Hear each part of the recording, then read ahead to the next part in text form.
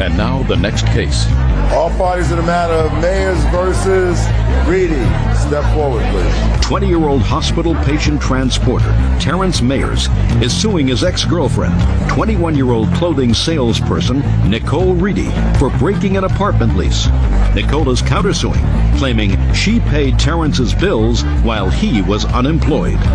Mr. Mayers, you and Miss Reedy had a relationship and decided to move into an apartment together. You signed the 6-month lease. According to your complaint, the defendant moved out 2 months shy of the 6 months.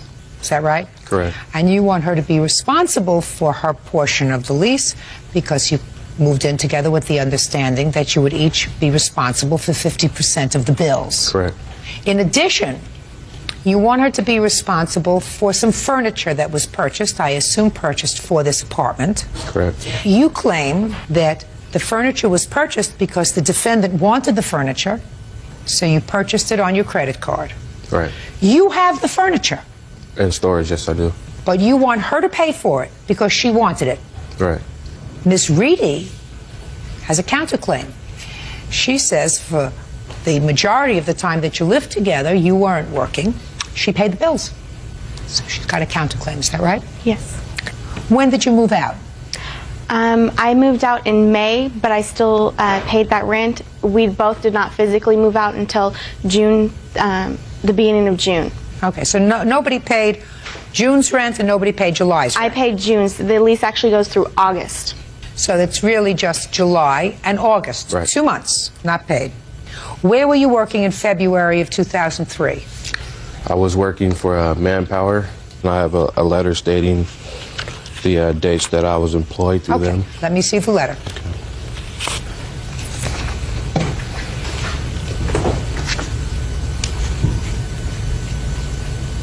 Okay, so you worked for them until March of 2003. Correct. Who did you work for after March? In May, I began working for... Just a second. So you didn't work for anybody in April? No, ma'am. Who paid the rent in April? I borrowed money from my older brother, and... Show me. I don't have that with me. You weren't coming to a dance today, so you were coming to court. So who paid May's rent? We both paid. We split it. Could you split it if you weren't working? I borrowed money from my brother. Again? And you have no proof of that, is that right? No, ma'am. All right, let's talk about April and May's rent. Do you have proof that you paid it? I have proof for May's. That'll do. I had to do money orders, and the rent was $5.95. There's one for $4.95 and one for $100.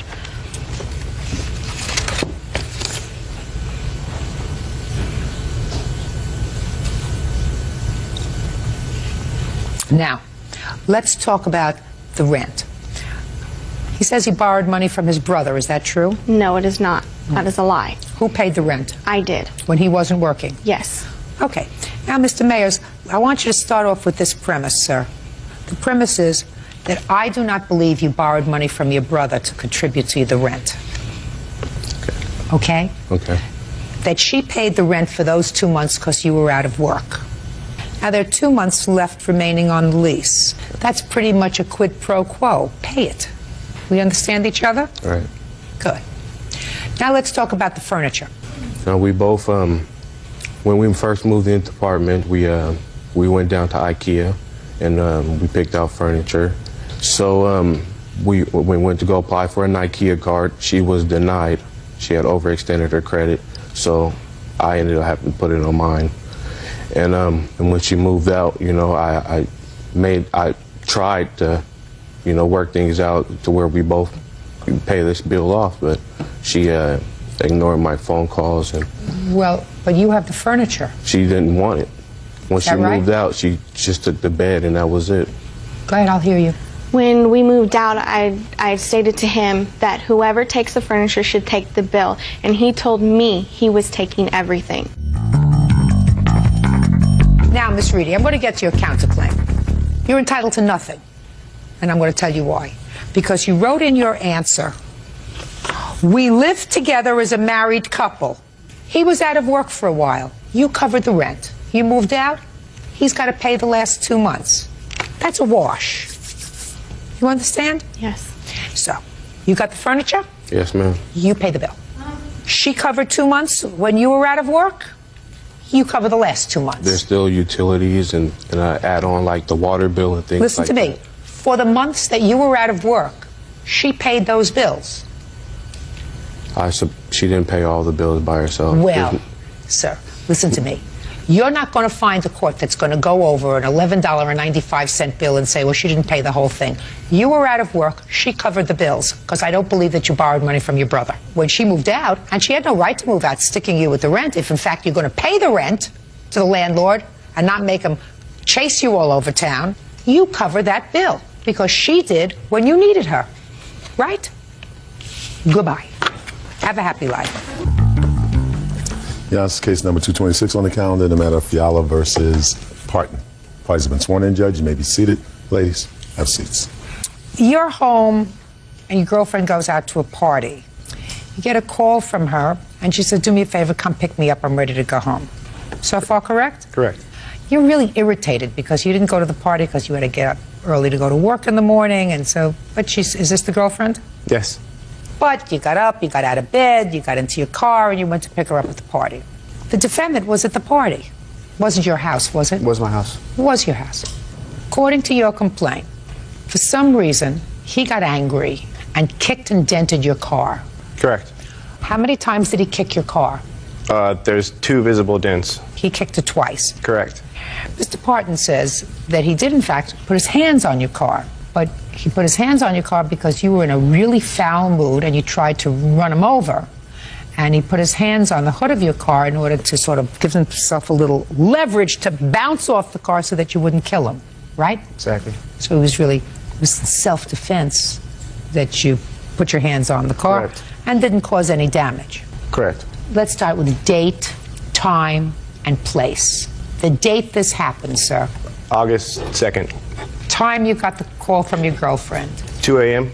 Was it the plan for her to call you to come pick you up? Yes, the plan was for her to... Call you and you Call were me. going to come and get her. Yeah. This was an important party, I assume. Not important to me. Were you going to work the next day? Yes. What day of the week was this? This was a Saturday morning. And what kind of work were you doing on Sunday? I'm a morning stalker. A morning stalker? Yeah, S-T-O-C-K, not A-L-K. Thank you. Jessica, this was an important party? Not that important. Important enough to get him out of bed when he has to go to work in the morning to come and pick you up? Yes. Oh. You think twice about marrying this girl, right? Would you do me that favor? Just think twice about it. She's not wrapped too tight. Or at least pretty immature. She got you up 2 o'clock in the morning. You got into your car. It was a car? Truck. Truck. What kind of truck was it? Ford Ranger. And what did you do? I was wearing just what I wear to bed, just football shorts, and I threw a sweatshirt on. I planned on going from my house to the party, drive her back up to her house, and then go down to work, so I had my shoes and stuff in the back of my truck. What time do you have to be at work? 5 o'clock in the morning. What'd you plan on doing from 2 to 5? Probably going over to her house and just waiting there. Well, that gives you a little extra impetus. Okay. So what happened when you got to the party? I had showed up and How come you and I are the only ones who get it? I don't know either. We've been together too long. Go ahead. I didn't know where their house was, so I called Jen a couple of times because I believe her cell phone was out of service. So I called Jen to get the... Who's Jen? Jen is this lady over here. Called Jen a couple of times to get the instructions to the house. By the time I was talking to Jen, I mean, everybody went to the party to get drunk. So everybody there was drunk. So I was talking to her when she was drunk. She wasn't really making any sense. And then she brought up something about our relationship that was like nothing to do with what we were talking about. So What'd she say? The fact that me and Jessica were having relationship problems. She said she didn't want to talk to me about it because she didn't like me right then or something. She said, even though I hate you, you know, I still have you come pick up Jessica or something like that. I forget what the actual words were. How old are all these people? How old are you? I'm 20. And she? 18. And this one? 18. And this one? 21. What state do you live in? California. What's the drinking age here? 21. 21. 21. Any of these people drinking at your house? Is not an answer. Is not an answer. Well, I'm sure that there's definitely people drinking there, but... No, I said any of these underage people drinking at your house is what I asked you. Not that I recall, no. I don't remember. I don't remember seeing either one of them with a cup in their hand. Could you pick your pants up a little bit? I'm afraid they're going to fall off. I'm sorry. Go ahead. So that got heated, and I told Jen to shut up. I told her just plain out to be quiet. I No, you didn't tell her to be quiet. You told her to shut up. Right. I told her to. Did you use any expletives deleted before you said shut up? Yes. That I believe. Okay. Well. And I'm impressed by the fact that you actually understood what I was saying. Go ahead. So I told her to shut up, and by that time I'd hung up the phone and I found out where I was going. I pulled up, and there was probably, counting the two girls, there was probably 5 or 6 people like standing on the curb waiting there, and they all had drinks in their hands. I had my door unlocked. No, he only had a drink in one hand. He was holding his pants up with the other. Go ahead.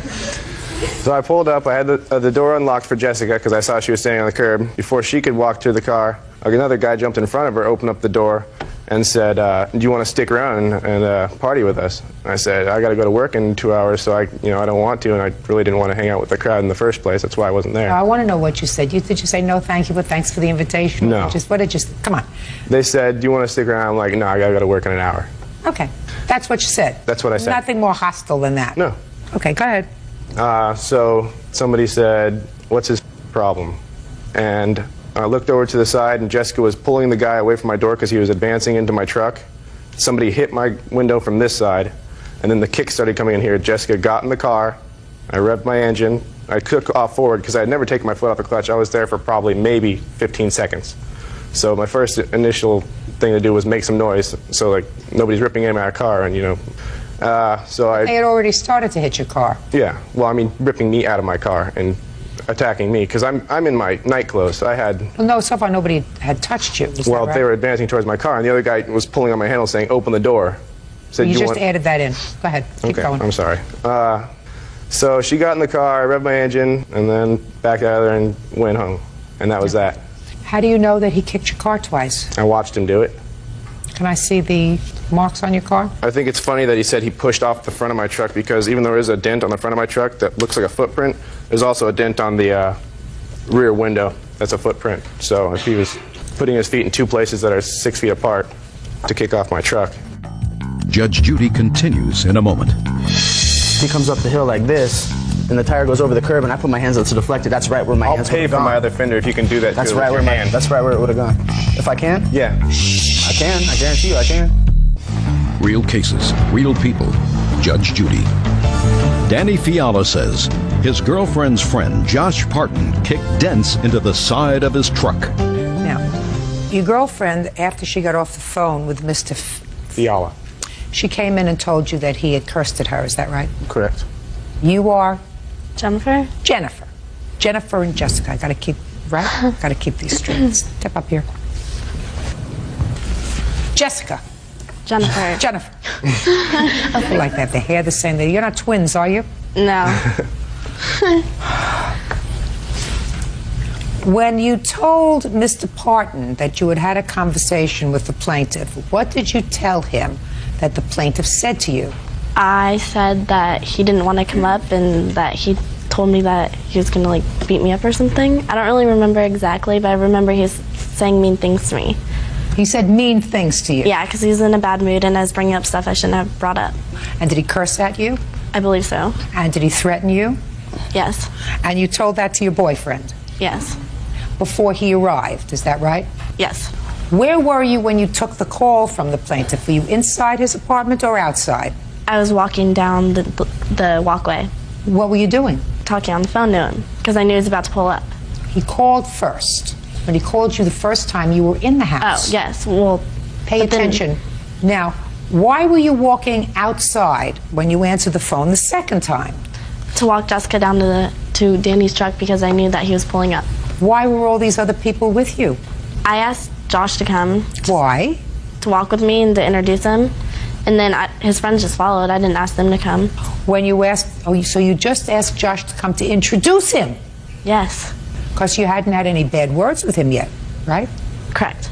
Actually, she wanted me to go down there and introduce myself and make him feel comfortable to want to come inside and stay, because she wanted Jessica to stay longer. But by the time he got there, your girlfriend had already told you that he had cursed at her, correct? Well, yeah, beforehand. That he had threatened her? right? Right. That he made her feel bad, right? That's what she told me, right? But at the same time, And that he did all those things. And you're telling me that you greeted him when he pulled up in the truck and wanted to introduce yourself to him and make him feel comfortable so that he would come back to the party. Is that what you said? even he said that was the first thing that we said to him when he came up, right? I mean, because whether or not she's being mean to her on the phone, if she asked him to go down there and make someone feel comfortable to want to come in and chill, then why would I not? She do wasn't that? asking you to make him feel comfortable anymore after he cursed at her and threatened her that he was going to beat her up, Mr. Parton. What are you kidding? All right. Now, how many people came downstairs? It was me, her, Jessica, and two of my other friends. Two of your other friends. What are their names? Josh. Is not an answer. Josh and Ryan. How do you know Ryan? He lives next door. How old is he? 19 or 20. And Josh, how do you know Josh? Well, he was next door too. Josh work or go to school? Doesn't do either. How old is he? At least 21, because he can buy alcohol. He's at least 21. So you had two people there who could buy alcohol, you and Josh, is that right? And many other, probably everyone No, else. you just told me that there were, I asked you who was there, you told me. One, No, you said two, who went down three, to the car. Who went downstairs to the car. Right. Well, that's what I'm asking you. There was more There people were. inside, that was what I'm There saying. were you, 21, the owner of the premises where the alcohol was served. Two, Josh, not the owner of the premises where the alcohol was served, and two minors Right. who had both been drinking, right? Yes. What were you drinking? Beer. What else? Because you hesitated for a minute. What else? Well, just beer. Why would you hesitate if I said, what are you drinking? You said, Because I had to think about it. I don't remember I've drank another stuff that one night. It was just beer. what were you drinking? Beer. Anything else? I had a Bloody Mary. So there was other liquor there other than just beer. Now, why don't you explain to me, Mr. Parton, how it came about that you put your hands on the plaintiff's car? Well, that's funny that you asked, because that's the last thing that he forgot to mention in his little statement, was that after she did get inside the car, he backed up and then came charging at us at least twice, trying to hit us. His tire came over the curb and tried to hit us. Really? So, like you said in the beginning, if someone's coming at you, I'm going to put my hands out to deflect myself, and that happens to be on the right side. On the, if you look on the picture, I was standing on my sidewalk. It goes down like this. If he comes up the hill like this, then if he's comes and the tire goes over the curb and I put my hands out to deflect it, that's right where my I'll hands pay would for have gone. my other fender if you can do that. That's too, right with where your hand. that's right where it would have gone. If I can? Yeah. I can. I guarantee you I can. Step up. Did you see your boyfriend try to run anybody over that night? He did like a burnout. Sorry. What's a burnout? Like you rev the engine, kind of to like get them away from his truck. Yes. And then he went forward, and then he reversed, and we left. He went forward At us. at them. Well, he was, I don't know, revving. It was like on a hill, and it'd stick. Did you see anyone surround the car when you got in the car and make a move towards your boyfriend to try to get him out of the car? Yes. Who did that? I'm not sure. I didn't know them. Well, there weren't that many people down there, madam. I just According remember I to- pulled one guy out of the truck because I wanted to get in the passenger seat. I don't know who he was, though. Who was that? I don't have no idea. I don't have any idea. Well, it's either Josh or Ryan. I don't remember. It wasn't me. I mean, I'm the one that's being sued. If someone else is climbing in their car, you should be suing them, right? How much did you have to drink? Shoot. Honestly, I don't remember. And how was it that Josh and Ryan accompanied you outside? Maybe they wanted to help me introduce myself to him. Maybe they were happy to just be out smoking a cigarette and someone pulls up and I honestly don't remember. I didn't tell if what you're looking for is if I asked them to accompany me. That's not. I did not ask them to accompany me. I swear to God, I didn't. Maybe she did. Well, I did. I know I didn't. Was she crying when she spoke to you about how nasty he was on the phone? Nope. Just annoyed. The last thing that she said was not. He's calling me names. The last thing that she said to me was, "Go out there, introduce yourself to him, and make him feel comfortable, so that Jessica will want to stay longer." Somebody who just cursed her and threatened to beat her up? That's what she said. That's what she said. She must have had a lot to drink. Or just wanted her friend to stay. Can I see the estimate for this dent on the side of your car?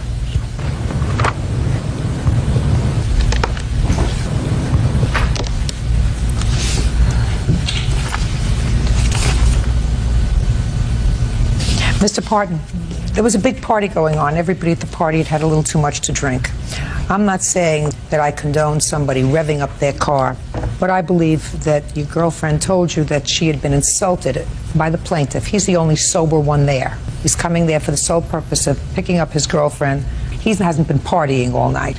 His car got damaged. He says it got damaged as a result of you kicking it. You say it got damaged as a result of you putting your hands on the car. I have to make a judgment as to who I believe and whether or not this damage to this car, in my judgment, can be done or was done by somebody who's pushing off with their hand or somebody who kicked it. I vote for the kick. Judgment for the plaintiff in the amount of $1,800. That's all. Parties are excused. You may step out. I think he's made. Obviously, that dent wasn't put there by a hand pushing off my truck, so I think he was scared the whole time. just don't hang around with these kind of people. And now the next case. All parties in the matter of Daggett versus Martinez. Step forward, please. Teacher Marcy Daggett is suing dog groomer Angelina Martinez for the value of a Yorkshire Terrier. Marcy says while Angelina was pet sitting, the dog ran away. Miss Daggett, I assume you knew Miss Martinez before you asked her to dog sit for your 2 Yorkies. Is that right?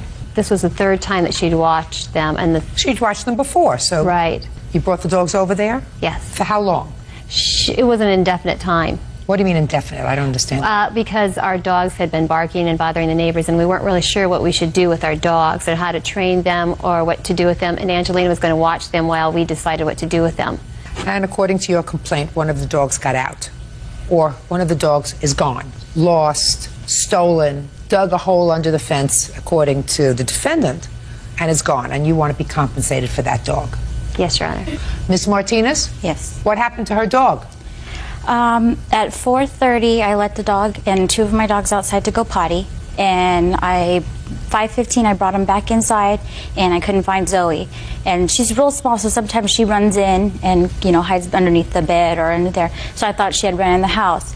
And I had to go to my son's back to school night, so we left real quick and then came back and started looking for Zoe. And it was about an hour time lapse from that. And we started looking for her, we realized that she wasn't in the house at all, or in the backyard. So when you didn't see her, you went out anyway? Yeah. This is such an easy case. They should all be this easy. How much did you pay for Zoe? $850. You don't have a bill of sale, do you? I have the canceled check. Okay, I'd see it. How old was she? Just over a year, about a year and 3 months. Okay, you want to explain to me why, Miss Martinez, you don't feel as if you're responsible minimally for what Miss Daggett paid for her dog? Well, I have a copy of the purchase agreement of her dog, and there is no price for it. Well, let me see it.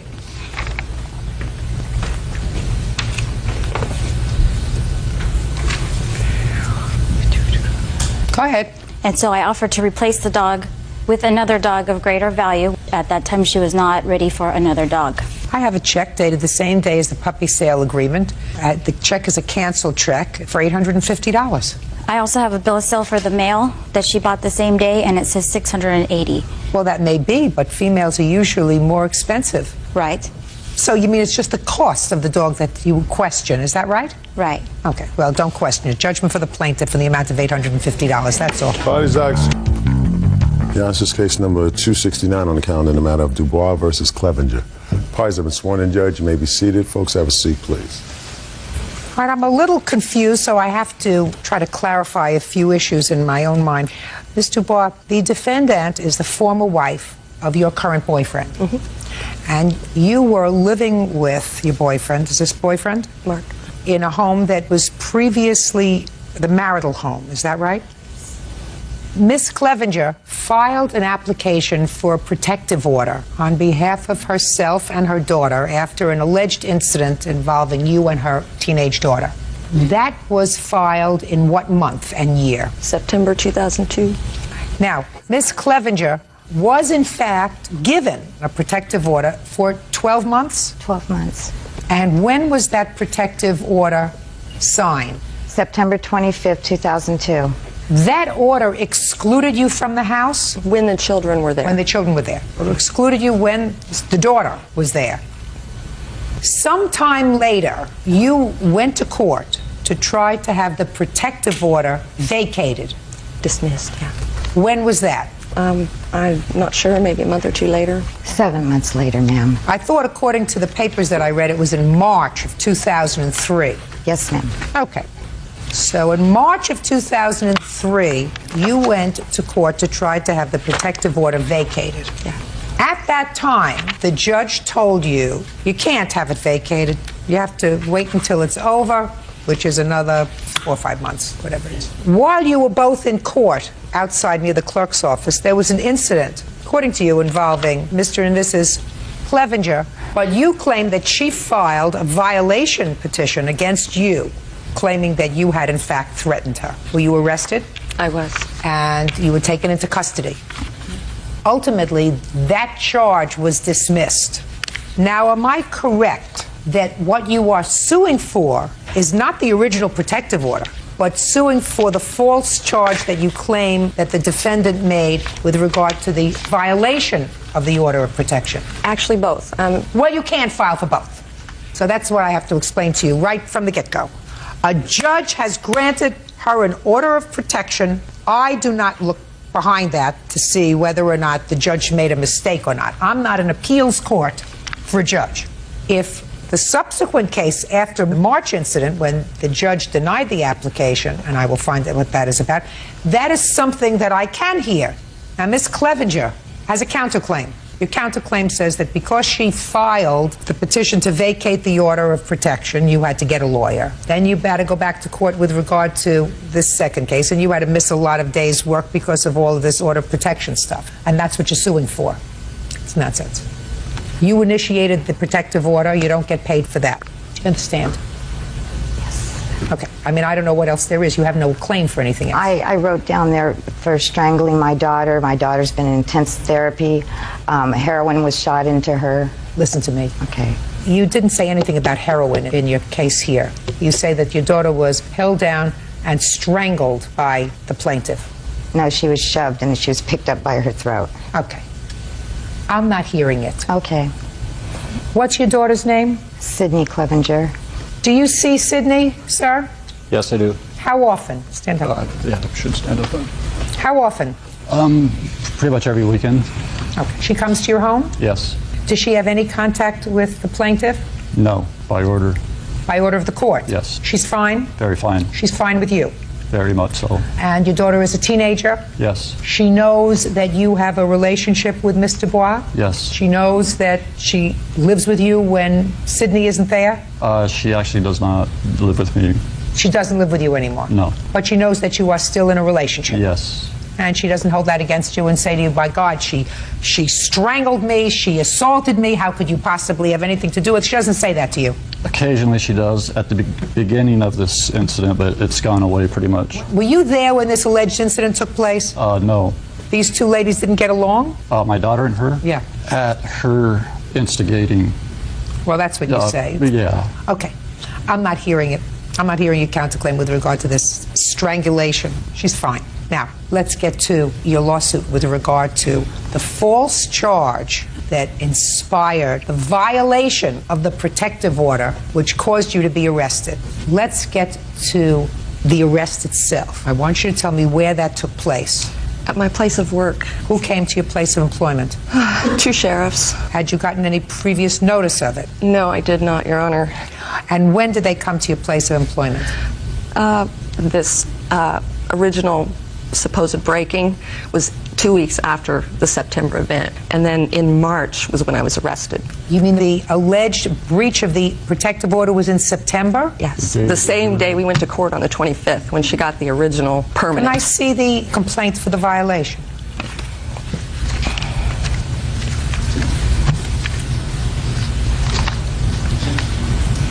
Ms. Clevenger, the date you went to court on the petition for a protective order, you claimed that after you left court, she violated the order. Yeah, it's all right here. You claimed that she violated the order. They both violated it in the clerk's office. Did you have a protective order against him? There's been one against him. Was it ongoing at that time? Yes, it was. Okay. So you filed against both of them? Not on September 25th. It was the protection order was filed for Eden Clevenger, Sydney Clevenger, and myself. It was signed on September 25th. Listen to what I'm saying to you, madam. The violation that you allege happened the same date that you got a final order of protection. Yes. And it happened outside of the courtroom, inside the clerk's office. And it is your claim that both of them had orders of protection against them at that time, both your former husband and his girlfriend. I know I got one that day for Miss Dubois, and we went up to the clerk's office. So he didn't have one? I believe he did from a while back, from March. Did you or not? No, I didn't. No. I thought we did have one. Judge Judy continues in a moment. Well, she used the F word. Really? Let me see whether you say to the police that she said that to you. You don't. You mean this is all coming back to you as you're standing here now? Real cases, real people. Judge Judy. Deborah Dubois says her fiancé's ex-wife, Vicki Clevenger, falsely accused her of assaulting her daughter. Deborah also claims Vicki falsely charged her with violating a restraining order. The only thing that this police report says is that the police contacted Patty in the clerk's office, and she said she and Susie had heard Clevenger begin to talk loudly, telling someone to go away and leave her alone. So it's clear that nobody in the clerk's office, based upon the police report, could verify anything except that you were talking loudly.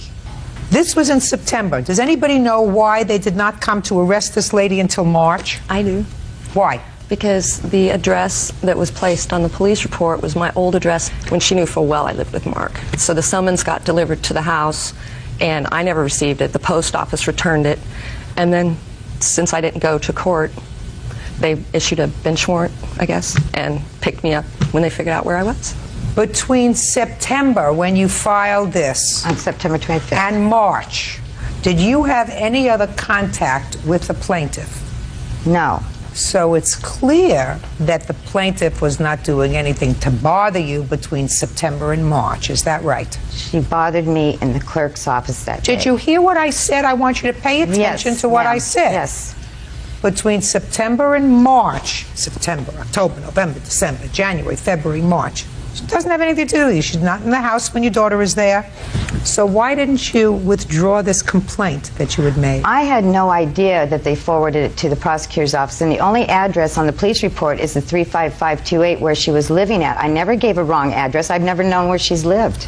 Yes, you did. You knew she lived, just a second. Yeah, and it's on the police report. 355. You knew she lived with your former husband. It's on the front of the police report, the address. I gave the detective. Okay. I just want to know whether between September and March you had any other conversations with any members of the police department or the prosecutor's office. I did not get a call from the prosecutors till March. The advocate's office called me for domestic violence. This was before she was arrested. I'm not sure if it was before or after. I think it all happened after she was, because they sent me a letter in the mail. So I had no idea that they were even pursuing this. Tell me what happened in the clerk's office. I went up to the clerk's office and I was standing in line. They proceeded to walk into the clerk's office. Because each of you had to get a copy of the protective order. Right, and I was I was in line in front of them. And then I had to scoot over to another line, and they were verbally abusing me. Tell me what they said. They said I was a nutcase, I'm a psycho, they just really verbally abused me. Who's they? These two. I want you to tell me who said what. Mark Clevenger and Deborah Dubois were standing in line humiliating me. That's a conclusion. I want you to tell me what he said. You'll never get the kids. This is not going to work. This is going to be dismissed. You're a nutcase. You're a psychopath. Nobody's ever going to believe you. Okay, so that's what he said. Well, now I want you to tell me what she said. Do I have to say these words? Yes. She called me a psycho. This'll never. They both just. No. Don't confuse one with the other. Listen to me very carefully. She didn't repeat exactly the same thing he said, so I assume. She used the F word. And what did she say? You're. Really?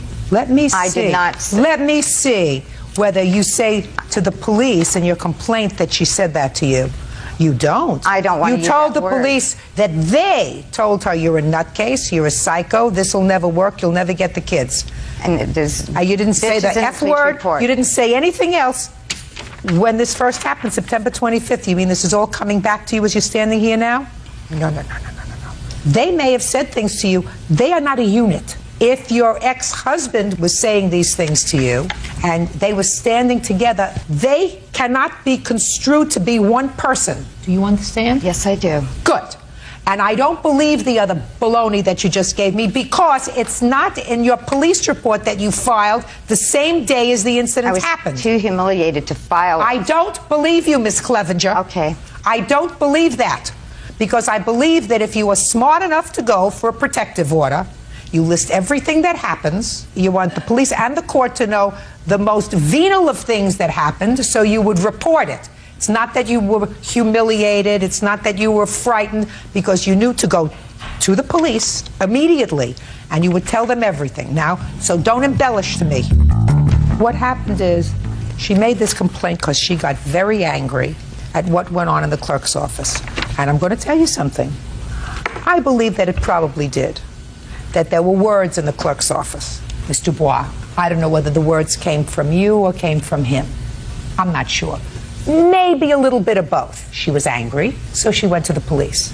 That was in September. They didn't act on it. Unfortunately, somebody had a day when they didn't have a whole lot of work to do, and they found you. I don't know how they found you at work.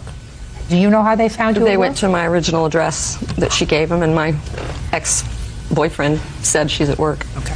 Now, what happened when you went to court on this violation petition? It was completely dismissed because she cannot get a domestic violence restraining order against me with her name on it. She could on behalf of the children, but the fact that she added in her name and everything was totally illegal. Can I say one other thing to you? Sure. If you notice, the police report was filed 6 hours later in a different police station because she'd found out he was going to take her back to court. So, listen to me. All anger. Listen to me. There were words that transpired in the clerk's office. I believe that one or both of you was so furious and said things that you probably shouldn't have in the clerk's office. Is that a fair statement, Mr. Clevenger? Absolutely. Okay. And she seized the moment and acted upon it. Did she do the wrong thing? She should have let it go, because the people that ultimately suffer with regard to that are the children. And I would assume that since you have regular contact with your children, that this has created a strain between the two of you. I actually have custody of one of my daughters, but... Which child? The oldest one, Eden. How old is Eden? Just turned 16. Did you have custody of your daughter, too, for a period of time? For the past 6 years, full custody. And it wasn't until after this incident that Sydney went back to her mother, is that right? Yes, it was a stepping stone to modify the custody. And so that's been for about a year? Yes. That Sydney's been with her mother? Yes. Don't throw out her bed. Oh, I will not. It's already made. What? 1997, Mark and I resided together till 2002. We shared full custody with each other. I moved out of the house October 2000. Then he moved all these people in the house and then moved her in. Madam. He didn't have custody. We shared custody. I lived with him. We were a unit. Is your older child living with him on a full-time basis? Yes. And your younger daughter... Shh. Listen to me very carefully. And your younger daughter, immediately preceding September of 2002, I don't care if it was for an hour or for a week or for a month, she lived with her father. We shared the kids equally. I don't believe that. Do you have an order? Yeah, I'd like to see the order. Immediately prior to September of 2002. Yeah, I had him Friday. Let me. The order that was set in 97, but we got back together for 6 years. Did you hear what I said? I said immediately prior to September of 2002. I don't care if it's a week or a month. Let me see the order where you share 50-50 custody. I was living in the house. We both had 50-50. I moved out. You are not living in the house July of 2002, right? I moved out October 1st, 2001. You're not paying attention. You're not paying attention. I said immediately preceding September of 2002, you were not living with your former husband, and your daughter was not living with you full time. She was. And you said 4 days a week. And I said, let me see the order. We never went by the order. I said, let me see the order. I don't have that order. I mean, we shared the kids. I'd like to see the order. Could I see the order, Bird? She has the order. This is the parenting plan. Not after. It's not after. It's what was in effect. It was. We never went by that. Can I just see the order, please? This schedule provides that upon enrollment in school, the children shall reside with their father. That was in 1997. I don't care what it is. That's what the order is. But we did. That's what the order is. This is an order where you had full custody of the children. She had visitation. Okay, listen to me. I'm sorry I can't help you. I'm sorry I can't help you for the following reason. She had a right to go in and file for a violation of this protective order because she, in her mind, said, you violated the order by saying nasty things to me. When I say you, she's talking about the cumulative you. And I would assume that both of you had some things to say standing online. I'm not going to revisit that. I think that her violation petition was probably dismissed in the entirety because the order of protection was not for her. It was on behalf of Sydney, who was a minor, and perhaps she didn't understand that. I think she has a problem understanding things, period. So I'm sorry that you suffered by virtue of this, but you should have kept your mouth shut in the clerk's office, sir.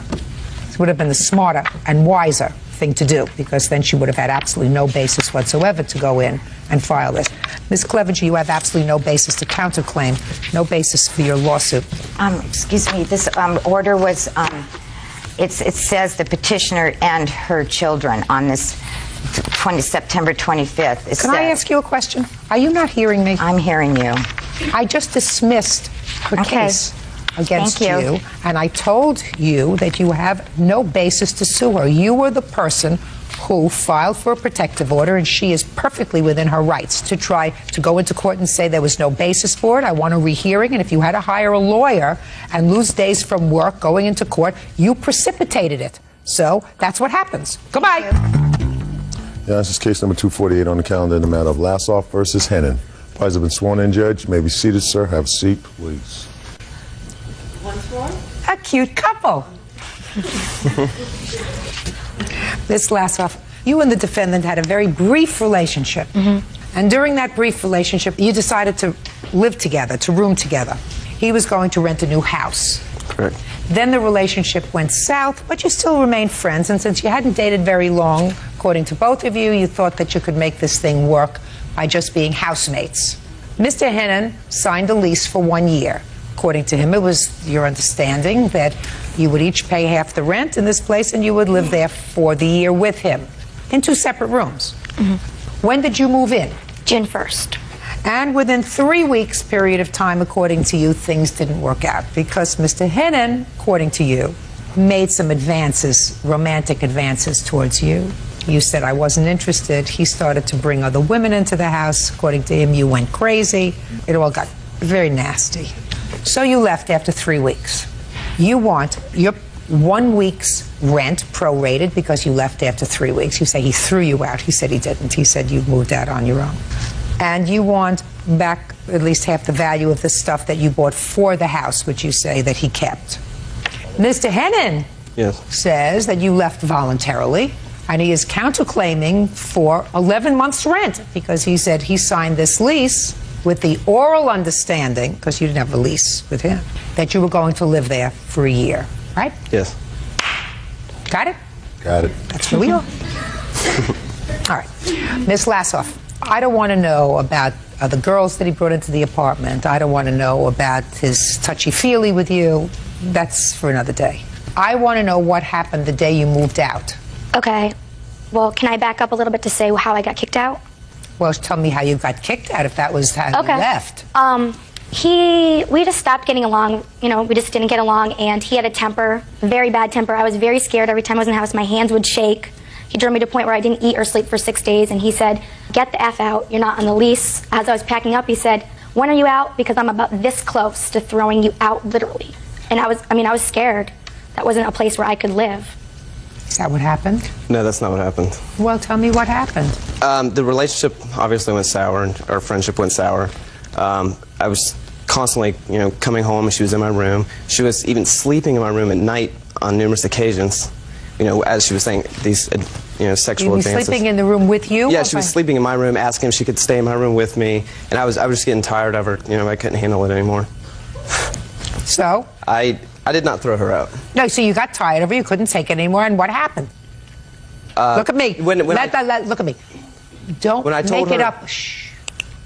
Don't make it up as you're going. Just continue trying to tell me the truth, because if you don't, I'll annihilate you. When I told her to get out, was That's what I want to know. You told her to get out. When? When she was in my bedroom standing one night, and she would not leave my room when I had a bunch of friends over, and she would not get out of my room. And I told So you told her to get out? After she attacked me. How did she attack you, sir? She grabbed my neck and she grabbed my hands, and she cut me with her fingernails. So you told her to get out? Right. So you did throw her out? I didn't throw her out. I told her to get out of my room. No. You told her to get out? I told her to get out. No. All right, so you told her to get out, and how much after you told her to get out did she get out? 10 days. Is that right? I was looking for an apartment the next day, and I was out in, what, a week, not even. All right. The month's rent that you paid for June is gone. Kiss it goodbye. Okay. The security deposit, she gave you a security deposit? That went to the landlord, not to me. Well, you're going to get it back, right? No, because I'm probably going to end up getting evicted because I can't afford the house on my own. Why don't you get a roommate? It's kind of hard to find a good roommate, obviously. No, that's not true. It's What not efforts true. have you made to find a roommate? I had an ad in the paper. I couldn't really find him. I have a lot of personal belongings that I don't really trust just anybody coming in the house with. So are you telling me that you have not looked for a roommate, or you I have. I had an ad in the newspaper. And what happened? I had no luck. Really? That's not true. Well, second. You were planning to lease this house before you decided to move in with her. I read your answer. Correct. Right? Correct.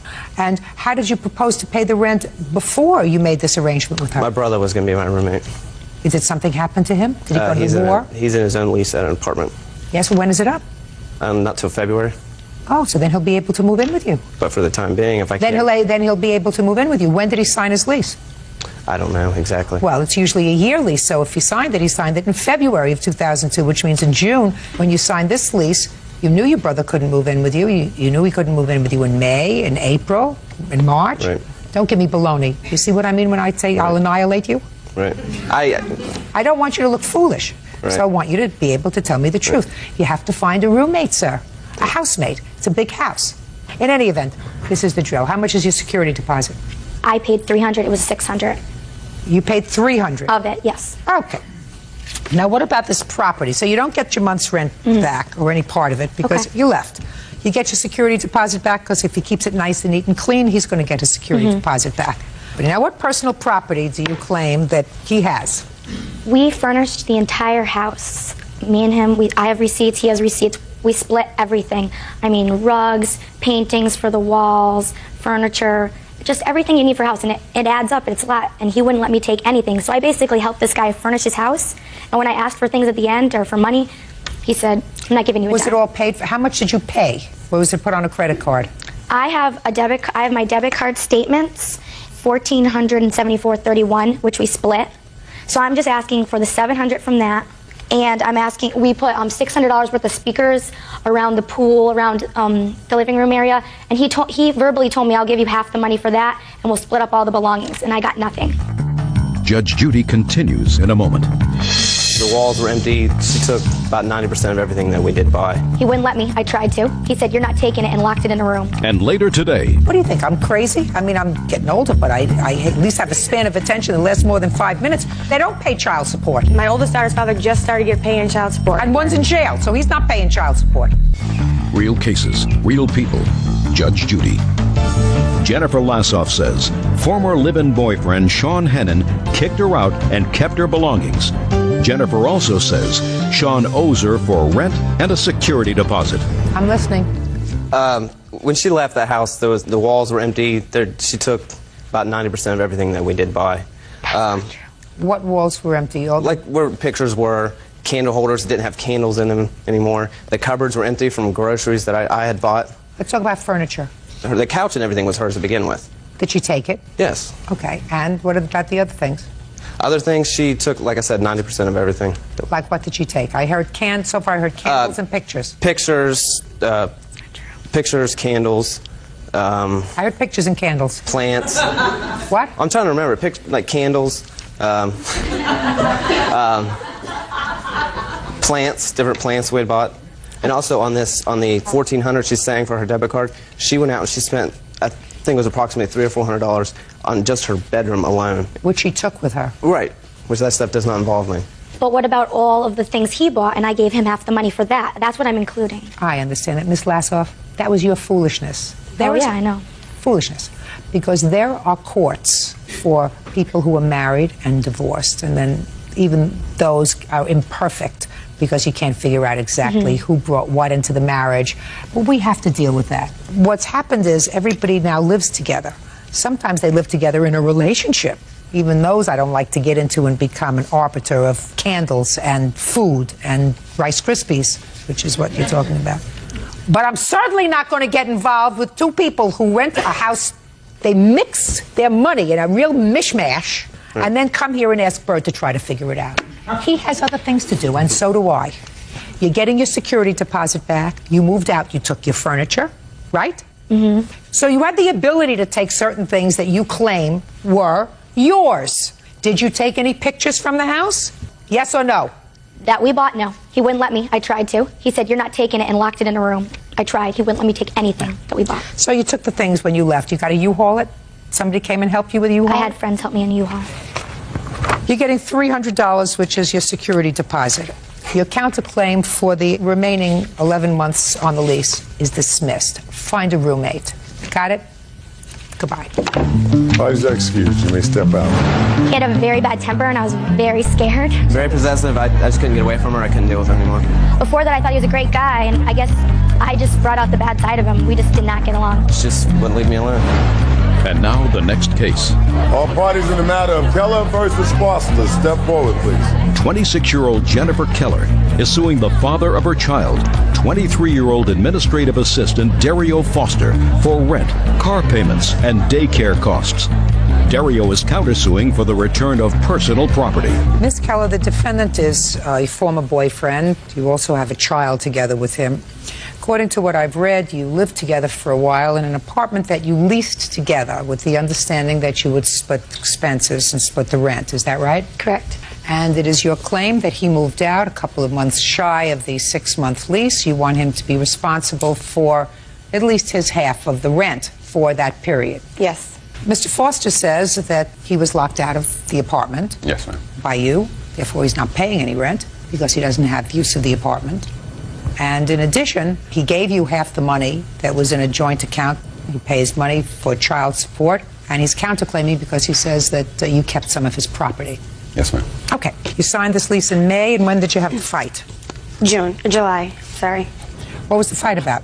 Well, previously, Dario and I have been together for a couple of years, and when we first started dating, he didn't tell me he was married. He waited till after we had fornicated before he told me he was married. I told him I couldn't be with a married man, so he went and filed the next day for divorce.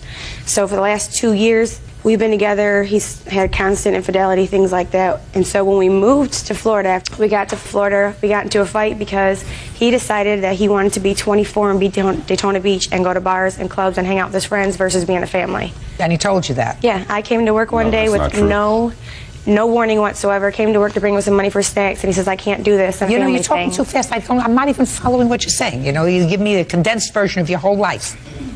You had a fight about what in July or in June? There was no fight. He just said that he couldn't be a family.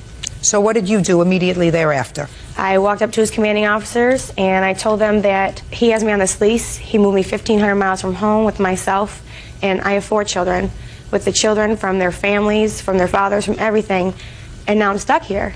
Plus, he let the bills go, so I told his commanding officers, I need to do something. They didn't get him to do anything? Correct. So what did you do next? You left the base? Went and filed the hearing to sue him for half the rent, because he told me he was not going to pay the rent.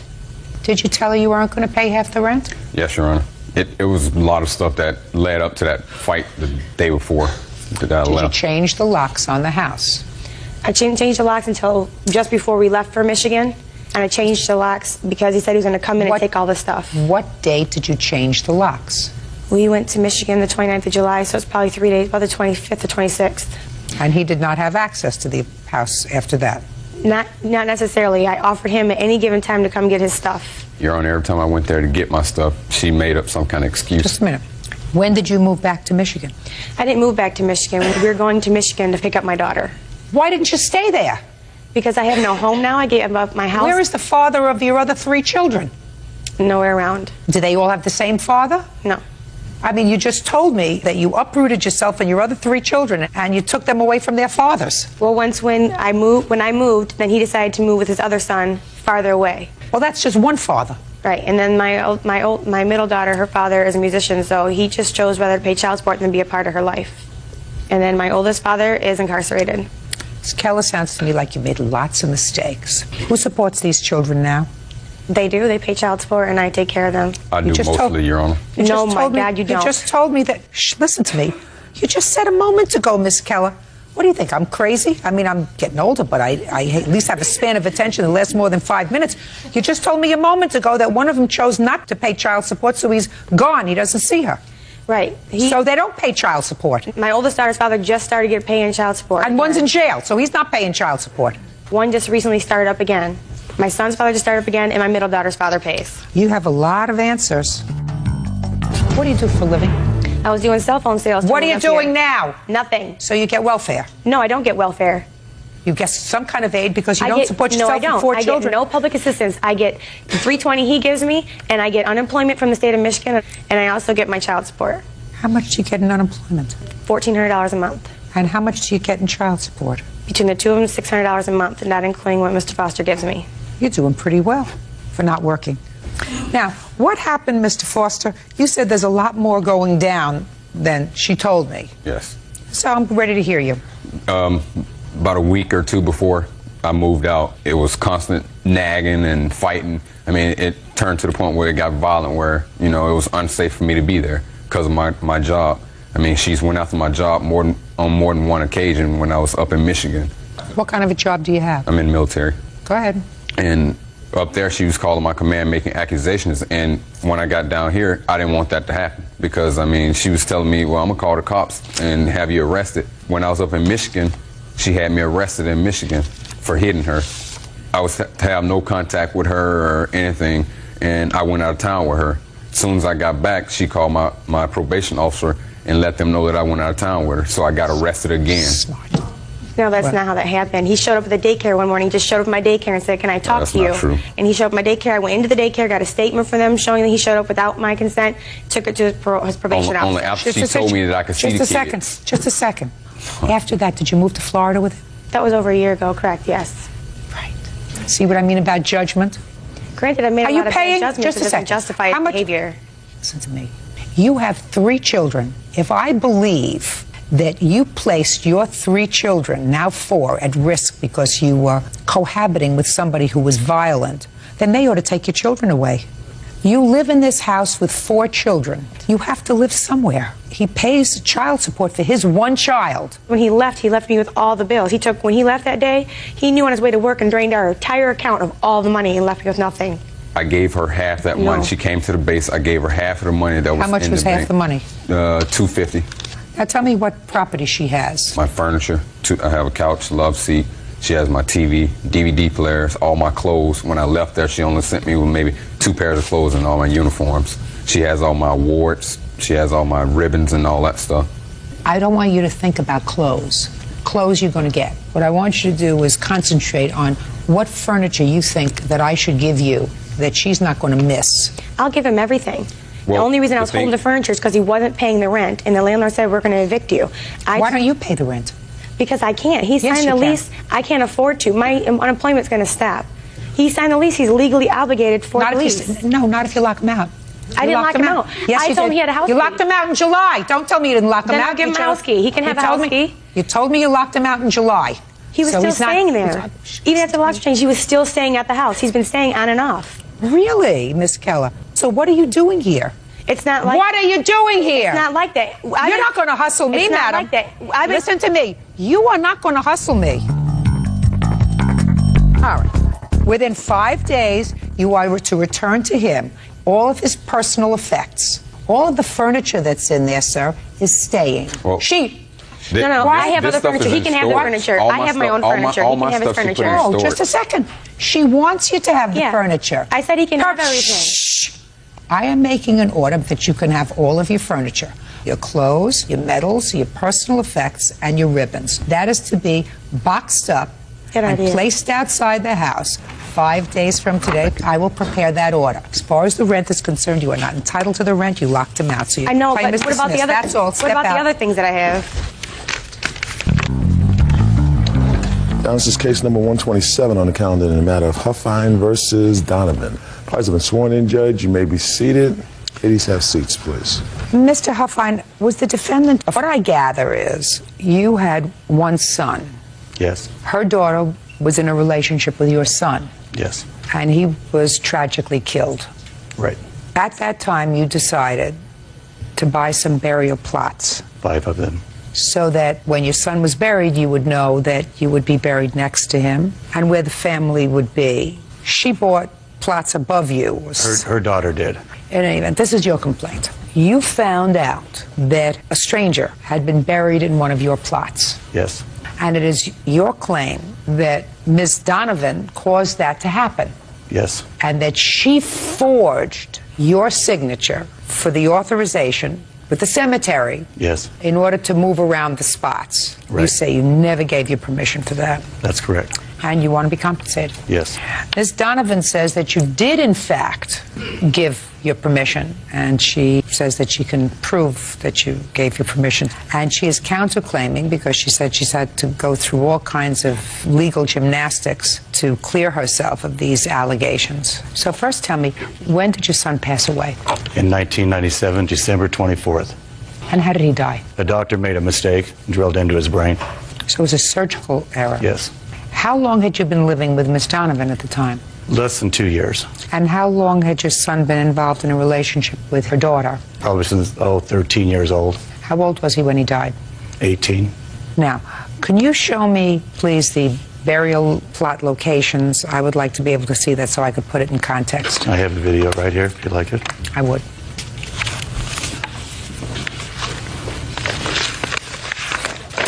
Can you hold that a second, please? Mr. Huffine, can you walk up to the monitor, please? Yes. And I'd like you to sort of point out with me to your finger as it's being explained to me. Alrighty. Okay. This one here is my parents. They're located in the upper cemetery. This right here is my son. When he passed away, I bought these 5 lots right here. This one included. I bought these 2 for me and whoever I was married to, and my ex-wife and whoever she was married to at the time. And the son was in the middle. Okay. Thank you. Mm-hmm. So you bought your sons, one for you, one for your wife, if should you remarry, one for your former wife, and her mate. Yes, I did. So that you would all be together. Now, where did the defendant's daughter buy their plot? She bought the one in front of my son. Excuse me. One. Just a second. One plot or 2? Just one. In front of his. Right. Okay. Go ahead. And on May 3rd, I got a call from my ex-wife, and she said, I'm at the cemetery. And she said, it scared me to death. Someone was in your plot, my plot that I bought. And I said, no, I think you're mistaking. And she says, no, I'm not. So I called Jerry, and I said, you didn't do anything with these plots, did you? And she goes, no, I didn't. So I went down the cemetery, and I seen that Anthony David was buried in one of my plots. So I went up to the... Was it the one right next to your son or No, one over? it was the end. So I went up to the main office there at the cemetery, and they gave me a letter that Jerry had wrote and forged and switched plots on me. Can I see a copy of that Yes. letter, please? And here's one from the notary if you'd like to look at that too, saying that he did not do that. I'd like to see both.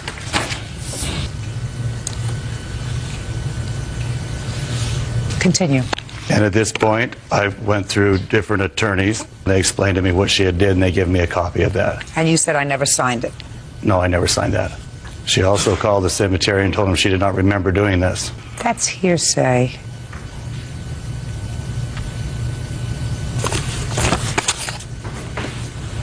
Yes, I'll hear you. I thought it would make it easier. I do have copies from the cemetery of the plots.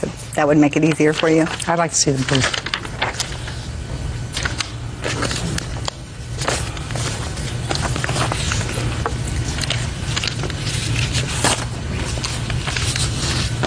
Okay.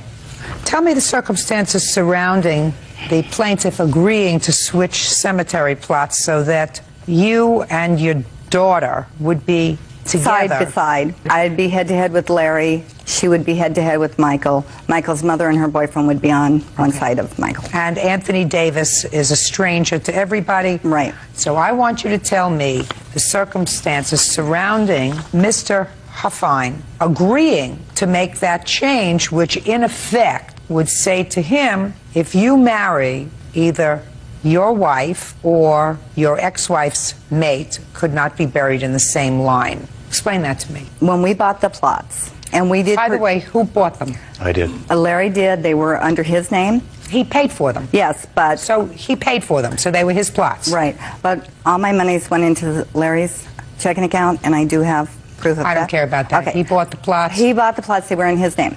At some point, I don't have a date, but I believe it was in early 1999, my daughter had said she wished that I would have bought my plot next to her. And she said, well, I wonder if you can switch it. I said, I don't know. So I called the cemetery. I asked the cemetery, can you exchange your plot if you want to? They said you can, as long as you do it before the last payment is made, and it has to be a letter from the owner, a request from the in owner. writing, notarized. So I didn't do it immediately. I thought about it for a little bit of time, and to be honest, I don't remember any specific hard, long talks between Larry and myself. I just remember that he did agree to it. I did write the letter out myself. You wrote the letter out yourself, and that was in 1999. Correct. Were you still together as a couple then? Yes, we were. When did you separate from Mr. Huffine? The end of August 1999. So not far after this. Not so I far. assume things had not been going well for a while. Larry had suffered a lot of personality changes due, I guess, to Michael's death. So things had not been going well for a while. Right. If you separated in August, and this was done in May, it was a brief few months. So I assume that in May, things were not going well between the two of you. Everything seemed to be going fine, except for that Larry was very depressed a lot. So things were not going fine. Well, I don't know exactly what you mean. I mean, we weren't screaming, fighting, tearing each other's hair out. Well, then how come you separated a couple of months later? Because the end of June or July, he went to work in Utah, and he had an affair. Yes. And when I found out, I moved out. Judge Judy continues in a moment. That's his handwriting. That is inconsistent with the notary's logbook. Well, his log states that just one individual came. Correct, and that's Miss Donovan, and she signed the cemetery affidavit. Real cases, real people. Judge Judy. Larry Huffine claims ex-girlfriend Sheindlin Donovan forged documents so she could switch around his prepaid grave plots. So things were going absolutely fine until that time. To me, they were. And to you?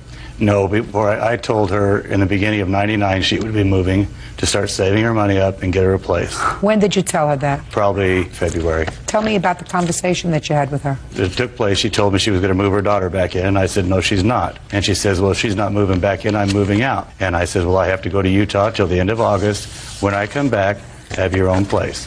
Why did you not want her to move her daughter back in? Many different reasons. Her daughter was very disrespectful. She was 19 years of age. She was experiencing an ecstasy drug, and I didn't want to be around it. And I told her no, and she could not accept that answer. And that was in February? That was in February, she knew. After February, did you continue to live as a family with the defendant? Yes. Well, then how did she know you were serious? Because when I told her she was moving out, I was very serious. She knew that. Okay. Was your daughter living with you in January of 1999? I don't believe so. Was there a time when she was planning on moving back in 1999? I don't remember. Okay. It is your claim, Ms. Donovan, that the plaintiff agreed to switching of these plots. And according to your answer, you have an expert witness who is prepared to testify with regard to that. I'd like to hear the witness. Is that you? Yes. Step up, please. Witness been sworn, Berg? Witness has been sworn, Your Honor. Tell me your name. Andrea McNichol. Ms. McNichol, when did you become familiar with the defendant? Well, I actually just by telephone on May 8th, 2003. And what did she tell you? She asked me to examine a document, I guess you're calling that the cemetery plot document that was notarized.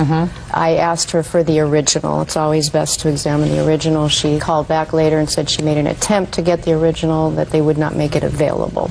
I told her that anything that I could find would have to be contingent on that the copies that I looked at were true representations of the original. In other words, sometimes you get the original and you see that someone had cut and pasted something on there, or there are things on that that you cannot see when you see the copies. After that, she provided a large sampling of signatures. I told her to get the signatures of Larry Huffine and the notary. Okay. This letter from the notary. Did you, in fact, examine the signature on the notary? Yes. And you concluded that the signature on the notary was the same? Yes. To my naked eye, the J's are totally different. Well, if you'll notice on the letter, he writes his J's 4 times. Well, he wrote it because he evidently looked at this. You've seen this logbook? Yes. It is clear that according to the notary's logbook, he did, in fact, notarize something for Miss Donovan. Correct. But I would like to call your attention to the fact that I was also provided a large sampling of his signatures, not just the one. May I see them, please? Yes. Actually, I prepared this whole report. This is the copy they made for you. Now that's what I'm looking at. Well, clearly, his signature on this document, which has nothing to do with this case, but I'm just looking at the signature, the J is different from the J on this document. Let's take a look. I don't find it different. Let's take a look. You never sign your name the same way twice. Let's take a look. No, but this J is totally backwards. It's and my that's opinion totally that different. That's his handwriting. I'm just asking you about the J. Okay, that's well, totally different. This other document he signs, in my opinion, with several shapes to the letter J. Judge Judy continues in a moment.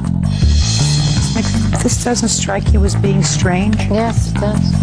Somebody sends an I love you greeting card and signs it, Love, Larry Huffine? Real cases, real people. Judge Judy.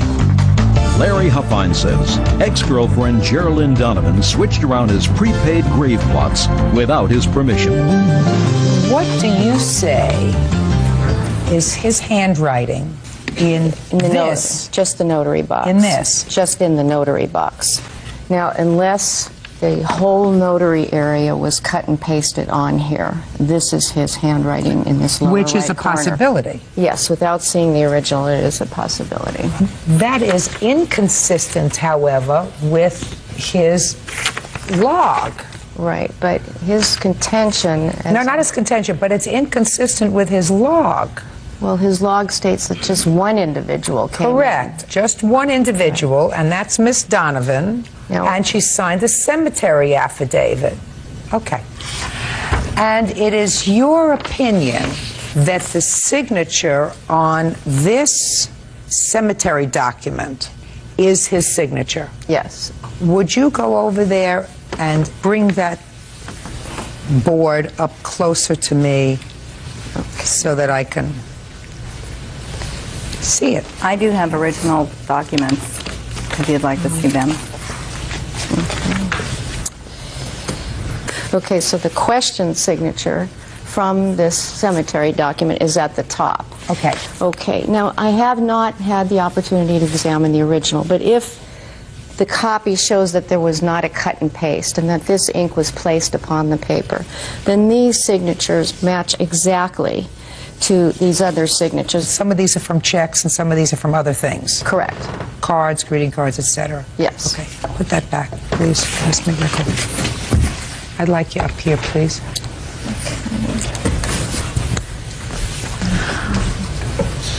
Are you telling me that you made your decision based on the documents that the defendant gave you? Yes. And one of the documents that she gave you was a greeting card. I have it here, Hallmark greeting card. I'd like to see the original. Bird, would you hand me the original, please? I think that's all of them. There's several originals. I just want to look at the greeting card. A little strange with a love and a full name. Isn't it? This is the one. Ms. McNichol, this doesn't strike you as being strange? Yes, it does. Somebody sends an I love you greeting card and signs it, Love, Larry Huffine? And he signed every card he ever gave me. Everything she gave me was like Larry D. Huffine, Larry Huffine, always. 3700, Love, Larry Huffine. I can only go on what's presented to me. I understand. Thank you very much. Good. Now I will hear from your daughter. She's been dying to say something. I'm going to hear from you. Your Honor, you have a letter right in front of you from the cemetery saying that the document is an original document.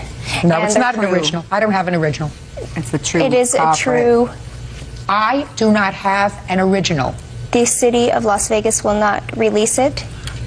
I do not have an original, and neither, listen to me, and neither did your forensic expert have an original. Now, your forensic expert could have seen the original, but your forensic expert does not have the original. No, that's not what I'm referring to, ma'am. Fine. I'm referring to you have a letter before you. I understand what you told me, that some clerk said that this is a copy of the original. I understand what you're saying to me. You're not going to be able to change that your forensic expert did not have the original. I have to make a judgment, and my judgment is based on several things. I believe, Ms. McNichol, that you are a qualified expert in the field of forensics. I believe that you were quite honest with me when you said that you did not have the original, and that perhaps, had you had the original, your judgment would have been different. Without having the original, you believe the copy of the document that I have is Larry Hufffine's signature. I disagree with you. I have to ask myself why someone who had so carefully planned for the death of his entire family would have permitted a scenario where a stranger could be buried next to him. That's one thing. The timing of this letter is also very important. Ms. Donovan would have me believe that Mr. Huffine would, during a time of domestic strife, be so kind as to permit the defendant and her daughter to move into a situation where a stranger is occupying the cemetery plots that he has bought and paid for. That doesn't make sense. And if it doesn't make sense, it's usually not true. So I do not believe that he ever agreed to this. Now, I also find most bizarre a love card that is signed Love Larry Huffine. But some people maybe that's strange, and it is possible that that's strange. I have to make a judgment based upon what has a ring of truth to it. What has a ring of truth to it is Miss Donovan's daughter wanted to be close to her mother and close to the teenage boyfriend. And she persuaded her mother, who knew she was on her way out of this relationship, to forge this signature. I believe that that's what happened. And since I'm the final arbiter, because that's where you've put this case, your counterclaim, Ms. Donovan, for damages due to defamation of character and slander are dismissed, and I am awarding Mr. Huffine the $5,000 that he has requested, which is the maximum possible allowance that this court can grant him, although I don't know how he can ever rectify the situation that has occurred with the cemetery plot. I doubt very much whether he can, and for that I am, sir, sincerely sorry. That's all. This case is over. Your Honor, this is case number 236 on the calendar in the matter of Vile versus Zamet Smith. Who's bothering you? That lady over there. Raise your hand if you're bothering Bird. Stop it. Okay. Thank you, Judge. Parties have been sworn in, Your Honor. You may be seated. Gentlemen, have seats. Stop it or step out. There you go. Who's Miss Zamet? I am, Your Honor. And you're Miss Smith? Yes. Which one is your son? Tony's my son. This one right here. Why don't you two lovely ladies sit down and let these two gentlemen come up here and see what I can do with, for, and to them. What is your first name? Tony. How old are you, Tony? 16. I'm 16 also. But you have a name? Andy. The reason I asked these two young men to come up here is because their parents don't really know what happened here because they weren't involved. They just relay what their children tell them. Isn't that right? Correct. Okay. You purchased an all-terrain vehicle. Yes, Your Honor. It was a used one. Yes. And you left it in your yard? Yes. You came back after being gone for a week or so and you found that it was gone. Correct. Somehow they came into possession of your ATV. That's correct. And according to you, they damaged it substantially so that it really can't be used, and you want them to pay a substantial amount of money. Their parents. Yes. The parents say that the boys really did some creative decorating of your ATV. That's their answer, that they painted it and made it nice. But then somebody stole it from you, and those people that took it from you must be responsible for the damage. Is that what I'm getting? Yes, Your Honor. So, here we go. When did you purchase this ATV? On May 16th this year, because I got a job in Lake Arrowhead, and it calls for an all-terrain vehicle. And from whom did you purchase it? My father. And how much did you pay him for it? $12.50. You don't have a bill of sale, do you? Yes, I do. I'd like to see it. This is actually a paper trail from the original owner. Okay, I'd like to see it. Good. I love when people come prepared. Okay, do you live in a house, sir? Yes, I live with my mom. Is that where you brought the ATV? No, I bought it at my yard where I keep all my equipment. What at yard? this place right here. I am a groundskeeper at this Buddhist temple. In exchange, I keep my equipment there. Let me see it. And this is the front entry of where I drive in, and it's posted private property, no trespassing. These boys are trespassing. Let me see.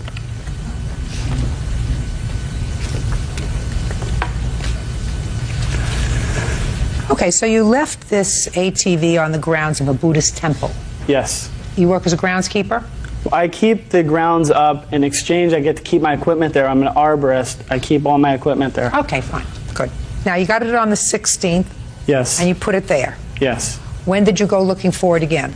Oh, that week I got a, I didn't get this newspaper article just till recently, but this is where I went. I talked to the U.S. Forestry Department in San Bernardino, California, and there's over 1 million dead trees, and I want to go down there and help them remove the trees. This is not show and tell. I'm not saying this is show and tell. This is why I bought the quad. Put it down, please. I asked you a very simple question, Mr. Vile. Where did you go and when? I went to San Bernardino, Lake Arrowhead. And when did you go there? The week after I purchased the quad. I parked it up there with all my other equipment. I left. Okay. And when did you come back? Another couple weeks later. So about 3 weeks went by. Not 3 weeks, no. I went for a week to see what's going on in Lake Arrowhead so I can assist them with my services. I came back, the quad was gone. Let me tell you what you wrote, sir, in your complaint. You say you purchased this 1986 Yamaha quad on May 16th, and you parked it on private property on May 18th. Then I went to Big Bear to do some work on the 19th and returned home a few weeks later. That's what you wrote. That's irrelevant. This is private property. Don't tell me what's irrelevant. I'll tell you what's relevant. I want you to try to answer my questions as best as you can. The questions that I have, not the things that are on your agenda, which are not relevant as to why you went to work on trees. You purchased it on the 16th. I want to know when you left, and when you left it on the grounds of the temple, and when you returned. I returned about a week and a half later. That's why I didn't have enough time to register it when I got back. I know you have your own agenda as far as your testimony is, because what you're telling me is not relevant. What's relevant is when you left it there and when you came back and saw it missing. That's what I wanted to know. Did you file a police report? No, I didn't. Why not? Because it's a small community. I drove around, looked at garages, just waiting for someone to drive in front of me. And I have a lot of eyes around the neighborhood, a lot of kids in the neighborhood. They know I had the quad. They gave me a note on my truck that they seen these boys driving it. And that's when I responded. What date did you get the note on your truck? I don't have the date. Well, actually, I do. It's on the police report, because that same day. Can I see the police report, please? I don't have the police report. We have Can I see it, please? Police report.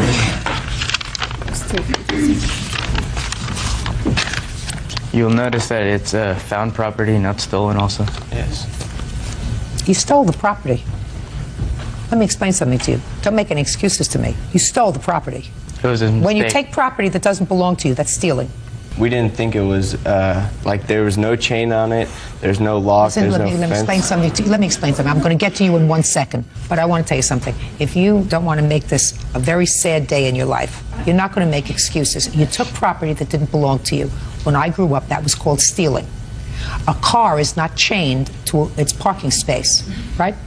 And if somebody leaves a car in a parking space and just happens to go into a store and leaves the keys in the car, that doesn't mean it's abandoned, that you can take it because it's not chained to the meter. We understand each other? Yeah, we have. Good. Judge Judy continues in a moment. Let us assume that instead of a quad, all of a sudden your boy shows up and in the driveway is an automobile. We didn't bring it. Just a minute. This is my scenario, not yours. They did not bring it back and put it. Pay attention. Real cases, real people. Judge Judy. Tom Weil says 16-year-olds Tony Zammit and Andrew Smith stole his quad runner. The teens say the vehicle was abandoned at a Buddhist temple.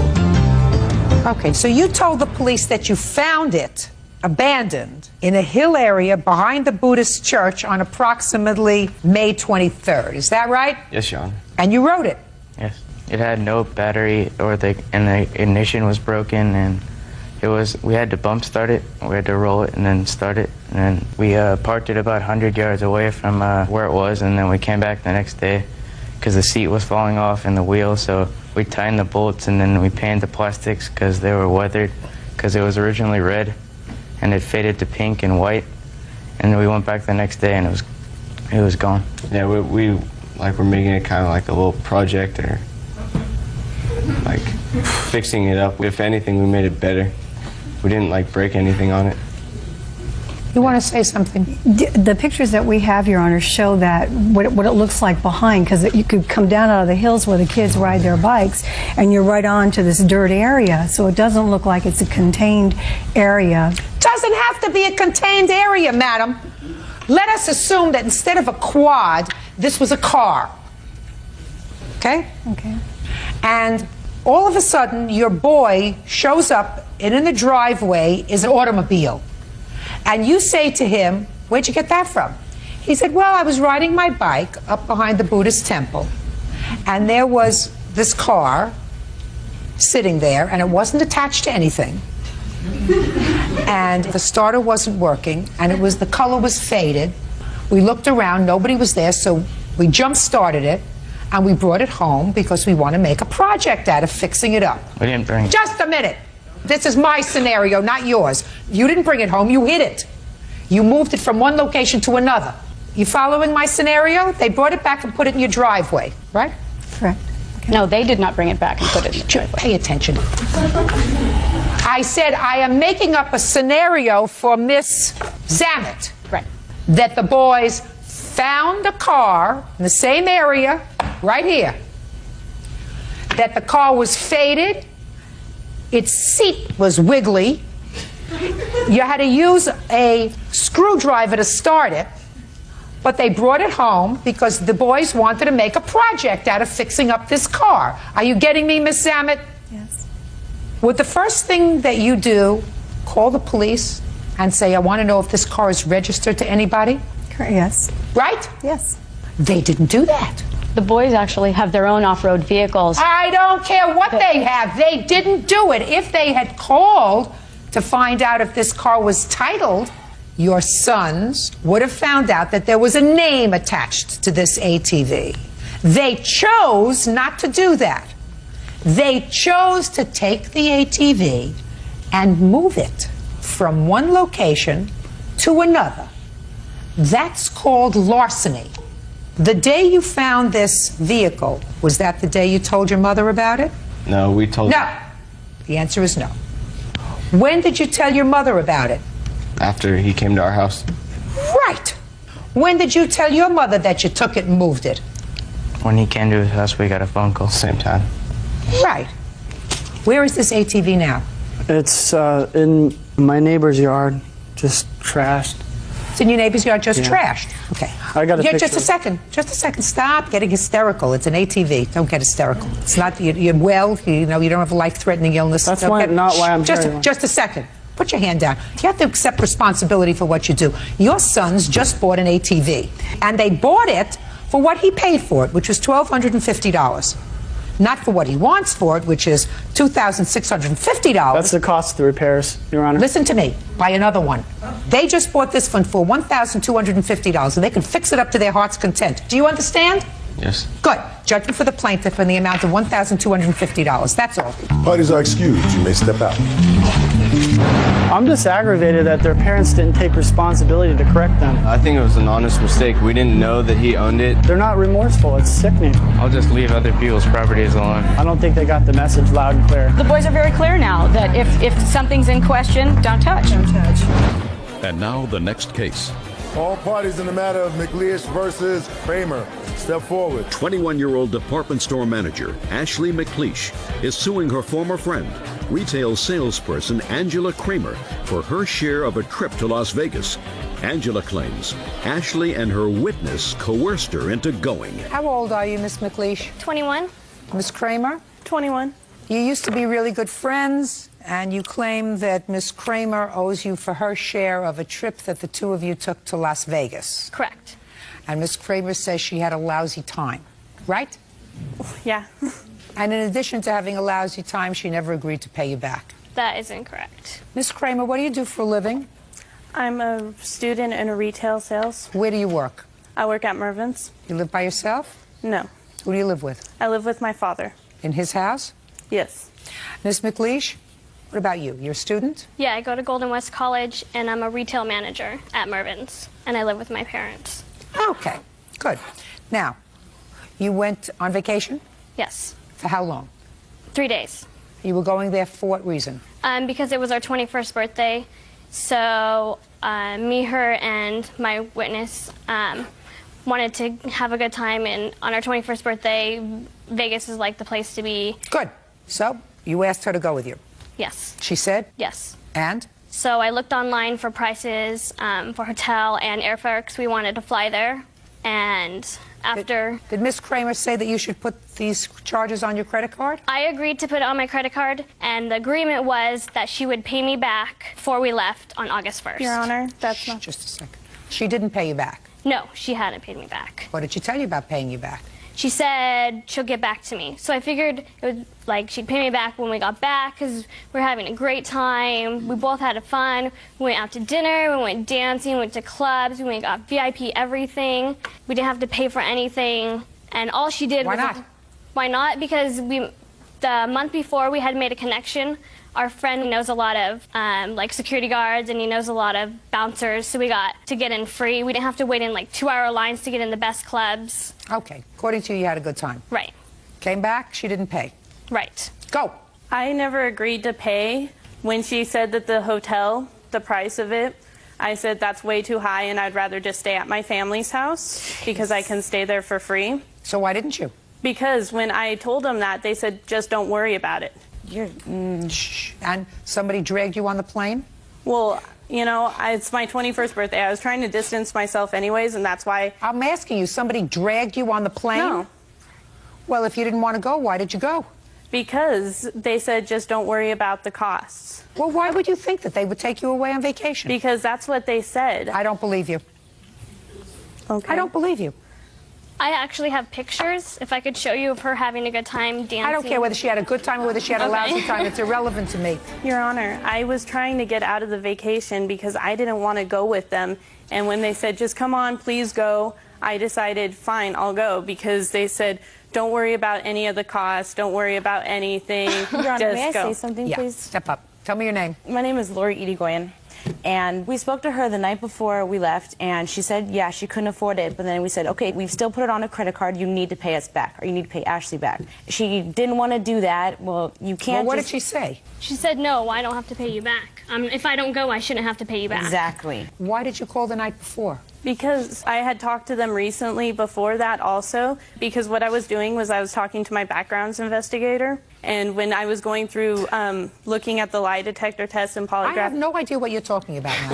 Well, I have absolutely no idea what you're talking about. What it is I'm going for a future career in the criminal justice, and so I was talking to a backgrounds investigator, and she was showing me the polygraph test that you would have to be taking, and it had to ask questions about your friends and what you know about your friends, and that can make you fail and make it so you can't get into a premier area. So I had please. I had decided that I didn't want to be around any negative influences where I know that things are going on. So why did you go?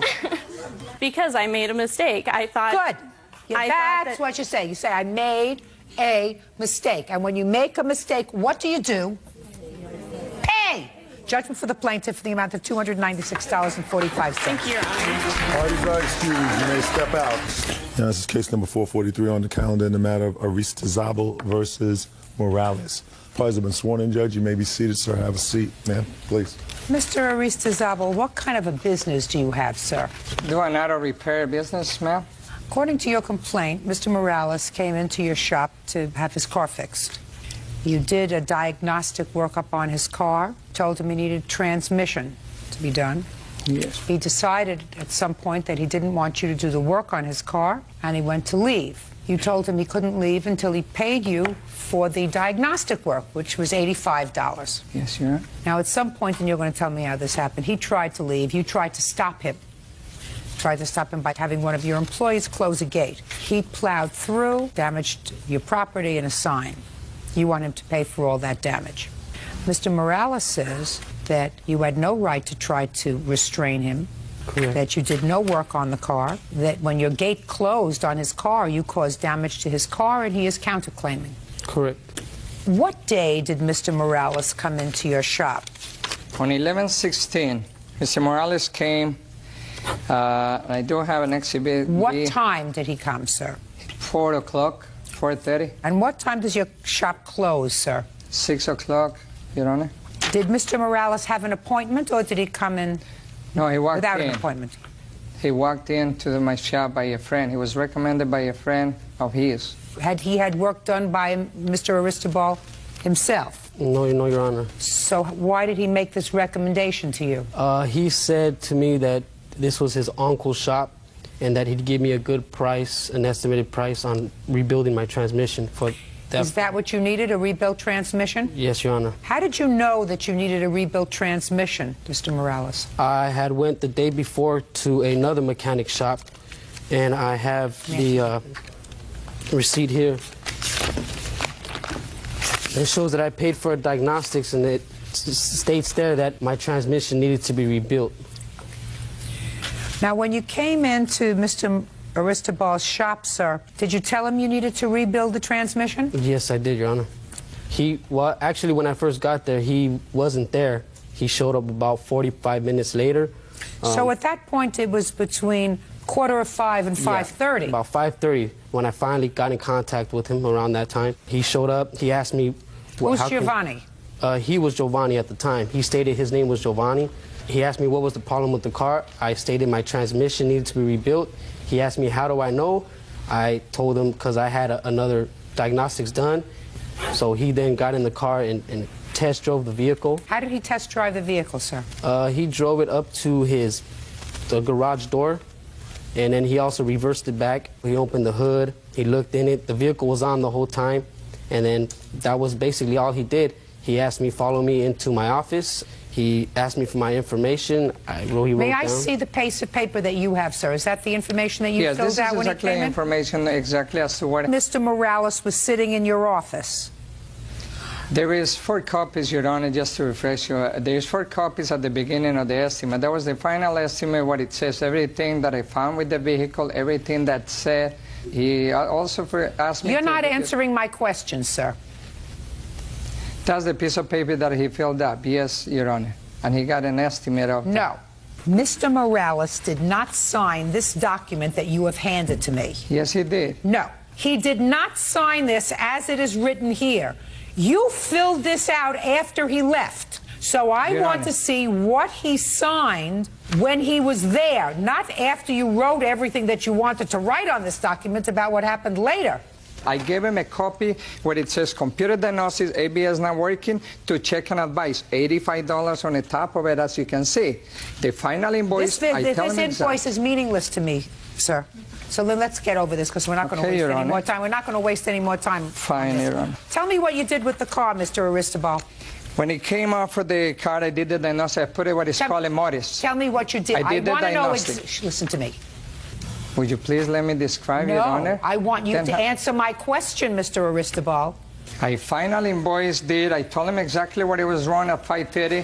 He said he was going to take it somewhere else to have it repaired somewhere else. He wasn't going to do it. Then I asked him, he must repair. He must pay me for the diagnosis that I had done. I didn't hear anybody doing a diagnostic, sir. Just because you wrote diagnosis doesn't mean you did anything. Now, you want to tell me exactly what you did or produce an employee who performed any work on the car. It says right there on the invoice, Your Honor. Mr. Aristobal, that's what the whole dispute is about. Mr. Morales says you didn't do any work on his car. So he signed an invoice saying to have the car diagnosed. This invoice, sir, is worthless. You wrote this invoice after the whole incident happened. Did you see that I did it after, Your Honor? Sir, you can't produce something. I am producing. That's the honestly true, Your Honor. Mr. Aristobal. Judge Judy continues in a moment. We started arguing. He was, being loud. I got loud also. He was a little bit high on drugs, I will imagine, because he was very, This man was not high on drugs. Real cases, real people. Judge Judy. Mechanic Orlando Aristizabal says customer James Morales owes for skipping out on a bill. James says Orlando didn't perform any work on his car. Who is this person? That is a customer that happened to be there when he damaged his car, and he's here to testify. He damaged the car with the... So this is a witness that you brought. Did you bring a witness who did any work on Mr. Morales' car? No, Your Honor. Okay. Now, did anybody else take your car away from you and put it up on a lift or a machine? No, Your Honor. When you told him that you weren't going to do the job, what happened? Well, what happened was, from after he drove the vehicle, we got off the car, we went into his office. He asked me for my information. I signed the form. He said that he was going to call me the next day to let me know exactly how much it was going to cost, that it was mandatory for his company to do a diagnostics. So after all, I agreed with it. I said, fine, fine. I agreed with it. I left the premises. What made you change your mind, sir?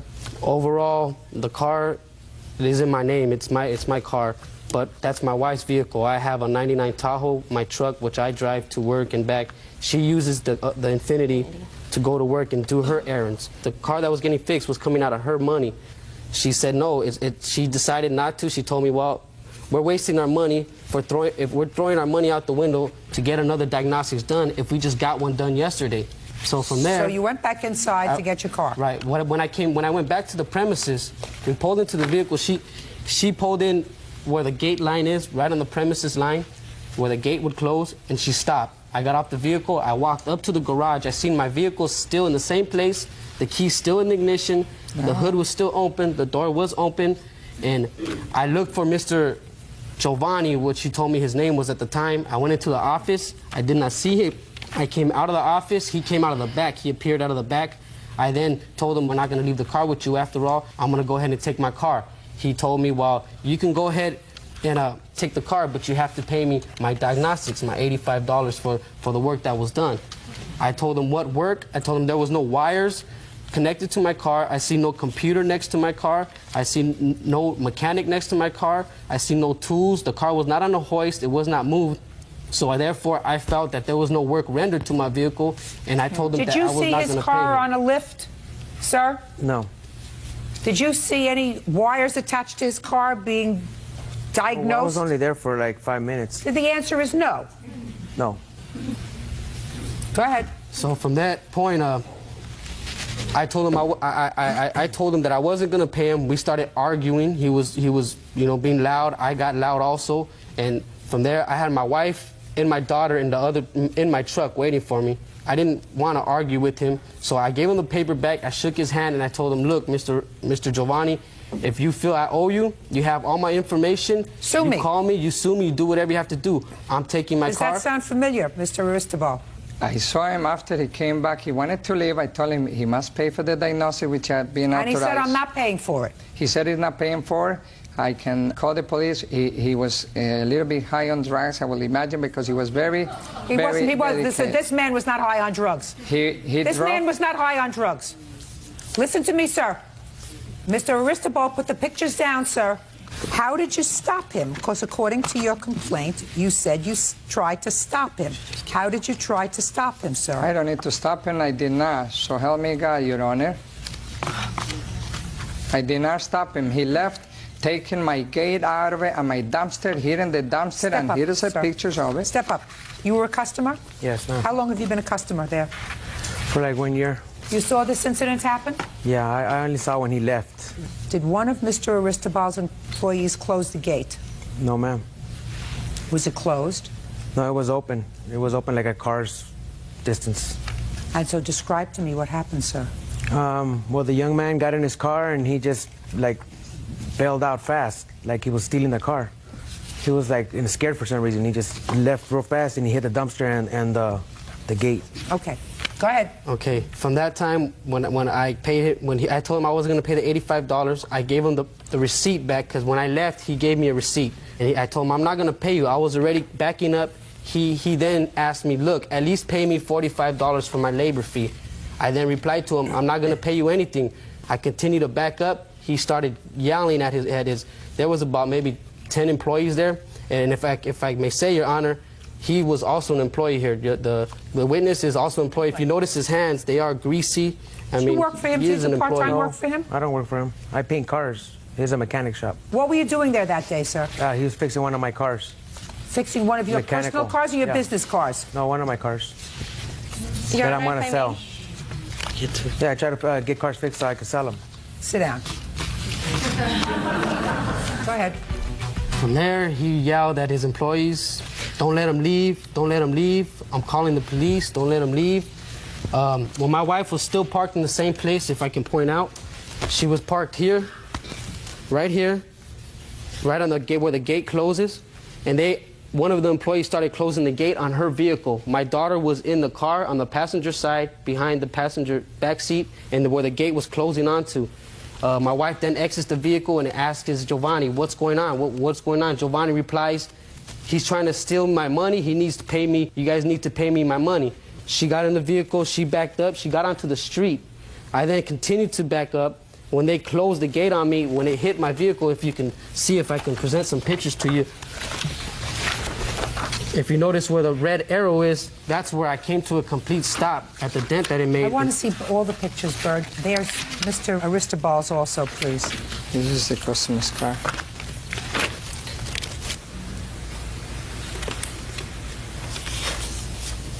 So what's this? The car was scraped from the front all the way, from the back all the way to the front from the yellow fence. If you can notice the yellow paint on the fence. If you look, Your Honor, on the tire on the driver's side, on the first tire, you would see that the trash can was actually pushed onto the car. On the driver's side. You see the blue paint from the picture. And both of the mirrors were knocked off.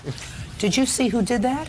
I couldn't really identify who did it. However, I know the male who was closing the gate was a white, tall, Caucasian male. And I told him, what's going on here? Because he's closing the gate on the side my 2-year-old is sitting on in her car seat. He says, I'm just doing my job. I'm just doing my job. Mr. Giovanni at the time, who had presented himself as Giovanni, was instructing his workers in Spanish that by no means let us out. Mr. Giovanni at that time said that he was going to call the cops. However, the cop Ernst did call the dispatching group to see if any call was dispatched from that location, and it was a negative. Who's Giovanni? This is, I named my shop after my son. When somebody comes in and asks for Giovanni, your name is Orlando. I am Giovanni's DBA-S. Yes, Your Honor, that is true. I'm Orlando DBA-S Giovanni's. That's how my fictitious name is. You have estimates on your car? Yes, we do, Your Honor. We have an estimate that was done a couple of days after the incident. The next day. The next day. Which is the 17th. It's also dated. Do either of you have a police report? Yes, we do. We have a copy of the preliminary police report that was filed that day. If I may... Do you have a copy of a police report that you filed, Mr. Aristobal? Yes, Your Honor. I'd like to see it, please. If I may, Your Honor. Shh. Okay. No.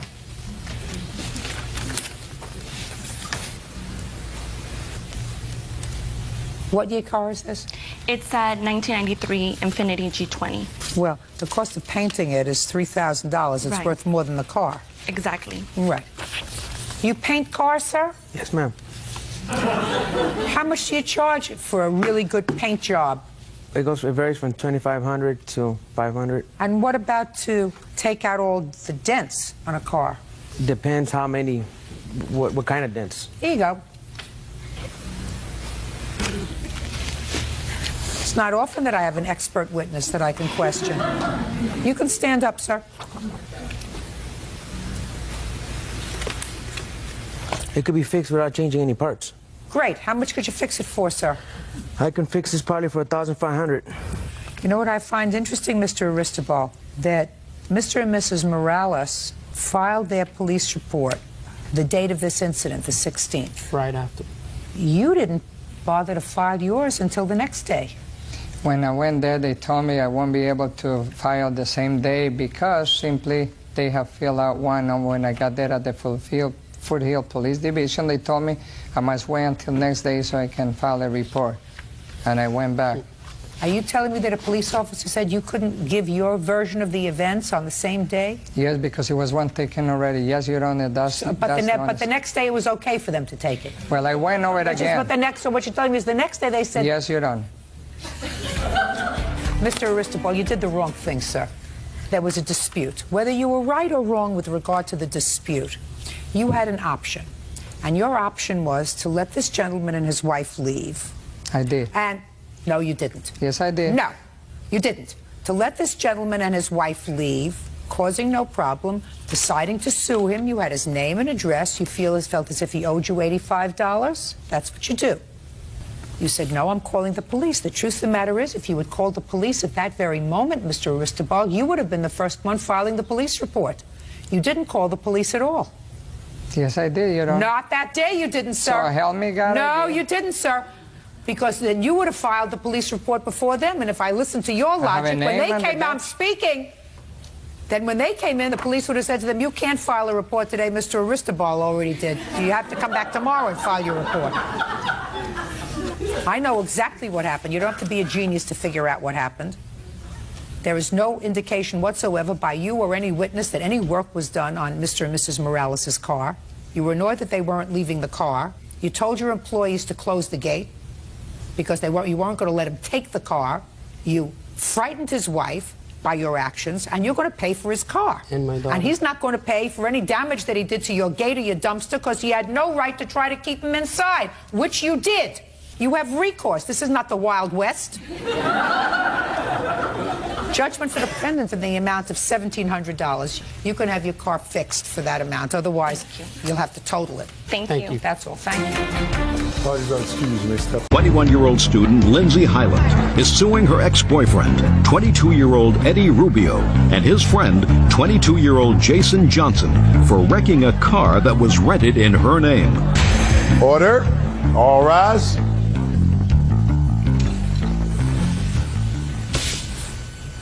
Yeah, this is case number 233 on the calendar in the matter of Highland versus Rubio Johnson. Thank you. You're welcome, Judge. Parties have been sworn in. You may be seated.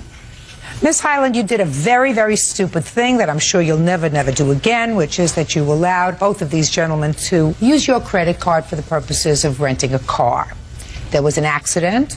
I understand the accident wasn't their fault, according to their answer, but you still got stuck with the bill. Yes, ma'am. And you want them to reimburse you for that bill. Yes, ma'am. They say you should have gotten insurance, right? Yes. Yes. Which one of these gentlemen do you know? Eddie, the one in the blue. How do you know Eddie? Me and Eddie have been dating. We started dating in September. Are you still dating? No. When did you stop dating? We stopped dating about 3 weeks after the accident. And tell me about the request to use your credit card and when that was. Around the last week of February, Eddie approached me concerning their Mardi Gras trip. They said they had all their plans taken care of, but the matter of a rental car was the problem. They said that they couldn't rent a car because none of them had a credit card. So how did they get a room for Mardi Gras? How did you get a room, Eddie? We stayed with the sister. And there were 3 of you going? Yes, there was. And none of you had a credit card? None of us. How old are you? I'm 22. Well, ma'am, I did have a credit card. It's just we went to the airport to rent one, and they said I had to be 23 years of age, so they wouldn't let me. Oh. But I had one. How old are you? I'm 22. How old are you? 21. How come it was okay for her to rent a car using her credit card? They went to a different location than I went to. Well, why didn't you go to the same location she went to? I had no means of transportation. Your Honor, I offered to take all of the guys to the rental place with me. Eddie was the only one who decided to go. Jason decided to stay in bed. He didn't want to go that Were day. you living together? No. We live close by each other. Those two were living together at the time. Okay. So you went to a rental place, and which rental place did you go to? Enterprise. Who went? You? Myself and Eddie. Let me see the paperwork that you filled out. And who filled it out? I did. And when she filled out the paperwork, Eddie, where were you? I was right beside her. Did you put him down as a driver? I put all of them down as a driver. Authorized drivers over 21. No, it doesn't list anybody else's name. She didn't ask me. She said, are all the guys going to be driving? I said, yes, ma'am. You got to be more careful. Yes, ma'am. But he was there. He was right? Yes, I was. And you were watching her fill this out. Yes, I was. And you saw that she declined any insurance. No, I didn't. I thought Well, she then had you should have insurance. looked more carefully. Ma'am, we discussed in my house that we were going to get the insurance. And we had already figured the price in for the insurance. So when they went, she had the money. So we knew that there was going to be insurance. So there was no need to ask after that. Go ahead. Your Honor, at the time when we went to rent the car, none of them had very much money. I lent Eddie $200 to make the trip. Is that right, Eddie? Yes, she did. Go ahead. And when the lady asked me, she said, would you like insurance? And I looked at Eddie, I said, you'll be driving the car, it'll be in your possession. He said, we can't afford it, we don't need it. Did you say that to her, No, I Eddie? didn't, ma'am. Just say you weren't there, right? No, ma'am. Move over. And don't open your mouth again, and take your hands away from your pockets. Don't open your mouth again, because you weren't there, because you didn't get out of bed. Yes, ma'am. So don't open your mouth again until I ask you a question. Yes, ma'am. Good. You were standing there and you saw her fill out this form where she declined insurance. There is no question in my mind that if you didn't watch her, you should have. I thought she got the insurance I don't care what you thought. What'd you go there with her for? because we needed to get the car, and it just went. She wanted someone to go with her, and I did. I thought she had insurance. I thought she You're supposed to know. And I believe her when she says that she said to you, and you said, we don't have that much money. It'll be fine. No, I didn't, ma'am. Especially since you didn't even have enough money to go on the trip. I loaned some money. I paid her back. No, you didn't loan. You borrowed. Borrowed some money. How much money did they give you for the car? Eddie and Jason gave me $90 a piece, and they said that they were going to pay the rest when they got back. We didn't have to pay for the car until we returned it. What about the third person? No. So they didn't even have enough money to give you the entire amount of money before they went? No. You're really not smart. You'll never do it again. No, ma'am. And you will certainly tell all your friends, letting anybody else rent a car on their credit card is the dumbest thing that you can do. Yes, well, Your Honor. among the dumbest things that you can do. Judge Judy continues in a moment.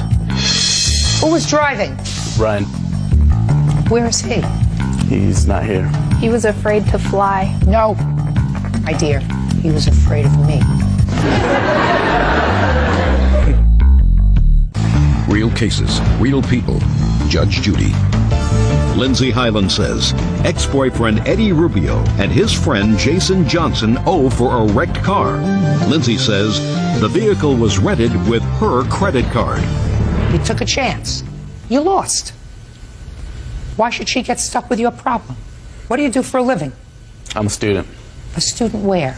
at Upper Iowa University. When are you graduating? Next year. Why is it taking you so long? I just took a year off college. Why did you take off a year? I just wanted to take off a year. Didn't feel like going to school for the year, so I took it off. Who's paying for your school now? Financial aid and loans. But when we got the car, I told her to get the insurance because I've been through it in the past. No. And I had No, insurance. sweetheart. You did not tell her to get the insurance because it was too much money. It would have practically doubled the cost of the car to get the insurance. You didn't even have enough money to give her for the rental car to begin with. And even if you said to her, get the insurance, you were standing right there. You have a mouth. You say to her, Lindsay, I told you we must have the insurance. I'm not taking the car out without the insurance. You could say that, can't you? And I want you to repeat after me. Lindsay, Lindsay, I'm not taking the car out without the insurance. I'm not taking the car out without me. See how easy that was? I did do it. No, no, no. So, I'm not taking the car out without insurance. Here is the paperwork. Even after you took a year off from college, you didn't lose the first 3 years, so I assume you can read English. Is that right, Eddie? Yes, I can. So that you have an opportunity to look at the paperwork before you put it in the car, right? Correct. The fact that you didn't, that's your problem. We didn't find out until we got in the accident. Listen to me, Eddie. So. You're not following what I'm saying to you. You were there with her. Lindsay, I'm not taking the car out without the insurance. You look at the paperwork, which you keep in the car, because you have to keep the paperwork in the car, right, Eddie? Yes. And you say, I can't take this car out, it doesn't have insurance. I'm not obligating myself. I'm leaving the car here. What do you want? They told me that that I could just use my insurance. If anything happened, I could just put it on my insurance. Who told you that? The guys. They were all aware that there was no insurance. I believe that they were.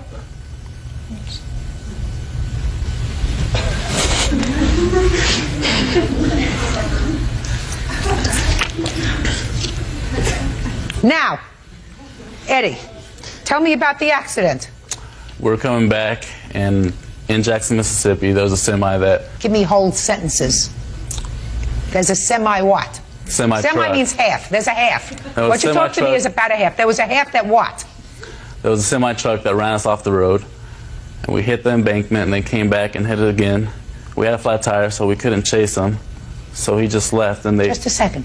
So a truck hit you. Let me get this. Truck hit you, and then after it hit you, it came back and it hit you again? Well, we hit the side rail, and it came back, and we met again. Oh, okay. It didn't come back to hit you purposely Yeah. for the second time. Is that right? Correct. Go ahead. So it was considered a hit and run. So it wasn't our fault. Mm-hmm. So why should we pay if she should have got the insurance?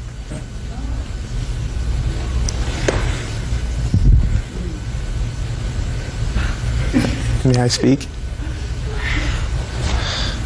Who was driving? Ryan. Where is he? He's not here. He didn't show up. He was afraid to fly. And he told... No, my dear. He was afraid of me. Yes. All right. Move over. What do you want? Ma'am, I did have enough money for the insurance because I was going to use my credit card to rent the car. So when we went and found out the first time, I had enough on my card. I just was not of age. Listen to me. Shoulda, woulda, coulda. I coulda rented the car on my credit card. I woulda if I got out of bed. And I coulda because I had enough money. But you didn't, right? No, ma'am.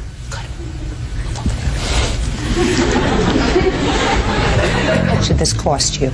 $7,800. And Your Honor, this has gone on my credit, and I am in Just a second. So have you paid it? No, ma'am. Okay. So the money has to go to Enterprise. Yes. Is that right? Yes. And so you're suing for the maximum allowable in this court, which is $5,000, but whatever recovery that you make, the check will be made payable to Enterprise. Yes. Okay. And this is now affecting my financial aid, and I may not be able to finish my senior year of college. No. Next time, you think twice about, being foolish. It's certainly not affecting his last year of college, and it looks to me as if you're going to get a lot more out of your last year of college than Eddie. You can move back now. The two of you were responsible because you had an agreement with her. Your agreement was that you were going to rent this car. She was merely providing the mechanism for you to do that. You had the opportunity to use his credit card, chose not to do that. You used hers. You had knowledge of the fact that insurance was declined. You chose to drive the car anyway. This is your problem, not hers. Judgment for the plaintiff in the amount of $5,000. That's all. Parties are excused. You may step out. I'm glad that she saw that I made a mistake, but that they were ultimately responsible. I feel bad, but it's her fault. She should have got the insurance. He refused to pay me back. He said that it was my problem, and he understands we're going out, but he can't afford it, and I signed the paper, so it was my problem. That little bit of trip wasn't worth it, man. It really wasn't worth it. And now the next case. All parties in the matter of Eden versus Neely, step forward, please. 18-year-old student Desiree Eden is suing her father's girlfriend, EMT tech Susan Neely, for the return of payments on a Dodge Neon she repossessed.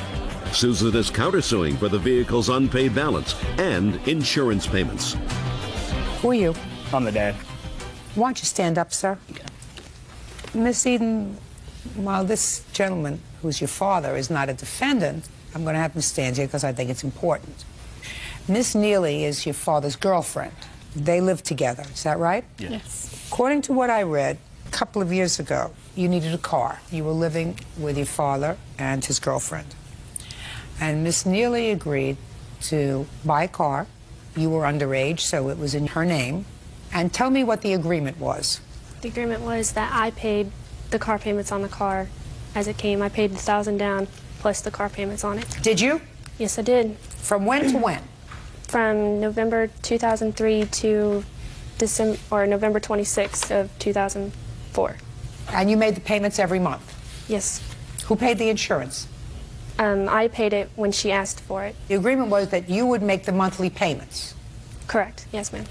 Ms. Neely, is it correct that Miss Eden made the monthly payments on the car from November of 2003 to November of 2004? Her last payment was on November the 12th. So the answer would... The day after Thanksgiving, she decided that she was going to move out and move in with her boyfriend. And I told her she could not take the car because that car was in my name. It was titled in my name. And I would not let her have it because if something should happen and they go out and have a wreck and kill somebody, it comes back on me.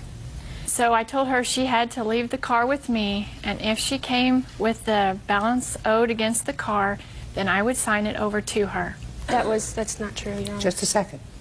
She did not come up with the $2,201.93 that was owed against the car, so I would not allow her to have it. Well, wasn't your agreement. Miss Neely, that wasn't your agreement. Judge Judy continues in a moment. It's really dumb to hitch your wagon to a star when you're 18 years old, especially when the star isn't such a star. Real cases, real people. Judge Judy. 18-year-old Desiree Eden says her father's girlfriend, Susan Neely, illegally repossessed her car. Susan says she took the car away when Desiree moved in with her boyfriend. When did you turn 18? May 23rd. Of 2004? Of 2004.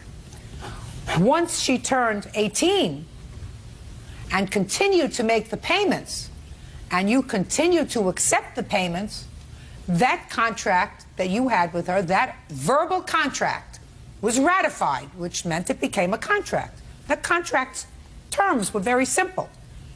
You make the payments until the car is paid off, I'll sign the title over to you.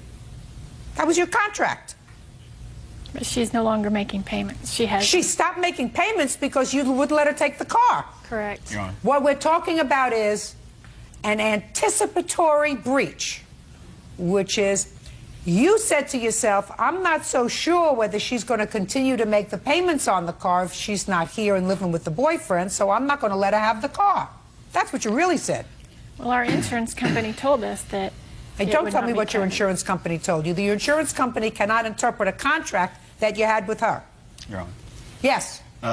Also, when it was told to her when we decided to get the car for her, it was also told that she would stay in school, and it depended on her grades.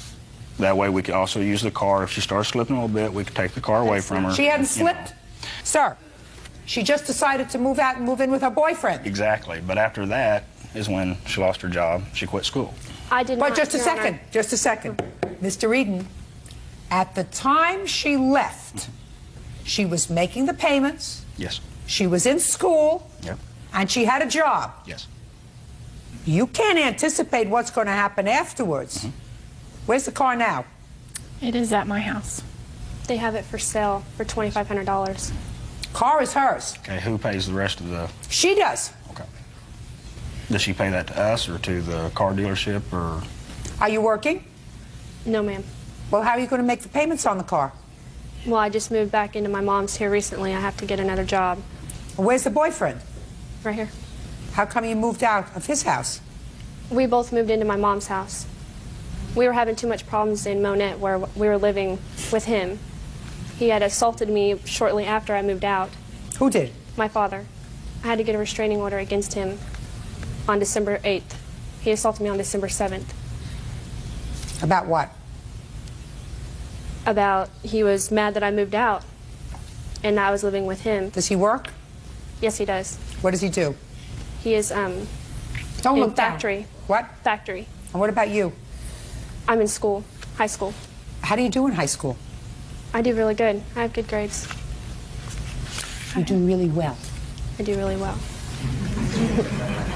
I try. I have a report card from when she left. We don't need you to do any negatives. Okay, I just sort of... Listen to me. Is he in school?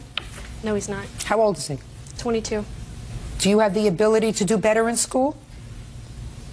Yes, ma'am. It's really dumb to hitch your wagon to a star when you're 18 years old, especially when the star isn't such a star. Unless you get an education, it's going to be a struggle your whole life. You want to struggle your whole life? No, Your Honor. You know what I'm saying to you? Yes, ma'am. You look like you have the potential to do okay. Unless you recognize your potential, you're going to be clawing at life your whole life. I think that taking back this car is probably going to be a terrible burden for you, financially, because you don't have the money for it now, right? Right. So you put in $4,000 into the car in the year that you had it, in payments that you made. Correct. Let's say you had to rent a car, a basic car, for the year.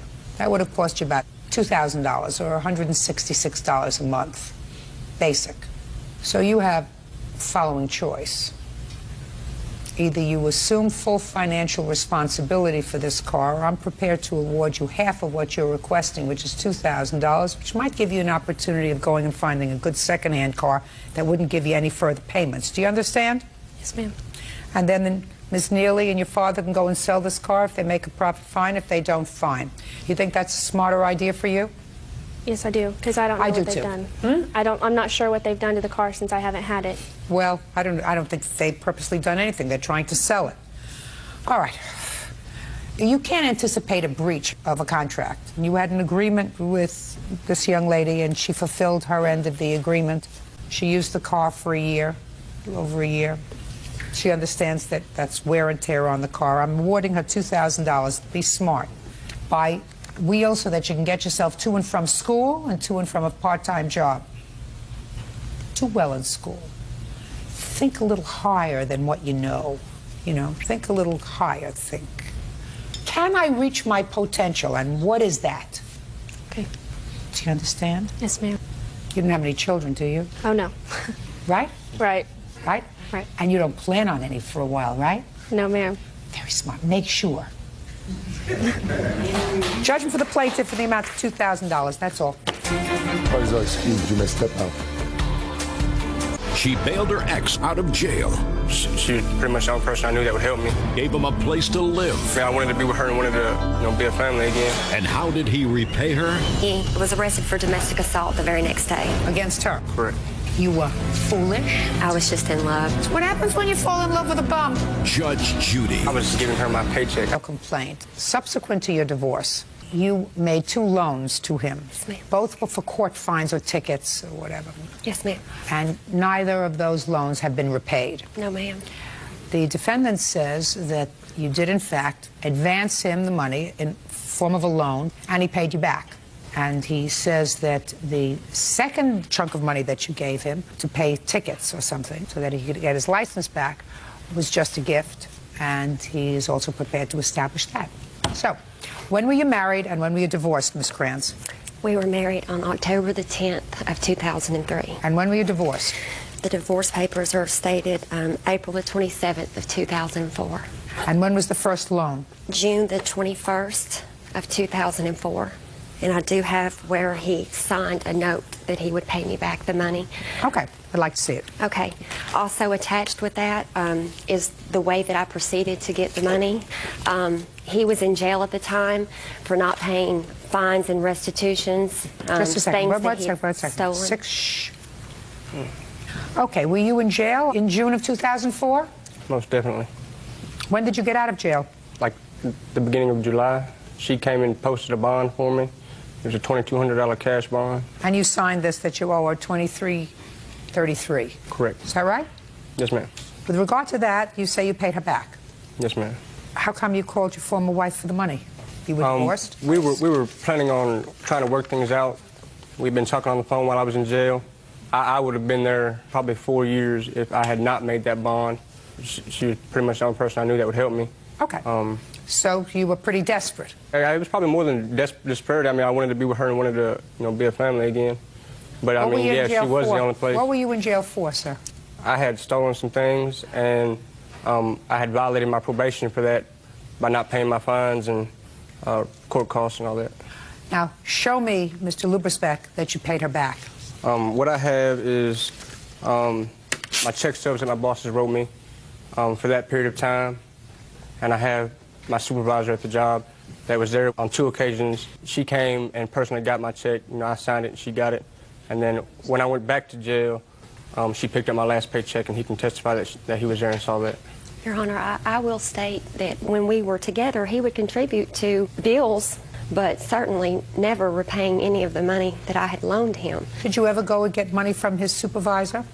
There was one occasion where I picked up a paycheck. After he had went to jail in August, I picked up an $84 paycheck from his job. He Only one paycheck? Yes, ma'am. It's the only time you went? Yes, ma'am. Step up. Tell me your name. Nebo Shakovacevic. What kind of work do you do? Construction. Were you his supervisor? Yes, at that time. Tell me what you know about these paychecks. I know at 2 occasions that she came on Fridays and he signed the checks, the paychecks, and gave it to her. And the last, when he went to jail, the last paycheck, my brother gave it out to her because he called from jail and told me to give her the last check. Now, what about the 2 other times that you say you saw him? Yes, I saw him sign the paycheck and hand it to her. Where were you living at the time, sir? When I got the loan, I got out of jail, moved directly in with Ms. Krantz. How long did you live with her? It was not very long. Tell me how long. When did you get out of jail? You got out of jail it was in a month long. July? Yes, ma'am, and in August I was back in jail, so it was about 3 weeks. I made the loan for him on June the 21st. I paid his fines and restitutions to get him out of jail. He could not get out of jail until they were paid. He was the very not, next just day, a second, he was not living with you at the time? No, ma'am, he was in jail. Okay, so then he got out of jail. And he was arrested for domestic assault the very next day. On who? On me.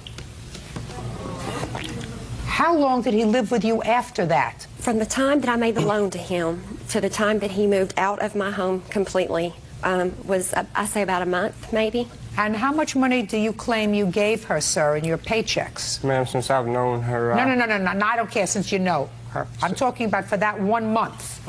Every dime it says I made. Since I've known her, I've signed every paycheck I've ever made, and she has deposited in her account. Listen to me. You're not following what I'm saying to you. $2,308. And after I was arrested for domestic assault, my boss came and bonded me out, and I went and stayed with him. Did he sign his checks over to you, and did they go into a joint account? No, ma'am. I had my own personal private account. Thomas never was on my account. He was not able to be on my account. No, that's not what I asked. Okay. No, ma'am, he did not. No. What kind of work do you do? I am a stay-at-home mother. I have a special education child, and I stay at home. Well, who supports your family? I get a Social Security check for my son's disability, and I also get alimony from my first 13-year marriage. Okay. Let me hear about the next loan that you allegedly made to him.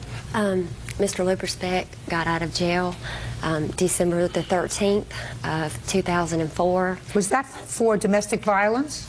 It was for a probation violation because of the domestic violence. Against her? Correct. Go ahead.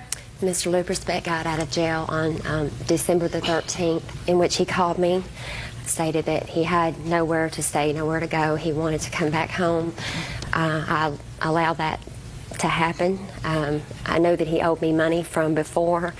I figured if I didn't let him come back home and help him... Don't even say that. You said that in your complaint. Well, it was... I don't believe it. When he came back home, did he sleep with you in your bed? Yes, ma'am. Ma'am, it was... Shut! That's not to give him a place to stay.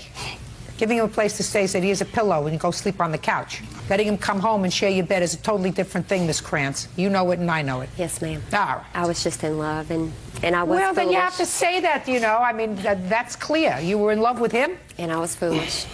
Well, then why are you bothering me? Judge Judy continues in a moment. My daughter was not with me. She had chose to live with her father. Is she back now? No, we are just now establishing our relationship together. That's what happens when you fall in love with a bum. And later today, I was trying to get out of the vacation because I didn't want to be around any negative influences where I know that things are going on. So why did you go? Beck owes for 2 loans to pay court fines and restitution. Shelley also says Thomas is an abuser. Okay, you were foolish, you were in love, you gave him money. I did. Then you had a fight, and he probably knocked you around, and you had him incarcerated, and then he was violated again, and then as soon as he got out of jail, you let him come back again in December to your home where you have children, where children are supposed to be peaceful and live in a peaceful, quiet environment. At that time, my daughter was not with me. She had chose to live with her father because of the things that had happened between Mr. Lubersbeck and I. Is she back now? No, we are just now establishing our relationship together. Well, that's what happens. It's what happens when you fall in love with a bum. Fall in love with a bum, you can lose your whole family. I realize that. That would be you. No, it wouldn't. You may have a seat, sir. Yeah, that would be you. Ma'am, I worked every day since I've met this lady, and I was sleeping in my car before we were married and giving her my paycheck. I don't consider that being a bum so that her and her family can eat. Just a second, sir. How did she get involved with the arrest that brought you 2 probation violations? Who'd you steal from her? No, sir, ma'am. It was an employer that was refusing to pay me. You mean an employer that was refusing to pay you? A judge wouldn't listen to you when you were trying to get your money from that employer? Look at you, Mr. Lubitschek. You can't even keep a straight face. I didn't even try to go through a court. I just took what I felt he owed me. Did that ever happen before, Mr. Lubitschek? No, ma'am. Never were arrested before? Yes, ma'am. She didn't have anything to do with that, did she? Not that I know of. Okay. So how many times in total, I want you to think? How old are you? 26. 26. So you haven't had that long a life. How many times have you been arrested? Let's say more than 5? 15. 15. So you've been arrested 15 times. And how many times was she involved? Twice. Twice out of 50. So 13 times she was not. That makes you a bum. Sure. Just because you try to pay your own way and pay a little rent money doesn't make you not a bum. Somebody who's 26 years old has been arrested 15 times is a bum. That's what my grandmother would say. She's entitled to her opinion. It's my opinion's the only one who counts here. Your Honor, Listen to me, Ms. Krantz. Give me the second loan. He came out of jail in December of 2004. You took him back home. I assume it was at that point your daughter went to your ex-husband or before? No, ma'am, that was in June.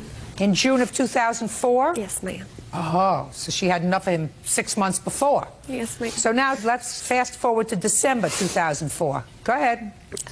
He came home. He was placed on intensive state probation. Part of his probation was that he was to get his license back and retain a job. So he asked if I would help him get his license reinstated. He promised me several times if I paid this for him that he would pay me back.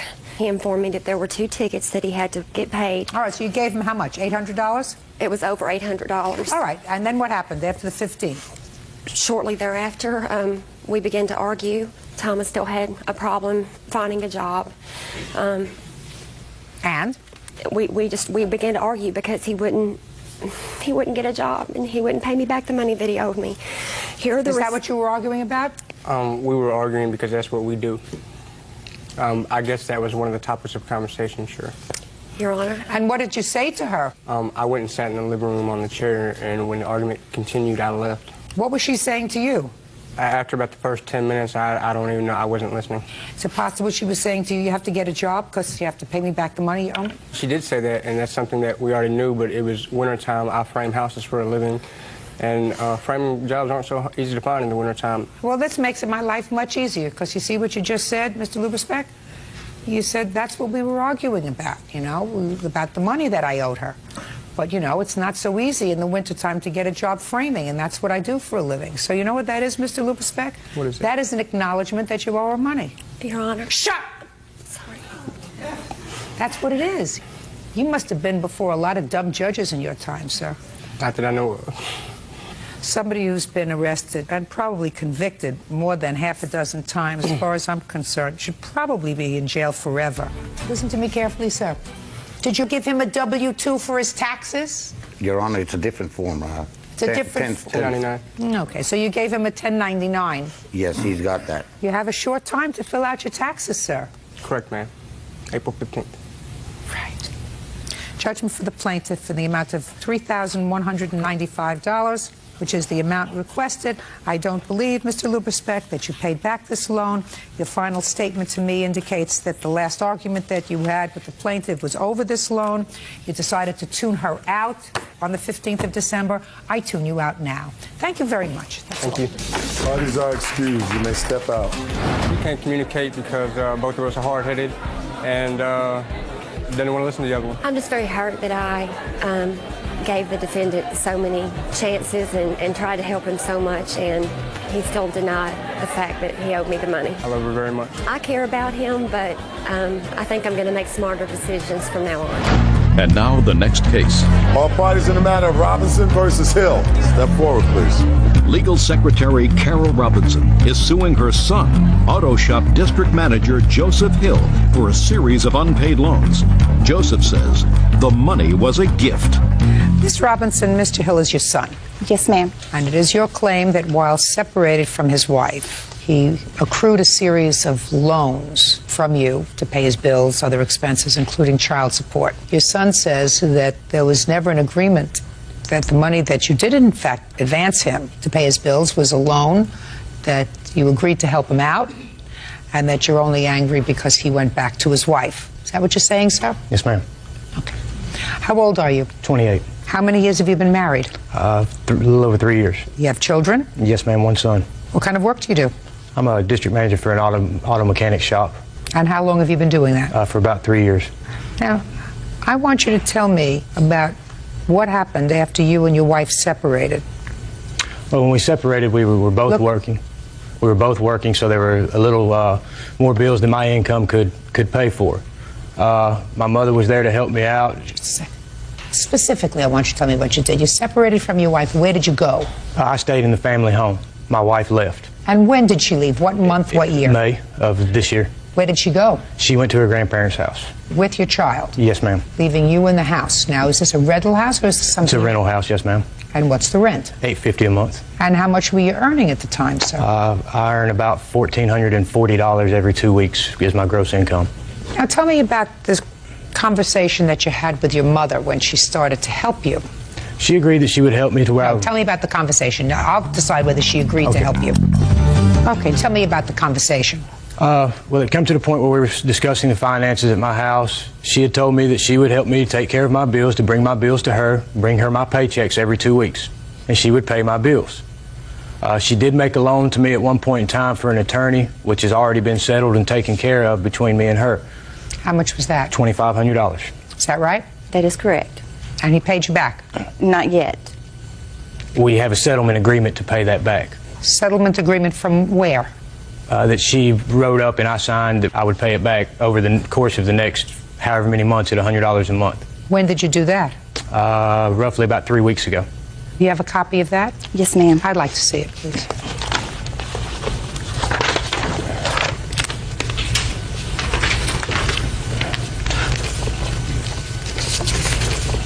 Oh, so she had sued you for this? Yes, ma'am.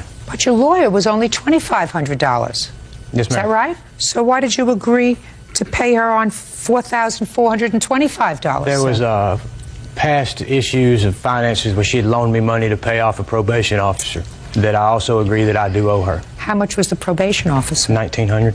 Okay. Now tell me about this other money that she says she laid out for you for other bills, and it's clear, you agree, Miss Robinson, am I correct, that he was turning over his paycheck to you? Yes, ma'am. And you were paying the bills? Yes, ma'am. You were paying his rent?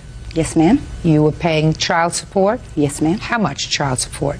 believe there were 3 payments that I made in the amount of $280 plus a $5 charge for the cashier's check. And there were past due bills that were his and his wife's. What about the $14.40 he gave you biweekly? What'd you do with that? It was not $14.40. His net pay is $1,023.07 every other week. Is that right? That's roughly. Okay, so that's $2,000 a month. That's plenty of money to pay his rent. Plenty of money to pay the last 2 payments of child support. Where's that money? The cell phone bill was quite large every month. Well, tell me what the cell phone bill was.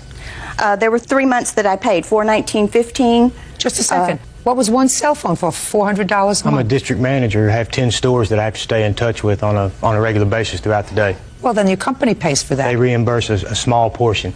Then you take care of that. Then you give that back to your mom. We're paying legitimate expenses for which you do not get reimbursed. Do you understand? Yes, ma'am. Okay. And when you took his paycheck, and you took his paycheck since June? Yes, ma'am. Is that right? Did you tell him each month when he went over what he had given you? Yes, ma'am. I showed him the check register and how low my funds, my own personal funds, were getting. And he says, don't worry, Mom. He says, I'll pay it all back. He already owed you $4,400, Miss Robinson. Some of it he owed you for more than a year. How could you legitimately believe that your son was going to pay you back for all this stuff when he hadn't even paid you back money that he owed you for a year and a half? How did you legitimately believe? I'm asking your legitimate expectation that your son was going to have more money to pay you back when he hadn't fulfilled what you claim, and in a settlement you say were obligations that existed almost 2 years. Come on, let's be real. When did you stop giving your mother your salary check? Beginning to mid-July. So that's June and half of July. That's a month and a half. And it is your claim, madam, I'm just curious, it's your claim that in the month and a half you laid out for him, for which you were not reimbursed by his salary checks, $4,313.50. Is that right? That is correct. I don't believe you. I don't believe you. And I don't believe that you had a legitimate expectation in that month and a half that he was going to be able to pay you back. If, in fact, you laid that out for him, I don't believe that. I believe that you said, I'll help you out, I'll pay your bills, give me your salary, I'll try to act as your accountant and make sure that all of these bills are paid and in some organized fashion. Was it your wife who was responsible for paying the bills in your house, sir? Yes, ma'am. So you didn't know how to do that? Not very good with money. No, okay. So you gave, instead of giving your wife the money, you gave your mother the money? Yes, ma'am. Is that what happened? Yes, ma'am. Well, you shouldn't have done it, Miss Robinson. He's your son. That's what you're supposed to do. Your case is dismissed. That's all. Yeah, this is case number 229 on the calendar in the matter of Allgaier versus Palazzolo. Parties have been sworn in, Judge. You may be seated. Folks, have seats. Miss Allgaier, you and the defendant had a relationship and lived together, according to what I read, for a few months. Yes. You became pregnant, had a fight, and you were escorted away by the police. It is your claim that the defendant kept some of your property. Yes, ma'am. And you also think that he emotionally disturbed you. Yes. You're suing him for money because you were saddened by the fact that you had this baby and he's not sure if it's his and hasn't had any contact with the baby, so you're sad. I don't know if you get money for that, but we'll find out. Mr. Palazzolo says that sometime prior to this major fight, when you finally were escorted out by the police, you had destroyed his favorite magazine collection by pouring something on it. Is that right? She spray painted them and threw them away. And that since he's remarried, you have embarked on a campaign of harassment for which he wants to be reimbursed. His harassment, he only wants $400 for, so it couldn't be that terrible. Okay, when did you live together? Start and finish. He signed the lease on, I believe it was May 24th, and I moved out on the 28th of August of 2002. When did you move in with him? Was that on the 24th of May? No, I moved in with him about 3 weeks prior to that, at his mother's house. So the beginning of May? Yes, ma'am. August 28th is when the police escorted you out? Yes. Okay. What items do you claim you left behind when you were escorted out by the police? I have a list. Do you want a list? Is it a very long list? No, it's not very long. And this is August 28th of 2002? Yes. What took you so long to get to court? Being a single parent's pretty difficult. We're talking a year later, madam. What took you so long to get to court? Well, it took me a while to get all of my things in order. Look, show this to the defendant, please.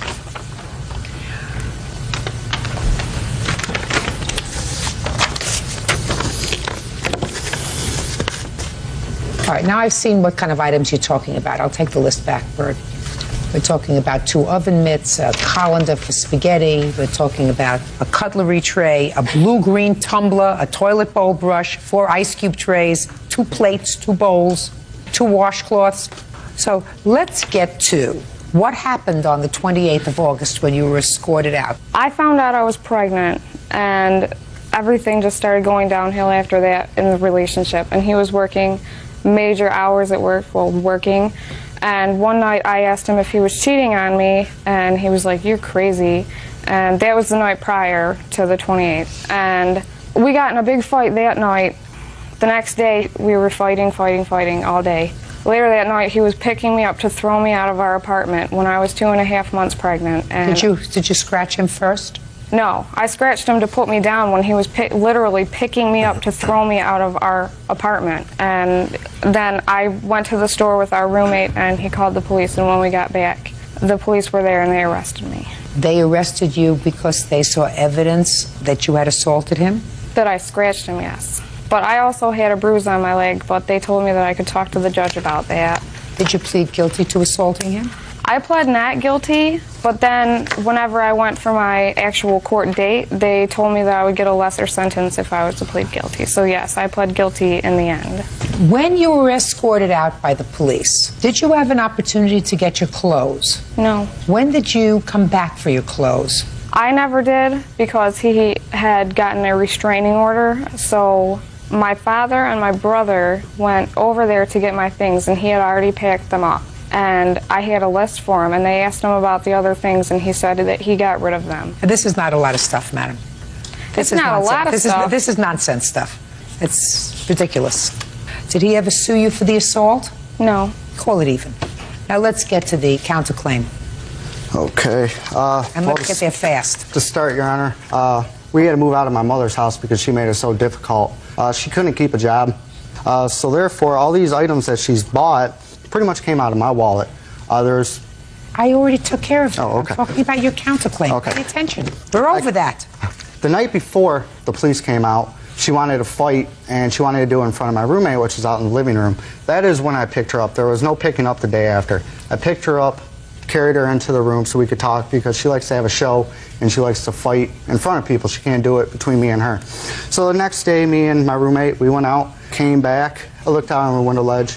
A magazine of mine was spray painted, and I asked her, you know, where is everything? And she told me she spray painted them, threw them away. At this point, I was a little upset. The police were called out. They were called out 3 times that day. First 2 times, they What day are you talking about, The sir? 27th of August. Of August, so the day before. No, I'm sorry, it was the 28th. What day did you spray paint his magazines? I didn't spray paint his What'd you do to the magazine? I spray painted one magazine. And what'd you do with it? It was on the windowsill. When? What date? On the 28th. Go ahead. So they had to come out 3 times. The second time is when she really abused me. I had scratches all over my back that turned into a couple of scars.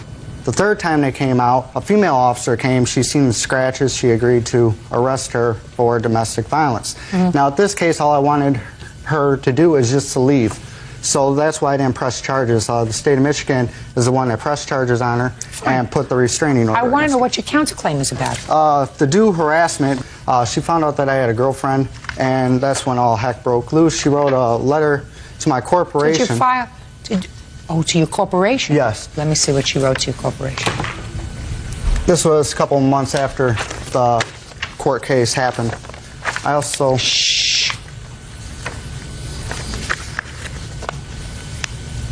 You wrote a letter to the defendant's employer. He has an employee living with him, an employee that works in the same store, and you are sure that that's against company policy. You give the employee's name. And then you say that he also has a mother and brother working for him, and I'm not sure that this is company policy or not, but it seems to me that this is unfair treatment to other employees and more favored towards those particular family members. And then you name them. Why in the world would you send this kind of a letter? That's what I put in there. I didn't say anything Why about... in the world would you send this letter? I don't know. I guess out of vengeance. I don't Right. know.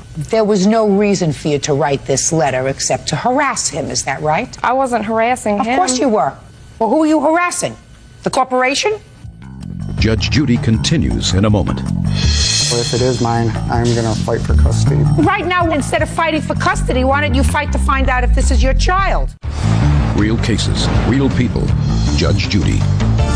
Emily Allgaier says ex-boyfriend Ken Palazzolo owes for the return of her belongings. Ken is countersuing, claiming Emily destroyed his magazine collection and slandered him at work. What else? I also had the police reports from for damaging my property. I'm not interested in your magazines, sir. She wasn't able to contact me, and she called me many times. And as soon as she found out that I was married is when all this took place. Has she ever taken you to court to establish paternity of this child? No, the front of the court's really slow. I just have to wait to be contacted by them. So you did file a lawsuit? Yes, ma'am. Well, just for child support, yes. Well, paternity, because he says he wants, I assume you want a blood test. Yes, ma'am. When did you file that lawsuit? In the beginning of May of 2003. In any event, I'm dismissing your claim because you have no case against him for this property. I do find, however, that this letter was sent maliciously and for no reason. You can't do that. You can't conduct business that way, young lady. I mean, the two of you were foolish enough, after knowing each other for a few months and having a tumultuous relationship, you were foolish enough to get pregnant and have a child. That was pretty stupid, right? Yes.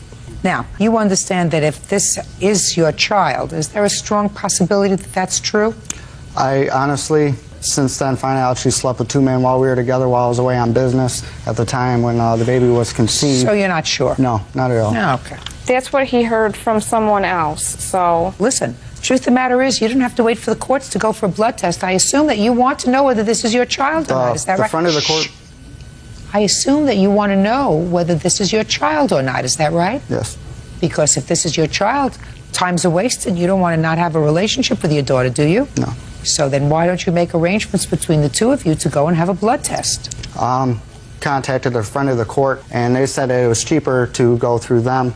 So cheaper for who? Cheaper for your daughter? Cheaper for me. Cheaper for him, but all the while he's missing out on his daughter's life.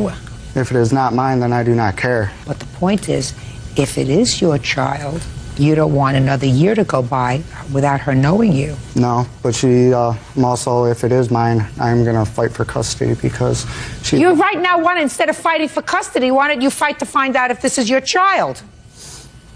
So the difference is $400? Yes. And what's the name of the blood service there? They sent it to Washington. I didn't bring that information with me.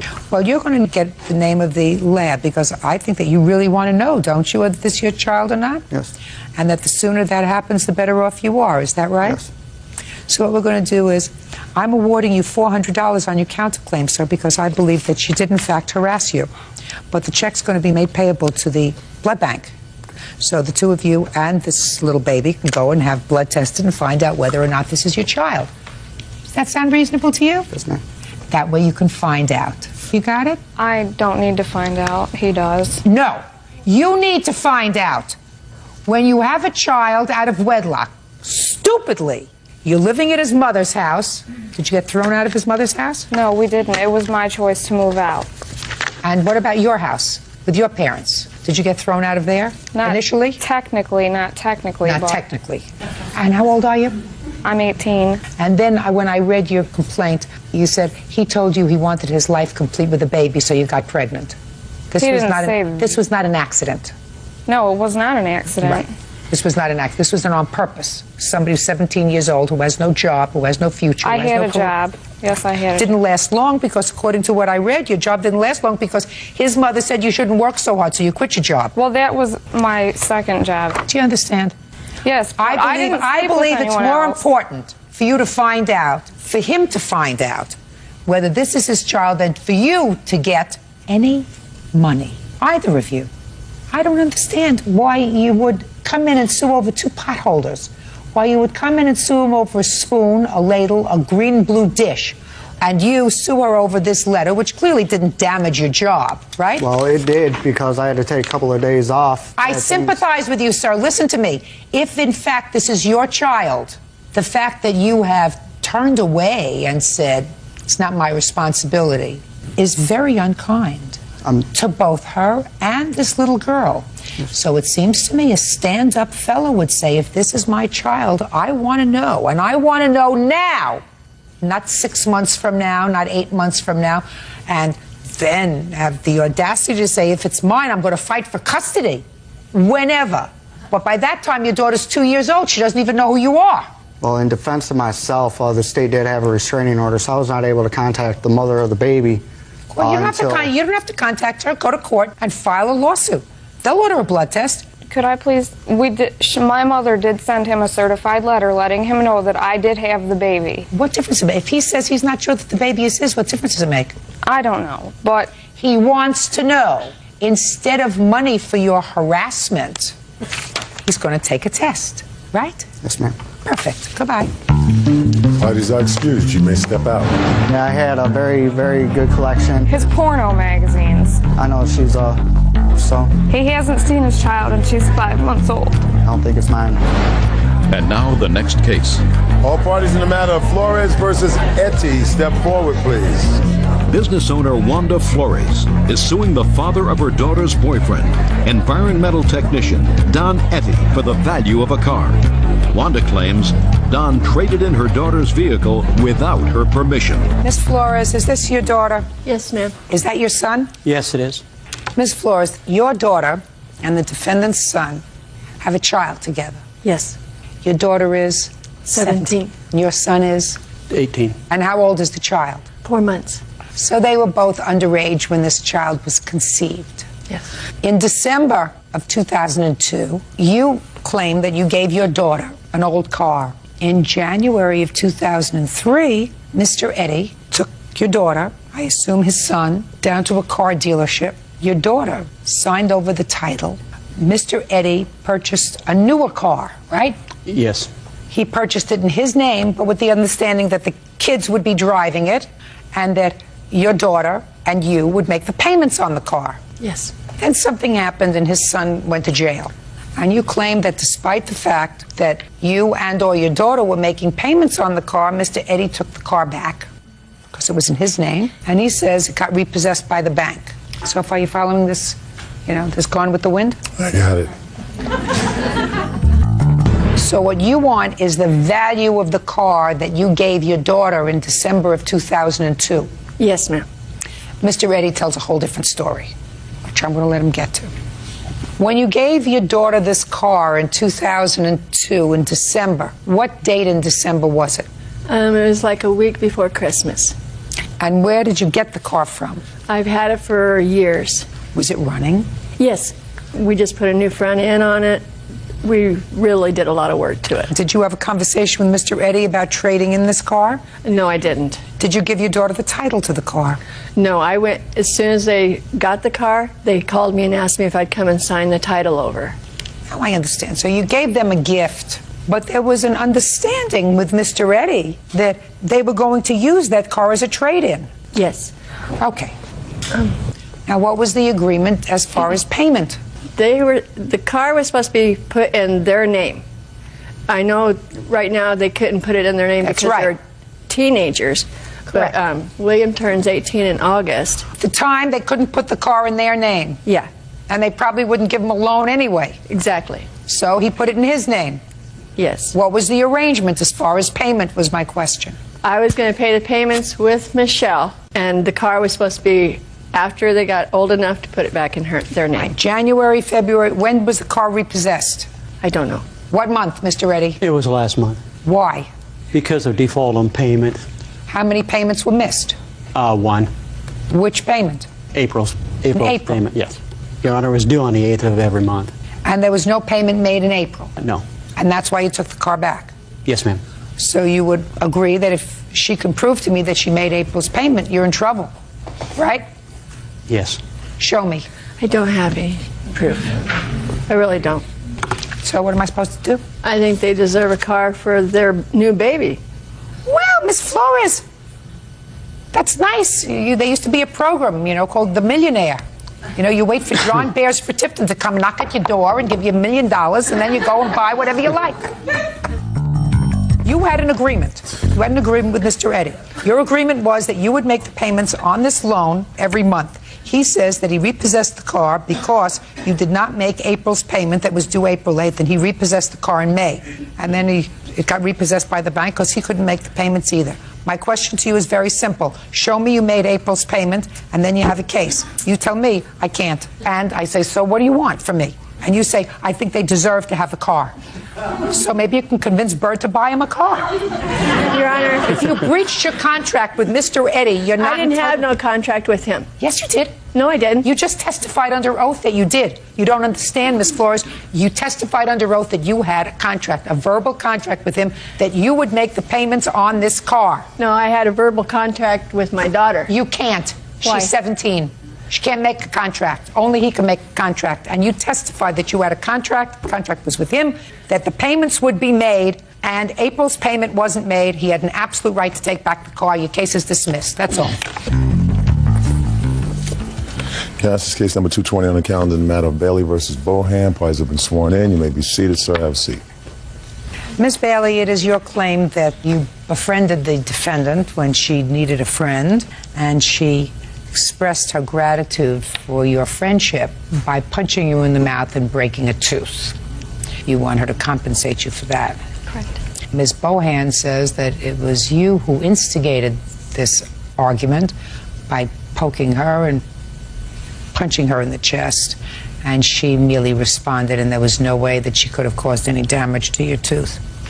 How do you know each other? We were neighbors. We lived across the street from each other, and we became close friends over the course of several months. How did that happen?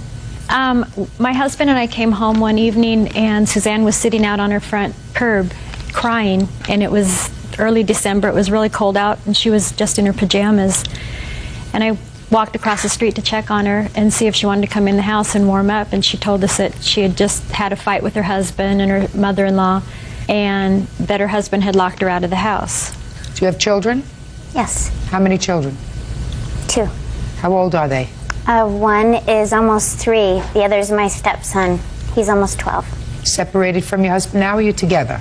Getting back together. Okay. When did this incident occur with your tooth? March 28th. Tell me what happened.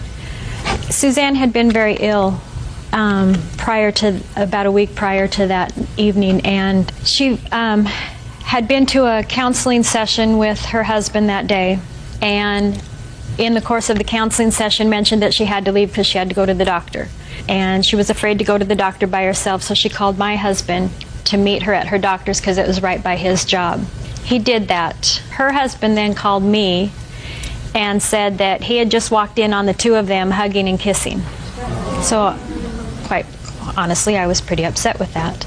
Mm-hmm. I called my husband and said, I suggest that you come home right now and explain to me the phone call I just got. Mm-hmm. He came home, and when we walked up to the house, there was really loud music. We knocked several times, and it took, 3 or 4 knocks before she finally came to the door. And it was obvious to us, because of the time that we have spent with Suzanne, that she was drunk. She let us in the house, and instantly she was attitudinal with me. Well, what did you say to her? I said, we'd like to talk to you. And she said, well, I'm busy fixing my son dinner. And this was like at 9 o'clock at night. And I made a comment, well, don't you think it's kind of late to be feeding your child? Shouldn't you have been doing that a lot earlier rather than drinking? Well, she took exception to that. And in the meantime, my husband was asking the neighbor to leave because he was the one that had brought the alcohol into the home. And Suzanne? So your husband said to her guest, leave the house? Yes. He said, you're not being the kind of friend that Suzanne needs. Suzanne's been going through a nasty divorce. I got it. Anyway, I told her that Brian had called me, and I told her what Brian had said to me, which is Brian is the husband. Yes. And she said, you're a liar. He never said anything like that. And I said, well, then let's get him on the telephone and you can find out. Well, I called him, and he could tell as soon as he heard her voice that she was drunk. And so he said, sounds like all of you are partying, so you should go home and go to bed. And he wouldn't talk to us. And I don't remember what her exact comment was, but I was doing this. You were pointing in her face. I was pointing at her. I wasn't in her face. I was pointing at her. And she said, get your blank finger out of my face. And I said, I said something, and out of nowhere she came around with her right arm and punched me in the jaw. And broke the tooth. It knocked my bottom jaw into my upper jaw. It broke my bottom tooth, my bottom molar, and it broke 2 teeth in my upper denture. First of all, what is the show and tell that I have here on the desk? These are gifts that I received from Maggie after that night. However, I'd like to clarify a couple of... These are gifts that you received? These are gifts that were brought over before Maggie knew she was leaving her husband, and she wanted my son to have this... She brought your son over that. She brought over that and some animal crackers, some fishy crackers, and some candles. But first of all, I'd like to clarify, I did not have my son that evening, and my son was not home. I was not drinking. My friend was on a way to a party, and he had some alcohol that he was going to bring down the street to a block party.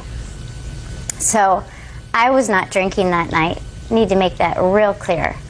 And when we heard them pounding on the door, they keyed into the house. I didn't answer the door. They let themselves in with a house key of mine. And so at that time, when I walked in the kitchen, that's when I saw Maggie and her husband standing there. And Maggie came at me and started pointing right at my nose and then pushing on my chest with her pointer finger, going, listen, young lady, you better start telling me the truth. And I just went like this, like, get your hand away from me. And told them that I wanted to go to bed, that it was too late for them to be over and they needed to go home. And that was it? Mm-hmm. Judge Judy continues in a moment. The first thing he said to me was, Earl, don't be upset. We're having a dancing party. And he was drunk as a pig, and so was she. And later today... You washed the bowl by hand? Correct. And she washed the bowl by hand. How do you know she broke your bowl? Because it was in perfect condition. How do I know that? Real cases, real people. Judge Judy. Maggie Bailey says former friend Suzanne Bohan punched her in the mouth in a drunken rage. Can I see your dental bills, please? Mr. Bailey, I'd like you to stand up, please, sir. Oops, I'm sorry. Mr. Bailey, you understand that you had no right to tell this neighbor to leave her house. You bet. Yes, ma'am. I just want you to understand that. Just because you befriend somebody and you do things that are nice for them doesn't give you a license to run their life. Your Honor, I'm not sure I agree with that. We were drug into this woman's life for 4 months through this divorce she went through. We dealt with quite a bit. How old are you, sir? Pardon me? 47. How old are you? 35. Okay. How tall are you? 5'10". How tall are you? Almost 4'11". Okay. She can't drag you anywhere. True. You can only become involved in somebody else's life if you permit yourself to be involved in their life. So I agree. And we did that. You may have been, for totally altruistic reasons, befriended her. Mm-hmm. But you can't say you were sucked in. You weren't sucked in. No, we were not. You chose That's to become correct. involved. Okay? That still doesn't give you license. If you don't like her actions, then what you do is you cut it off and fold your arms. You cut it off. Are you and your wife in the process of separating? Certainly not. No. Or not? Or not. Okay, good. Well, that's what she seemed to indicate. Well, All right, she was wrong. a lot of what she indicated is take it for what it's worth. I just wanted to know. Okay. So I have to make a determination, Ms. Bohan, whether or not you assaulted the plaintiff in either this kind of motion or, as you indicated, this kind of motion, and whether either one of those motions causes you to be responsible for $2,800 worth of dental work.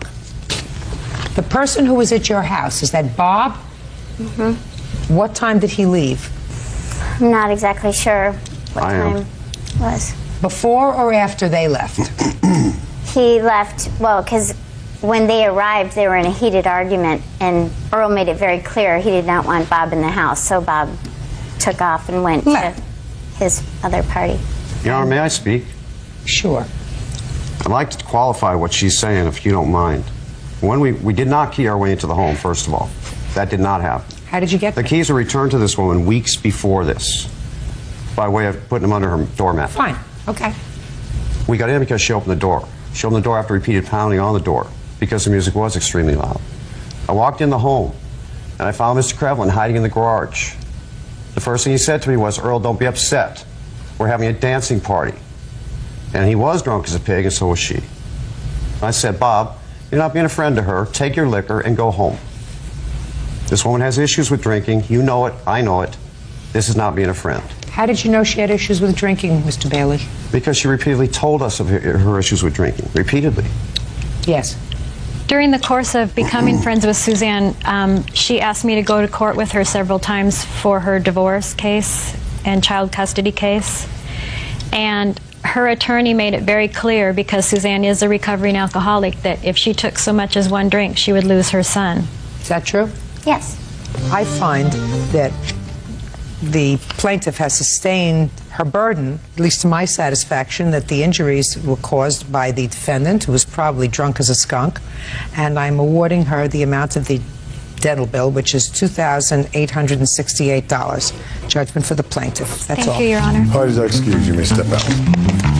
The friendship went south when Maggie thought I was having an affair with her husband. Well, unfortunately, I'm a person that tries to help people, so just be careful, I guess. Go with your eyes wide open. The drinking was not an issue. I'd do it again for another friend. I would. They were terrific friends at the time when I needed help. I felt that we were used by Suzanne, and we tried to be a friend to her and pretty much got slapped in the face for it. Now, this is case number 419 on the calendar, the matter of Lane versus Thomas. Parties have been sworn in. Judge, you may be seated. Folks, have a seat. Mr. Lane, Miss Thomas was a tenant of yours, Yes, that's correct. and it is your claim that she owes you for rent certain property that she took from the apartment or house that she had rented when she ultimately moved out, and that she also owes you for filing false charges against you in her application for a protective order. You claim that Miss Thomas and her family are professional squatters. Yes, I do. Which means that they go into people's homes, they rent them, they pay rent for a while, and they stop paying. And since it takes very often 6 months to a year to get them out, they don't pay rent, and they go from place to place, and that's a scam.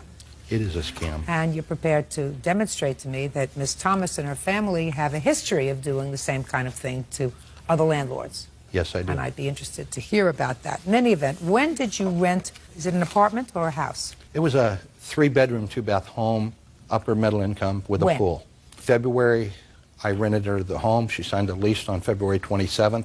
Of She moved in 2004? on 2004. She moved in on March 15th, 2004. Who moved in? Valina Thomas, and the premises were leased to her and her daughter. In addition to her moving in, she moved her brother in. No, just a second. Who signed the lease? Valina Thomas and Thomas. Is that your husband? Yes, ma'am. How much was the rent, Mr. Lane? I asked for first, last, and the security How- deposit, $1,250, Your Honor. $1,250. I'm going to ask the questions. Yes, ma'am. You're going to give me the answers. If I need for you to expand, you're going to do that Thank you. for me. $1,250 a month. $1,250 a month. And they gave you first, last, and security.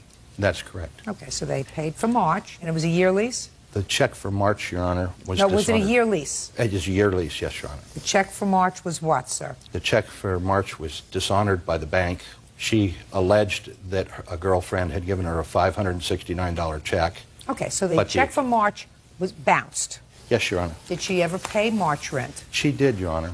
Okay, when did she pay March rent? She paid March rent prior to April 15th. And she paid April's rent?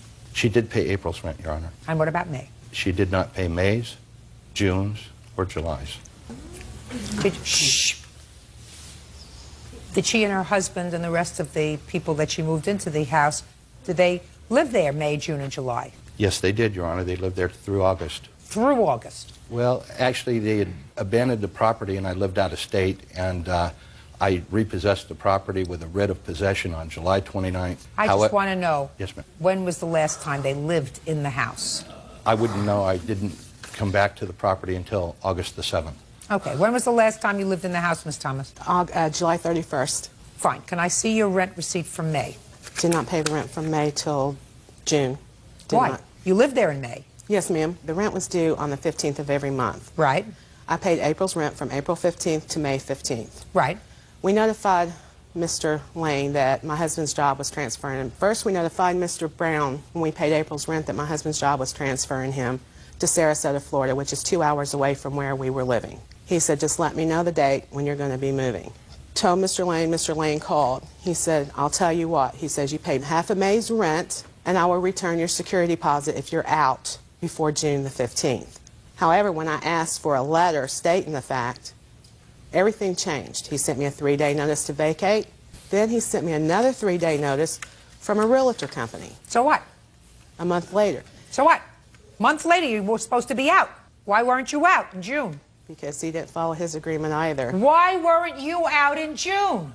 Because our house wasn't ready that we were moving to. And then why didn't you pay rent? We told him we were moving, and he said that... Just a second, I don't understand something. Just a minute. Miss Thomas, if what you're telling me is that you moved and that's why you didn't pay rent, that's fine. What you're telling me now is that you told him you were moving, but you didn't move because your house wasn't ready and you didn't pay rent. Just a second. Okay. Let's get to objective facts. Okay. Miss Thomas. Okay. Who is this? This is my daughter, Heather. All right. Is she a witness? Yes, she is. Fine. Then, unfortunately, she has to stay here. That's fine. If you live in an apartment or a house that doesn't belong to you, pursuant to a lease, if you live there, you have to pay rent. I agree. I don't want to hear any baloney about why you didn't pay rent. I never said I didn't know it. I owe him for May and June. Oh, well, that's not what you're saying here. I have it. Just a second. I don't see in here that that's what you say, that you own for May and June. Let me see. In June, we could no longer afford the premises. That's what you wrote in your answer. That's what you swore to. And also, we found out that my husband was being transferred in the latter part of July. Yes, ma'am. What does that have to do with May and... Stop playing with your papers. So that has nothing to do with May and June's rent. I agree. I mean, we owe May. We owe May and June. Let's move on. We informed the plaintiff that we would be moving, and Mr. Lane was not very happy. He said that if we paid half of May's rent, he would refund our deposit when we moved. However, the money we had given him when we moved in was enough to cover up our rent until July, so we weren't going to pay him anymore. You got a whole bunch of excuses here, and you can't seem to keep your story straight. You lived there in May, you lived there in June, you lived there in July, and you didn't pay rent. Nowhere in your answer do you say, well, I do owe him for May and June. I've always said I owed him, even in the court doc. Would you do me a favor, please, Bird? Would you show this answer, this sworn answer that she signed to her, and ask her, maybe I missed it, you know, I don't know how I scored in reading. Show me in your answer where you say you acknowledge that you owe him for 2 months' rent. I never acknowledged that I owed him for 2 months' rent. Until now. Oh, fine. Fine, then we get it now. Now you owe him for 2 months' rent. Well, I also acknowledged when we went to Brevard County Courthouse that I owed him for 2 months' rent. Just a second. I'm not talking about any place else that you went when he tried to get you evicted. I'm talking about small claims court, which is where you are. So you forgot to put that down in your answer that you owe him for 2 months' rent. Okay. Is that right? You forgot. Yes, fine. You owe him for 2 months' rent. Yes, so your rent was $1,250 times 2 is $2,500. So that you owe him. That you acknowledge you owe him. Yes, is that right? Yes, ma'am. All right. Judge Judy continues in a moment. You've got to pay your bills, madam. If you don't pay your bills, bad things happen. They turn off your lights, they turn off your water, they turn off your electricity. That's what happens when you don't pay your bills. Real cases, real people. Judge Judy. Larry Lane says ex-tenant Kay Thomas owes for 3 months' rent. Larry says Kay is a squatter. Now, when did you start eviction proceedings against her? I attempted to start eviction proceedings in May. So you already knew that this was a lost cause with these people? I didn't believe it was a lost cause, Your Honor. Well, then why would you choose to evict them? I put a 3-day notice on her door precautionarily. Sir, they owe you $2,500 for the 2 months' rent. What about July, Your Honor? Shh. Just a minute. Okay. Now, did you get first month's rent and last month's rent? I did, Your Honor. Just a second. Listen to me. The last month's rent would have been July. Is that right, Mr. Lane? Yes, ma'am. What about the security deposit? Well, Your Honor, there was extensive damage to my home and legal fees. How much were your legal fees? $691. Okay. And what kind of damage was done to the home? Well, Your Honor, the screens on all windows were damaged. All the blinds were damaged. Do you have any photographs? Yes, I do, Your Honor. I'd like to see them, please.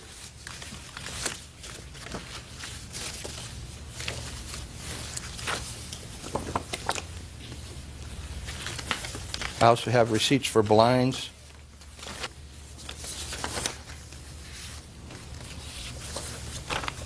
How did these windows get broken? Can I see those pictures? I haven't seen them. Sure. Thank you.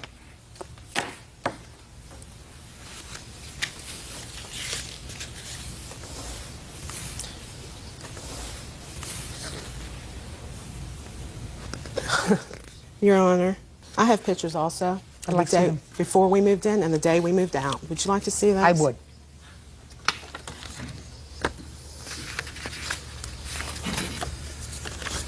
These are the 2 screens that he's claiming on the kitchen. That's the 31st. You can see that those are not broke.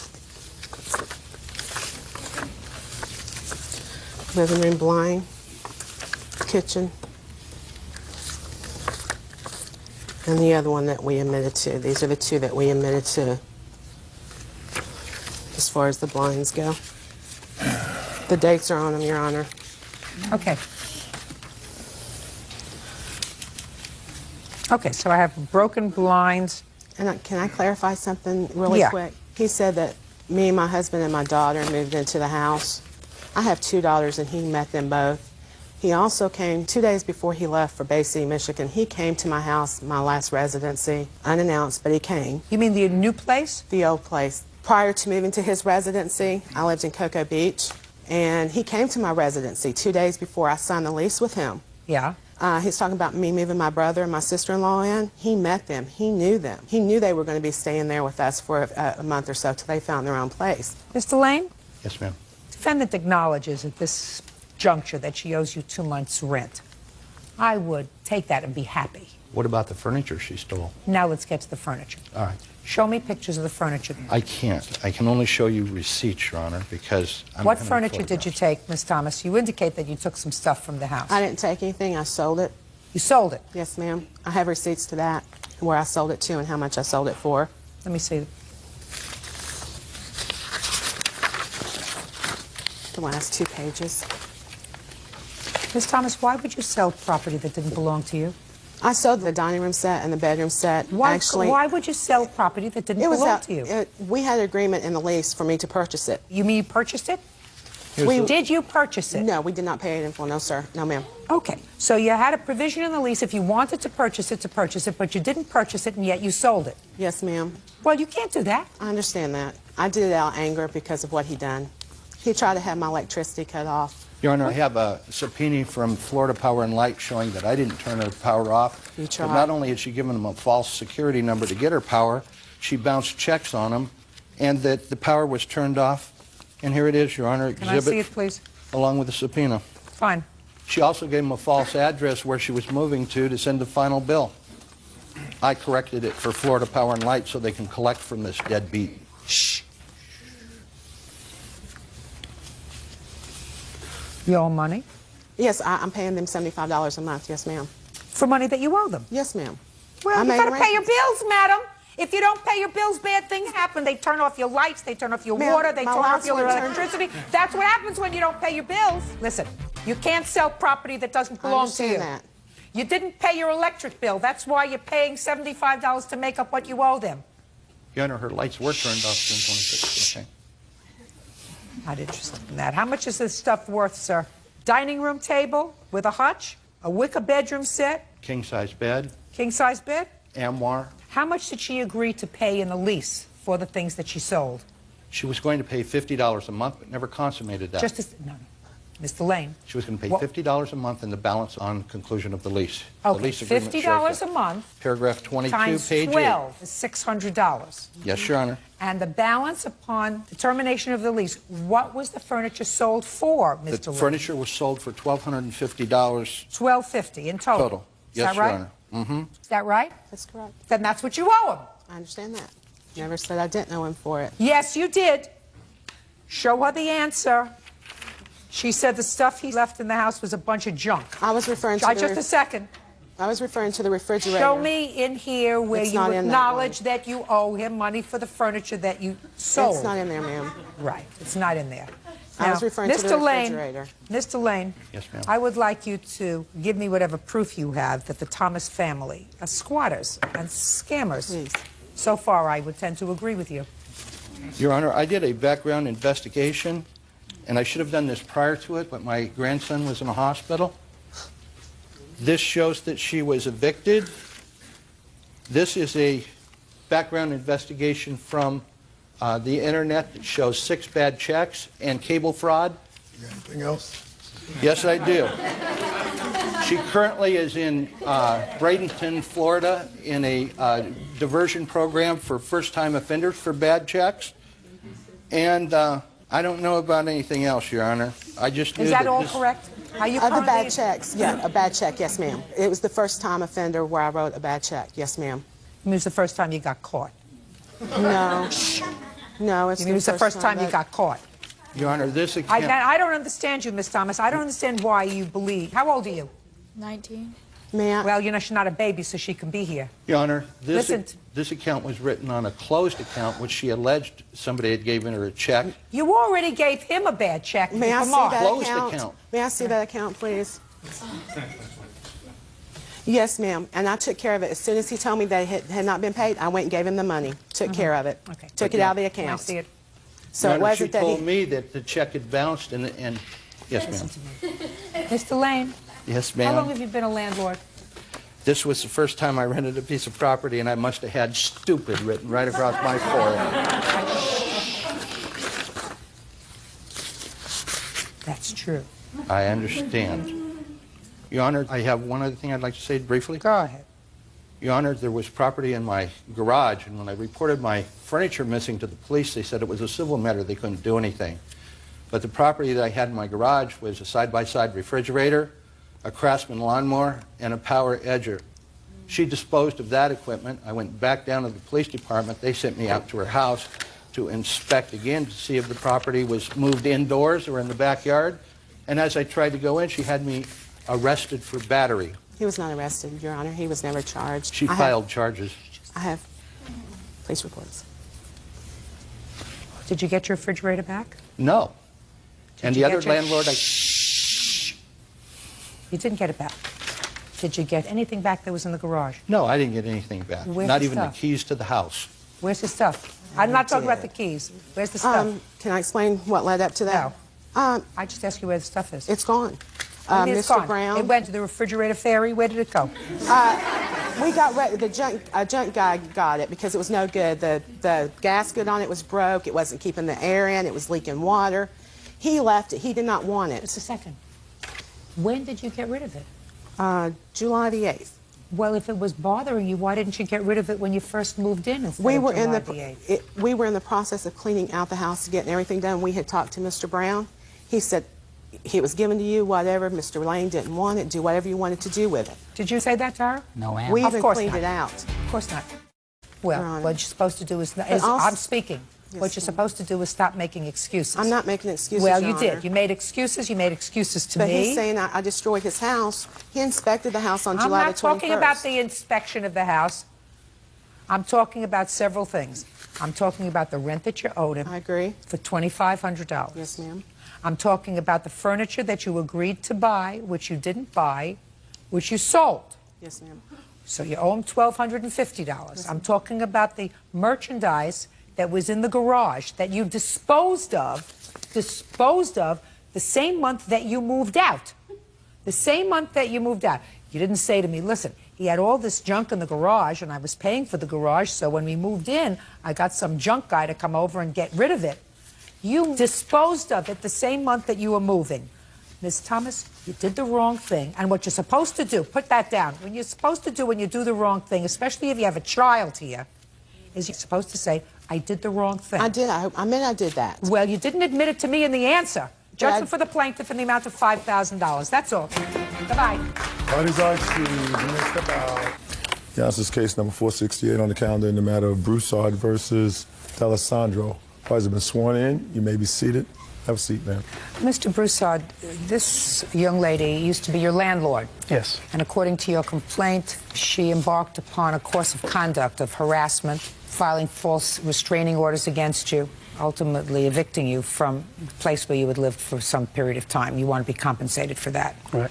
And Ms. D'Alessandro said everything that she said was in her applications were true, and you were a terrible tenant.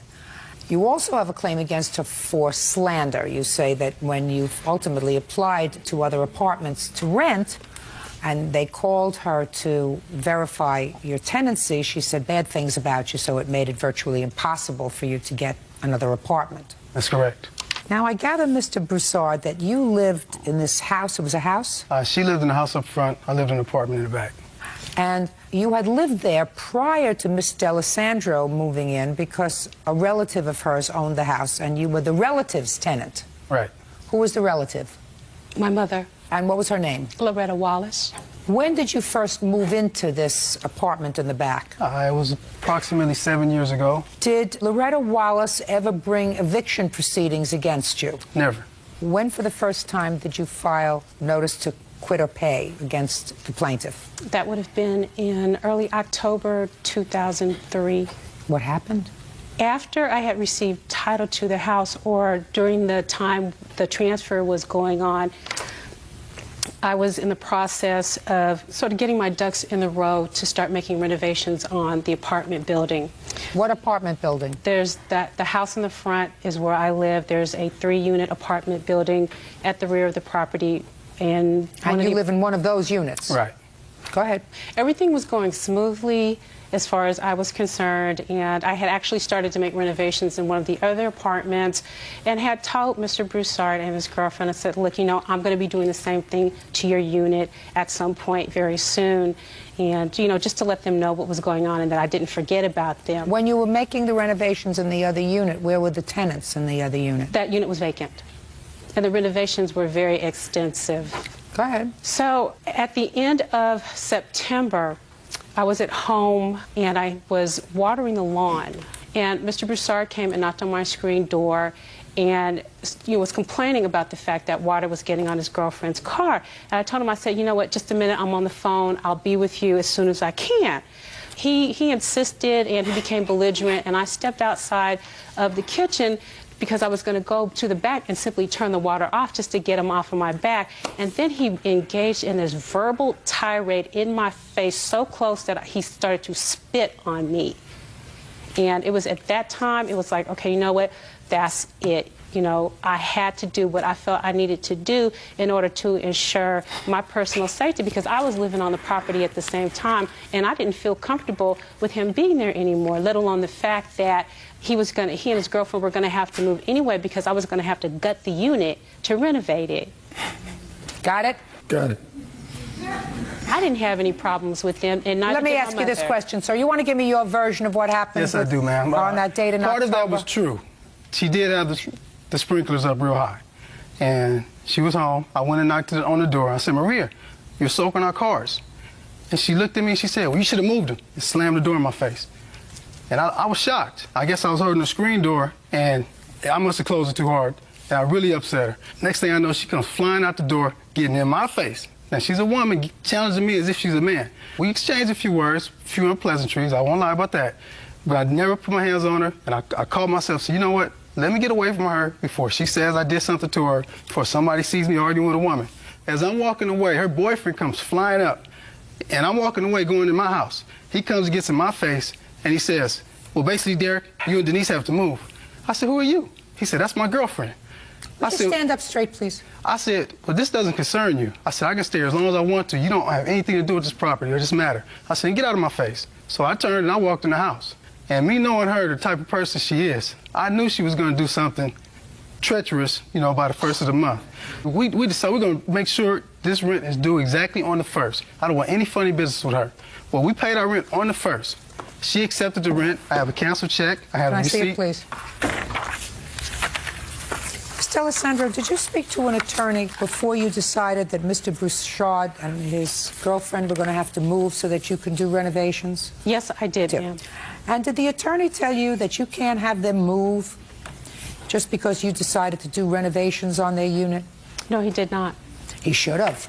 Well, and that He should have. Ma'am, that was not the reason why I proceeded with the eviction proceedings against Mr. Broussard. Just no, a second. it was not. Oh, yeah, it was. No, it was not. The coincidence of you renovating one apartment and then saying to me a moment ago, and he was going to have to move anyway because I was going to totally gut his apartment. Oh, no, he wasn't. I'm sorry, ma'am. Oh, but that no, was he not wasn't. the reason why I filed for eviction against him. That's It was the not. exact reason, because that's what the lawyer probably told you. No, he did not There has tell to me be a that. reason for you. Ms. D'Alessandro, I want to tell you something. You think you're smarter than I am? I do you not, are ma'am. not. You are not. And I've been a judge for a very long time, and things usually happen in a rhythm. And let me explain the rhythm to you that is factual. Fact is, he lived there since 1997. Fact is, between 1997 and 2003, neither you nor your mother before you had occasion to file any kind of charges against Mr. Broussard or his girlfriend. Fact. The same month, according to you, that the title passed to you in the house, you decided to get your ducks in the water and remodel the unit behind the house. And according to you, he came and got in your face on that day, and you decided you had to do something to get him out because he was going to, according to you, quote, a moment ago, he was going to have to move anyway because I was going to gut the apartment. That's what you just told me. Those are the objective facts. And what you would have me believe is that all of a sudden this man who had been a reasonable tenant for 7 years became a psychopath. Judge Judy continues in a moment. You just said to me the reason I gave him the notice to leave was because I felt unsafe. Well, what is it? Rent or unsafe? Think hard. Think hard. Rent, unsafe. And later today, I was pushed to the ground like this. I felt feet kicking my head and my neck. And when the cops arrived, what happened, sir? They cuffed me for drinking and being underage. He was drunk. real cases, real people. Judge Judy. Derek Broussard says former landlord Maria D'Alessandro had him falsely arrested for violating a restraining order. Derek also says after he moved out, Maria slandered him to potential landlords. On October 1st, he gave you a check dated September 30th. Yes. I have a receipt for it. Yes, Did you ma'am. file a notice to quit because he had not paid rent? No, I was advised to file the 3-day as well as the 60-day based on the fact that Mr. Broussard was habitually late in paying his rent over a period of time. Just a second. So what you're telling me is that you filed a notice for him to vacate the premises, not because he was late in October, because he wasn't late in October because he paid you the rent on time. Right. But because it started to bother you that before that he hadn't paid his rent. It didn't bother me. It didn't bother me, and it didn't didn't bother my mother. So what did you file a complaint for? I filed the complaint because I felt unsafe with Mr. Broussard being there after he verbally attacked me. Then what I'm saying to you is, you're not following me, madam. What I said was, he didn't bother anybody before, didn't bother your mother before, didn't bother you before. When he started to bother you was in October when you decided to make renovations on the apartment. Those are the objective facts. I did not make the decision in October, ma'am. I had started the work on the unit earlier in that summer, approximately June or July. On his unit? No, because they were still in it. I couldn't do it.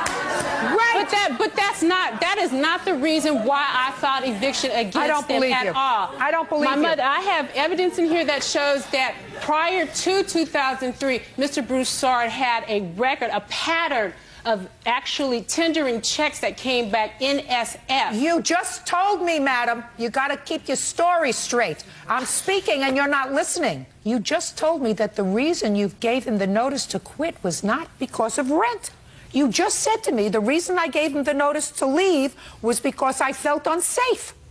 Well, what is it? Rent or unsafe? Think hard. Think hard. Rent, unsafe. The rent was not the rent was not the issue. Okay, now the rent was not the issue. Is that, I'm speaking, the rent was not the issue. Can I see your notice to leave? Do you have it? It's in there. And here's the... Just a minute. Shh.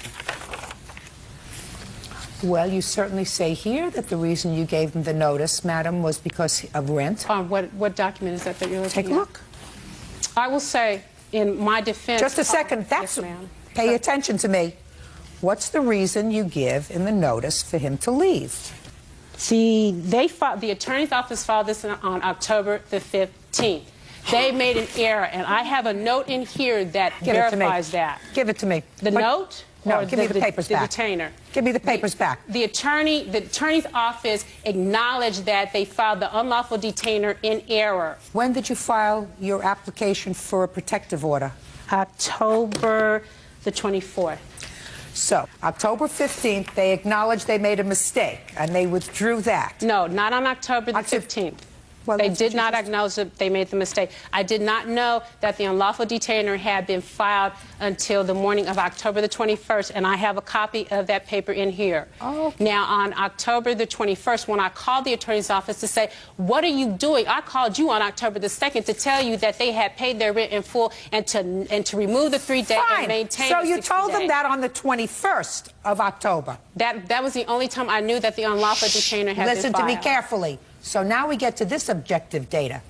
The objective fact is that on the 21st, because you knew that you couldn't get them out because they had in fact paid their rent, right? That's not... 3 days later, you filed a protection order against them. Now let me see the allegations on which you based the protective order. Let me see it. Restraining order. Is that what you're asking? I want to see the underlying allegations where she filed for a protective order. Underlying allegations. Can I see it, please? Description of the conduct. October 2nd, defendant observed plaintiff banging loudly on her back door. Garbage left in the area surrounding plaintiff's residence, and the defendant observed burning rubber in the driveway. October 3rd, he called you a name. October 17th, broken beer bottles left in front of her garage. So all of these things happened, and you filed this 3 days after you told the lawyer you better withdraw that because he paid his rent. That's because I was hoping he was just going to leave me alone. Madam, you are full of baloney. No, ma'am, I am not. I believe that the reason you got him out and the reason you filed for a violation is because there was no other way to get him out. He had been a tenant. He'd been a tenant for 7 years. You wanted to renovate those 3 apartments, and the only way to get him out was to have him arrested, which is what you did. Judgment for the plaintiff, and the amount requested $5,000. That's not the reason why. Congratulations, you got your money. Thank you, Judge Judy. Good, you got you some money now.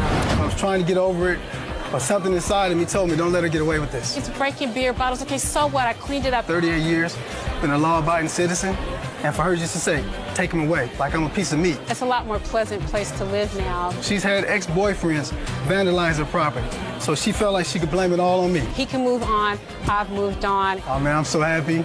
I love Judge Judy. And now the next case. All parties in the matter of Harris versus Moore. Step forward, please. James and Beverly Harris are suing business owner Ruth Moore for the cost of their wedding china. The Harrises claim workers from Ruth's catering company damaged several of their pieces. Mr. and Mrs. Harris, according to what I read, you were having a dinner for approximately 20 or 25 people, is that right? Yes. And you hired the defendant's firm to provide 2 servers for the dinner. It is your claim that someone from the defendant's organization damaged some serving pieces of yours, and you found one piece, I assume one of those little pieces over there, was those little pieces of glass, in the garbage, thrown away, broken. You want them to pay you $2,321.96. Ms. Moore, how much did the Harrises pay you for the service that you provided? The Harrises paid the servers directly because they're independent contractors. And how much did they pay them? I don't have it in my head. How much did they pay you? $110 a piece, plus a gratuity of $25 each. Have you ever had people serving for you before? Yes. From where? My 3 daughters. Not your 3 daughters. I'm talking about independent people. Not on the scale that this party was. I've had my housekeeper help. Okay. Now, let me see the pieces that you say were damaged. This is one of the pieces, which is a Dawn water pitcher that is chipped in the front.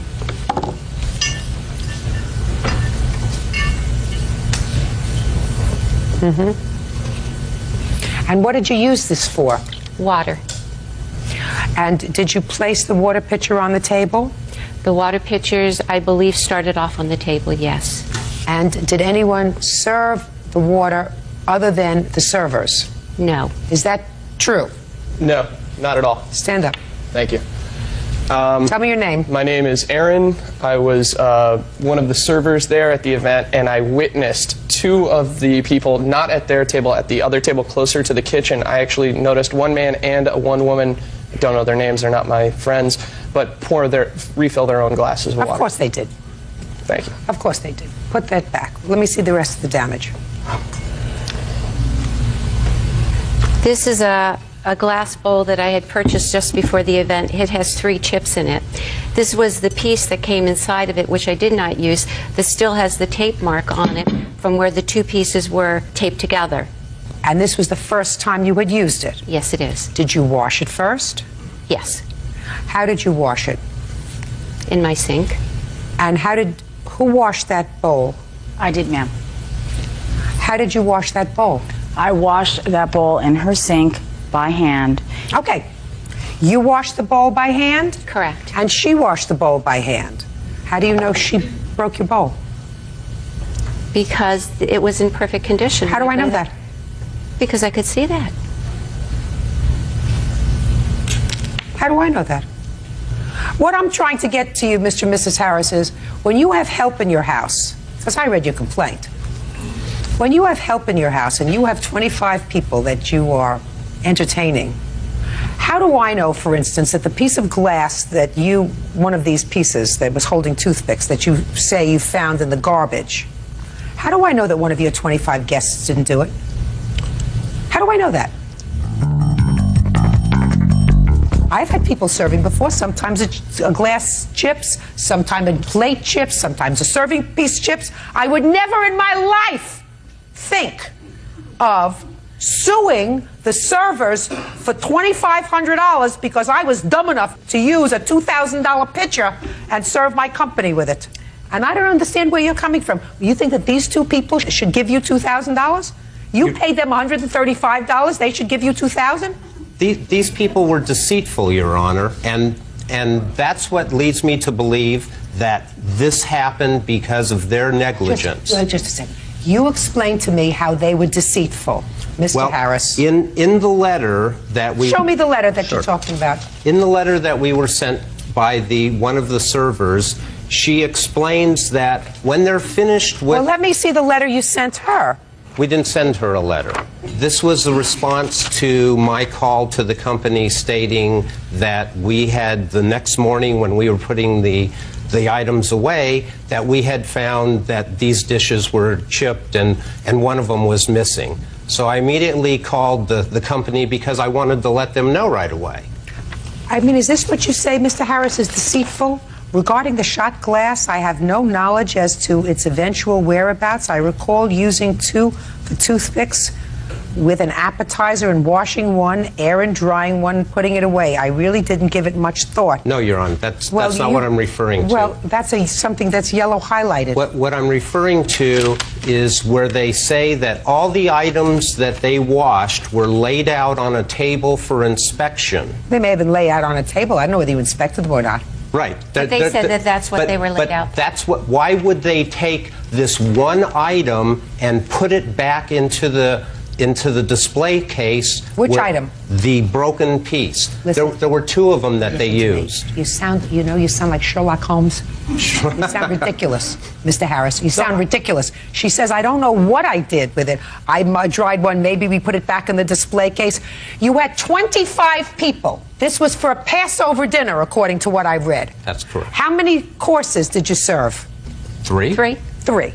So that's a minimum of 75 dishes. So you had at least 100 pieces, one time or another, coming, going, being washed, put down, reused, and whatever. You want them to remember what they did with a little shot glass like that? What, are you out of your minds? Listen, grow up. Grow up. You had company, something got broken. You're 2 nice people who did a very stupid thing by suing them because it's the most ridiculous thing I ever heard. Your It's Honor. nobody's fault but yours. If you choose to use a $2,000 down pitcher to serve 25 people and it gets chipped, that's your problem. Don't visit it on them. Don't visit it on me. Don't visit it on Bird. And if your daughters do a better job, then अस्सलाम वालेकुम students, कैसे हैं आप सब। उम्मीद करता हूँ सब खैरियत से होंगे और दुआ करता हूँ कि अल्लाह ताला आप सबको कामयाब करे दुनिया और आखिरत दोनों। तो आज हमारी पिक्सल लैब की पहली क्लास है, यानी कि हमारे थंबनेल कोर्स की पहली क्लास है। ये 8 से 10 क्लासेस होंगी और पहले 3 क्लासेस के बाद मैं देखूंगा कि कितने लोग सीरियस हैं। अगर जो सीरियस होंगे उनको अलग कर दूंगा, जो नॉन सीरियस होंगे उनको निकाल दूंगा ग्रुप से, ठीक है। देखिए हमने टाइम निकाल के काम मतलब थोड़ा सा देना होता है और मतलब क्लासेस बनानी होती हैं, और आप रिस्पांस ना दें, बस कोर्स के अंदर आ जाएं, तो इसका कुछ ये मतलब नहीं है कि आप बिल्कुल दूसरों का भी टाइम ज़ाया करें। तो मेरी बातों का बुरा मत मनाइएगा, क्योंकि हमेशा जो है ना टाइम को कीमती बनाएं, अपना भी दूसरों का भी, ठीक है। तो जब खुद के साथ सीरियस होंगे तो ही बात बनेगी। आज हम खुद के साथ सीरियस नहीं हैं, मीन कि हमारा टाइम ज़ाया हो रहा है, स्क्रॉलिंग हो रही है, ये हो रहा है, वो हो रहा है, और यूं ही डिफरेंट कोर्सेज़ के अंदर जाते हैं, काम नहीं करते, बट फ़ायदा नहीं होता। तो इससे बेहतर है कि हम एक चीज़ को पकड़ें और उसको ही प्रो लेवल का सीखें, ठीक है। मेन चीज़ मेरा काम एडिटिंग का है, पहले भी मैं बता चुका हूँ शायद कि मैं एडिटिंग का ही काम करता हूँ, वीडियो एडिटिंग का। तो ये स्टूडेंट्स थे जिन्होंने कहा था कि कोर्स करवाएं, तो मैं ये कोर्स करवा रहा हूँ। तो इसलिए रिस्पांस अच्छा होगा तो मेरा उससे ज़्यादा अच्छा रिस्पांस होगा। अगर आपका रिस्पांस अच्छा नहीं होगा तो मैं बिल्कुल क्लोज़ कर दूँगा, ठीक है। तो चलते हैं क्लास की तरफ। आज हम सिर्फ पिक्सल ऐप का बेसिक जानेंगे कि बहुत सारे स्टूडेंट्स जिनको बेसिक आता है और कुछ लोगों को बेसिक भी नहीं पता, आइडिया ही नहीं है पिक्सल ऐप का, और कुछ लोग जो हैं वो प्रो लेवल का जानते हैं शायद, ठीक है। तो मैं भी सीखने वाला हूँ। मैं कोई ये नहीं कहता कि मैं थंबनेल डिज़ाइनर हूँ, ग्राफिक डिज़ाइनर हूँ, मैं सीख रहा हूँ, और मेरा एडिटिंग के अंदर ही सीखना ज़्यादा है, ग्राफिक के अंदर नहीं है। पहले स्टार्टिंग में सीखा था, तो कुछ स्टूडेंट्स थे कि आप बेसिक कुछ करवा दें जितना आता है। तो मेरी कोशिश ये है कि जितना मुझसे हो सकता है मैं कोशिश करूँगा कि आपको सिखा सकूँ। तो पिक्सल ऐप का कुछ यूँ फेस होगा जब आप ओपन करेंगे। तो आपने एक है पिक्सल ऐप प्लस और एक है पिक्सल ऐप जो होता है आपको ऐप स्टोर से मिलता है। उसके ऊपर मेन चीज़ ये है कि उसके अंदर फ़ॉन्ट्स बहुत कम होते हैं, और मेन दूसरी चीज़ कि उसके ऊपर ऐड आते हैं। इसके ऊपर ऐड नहीं आते, आप इसको आसानी से यूज़ कर सकते हैं।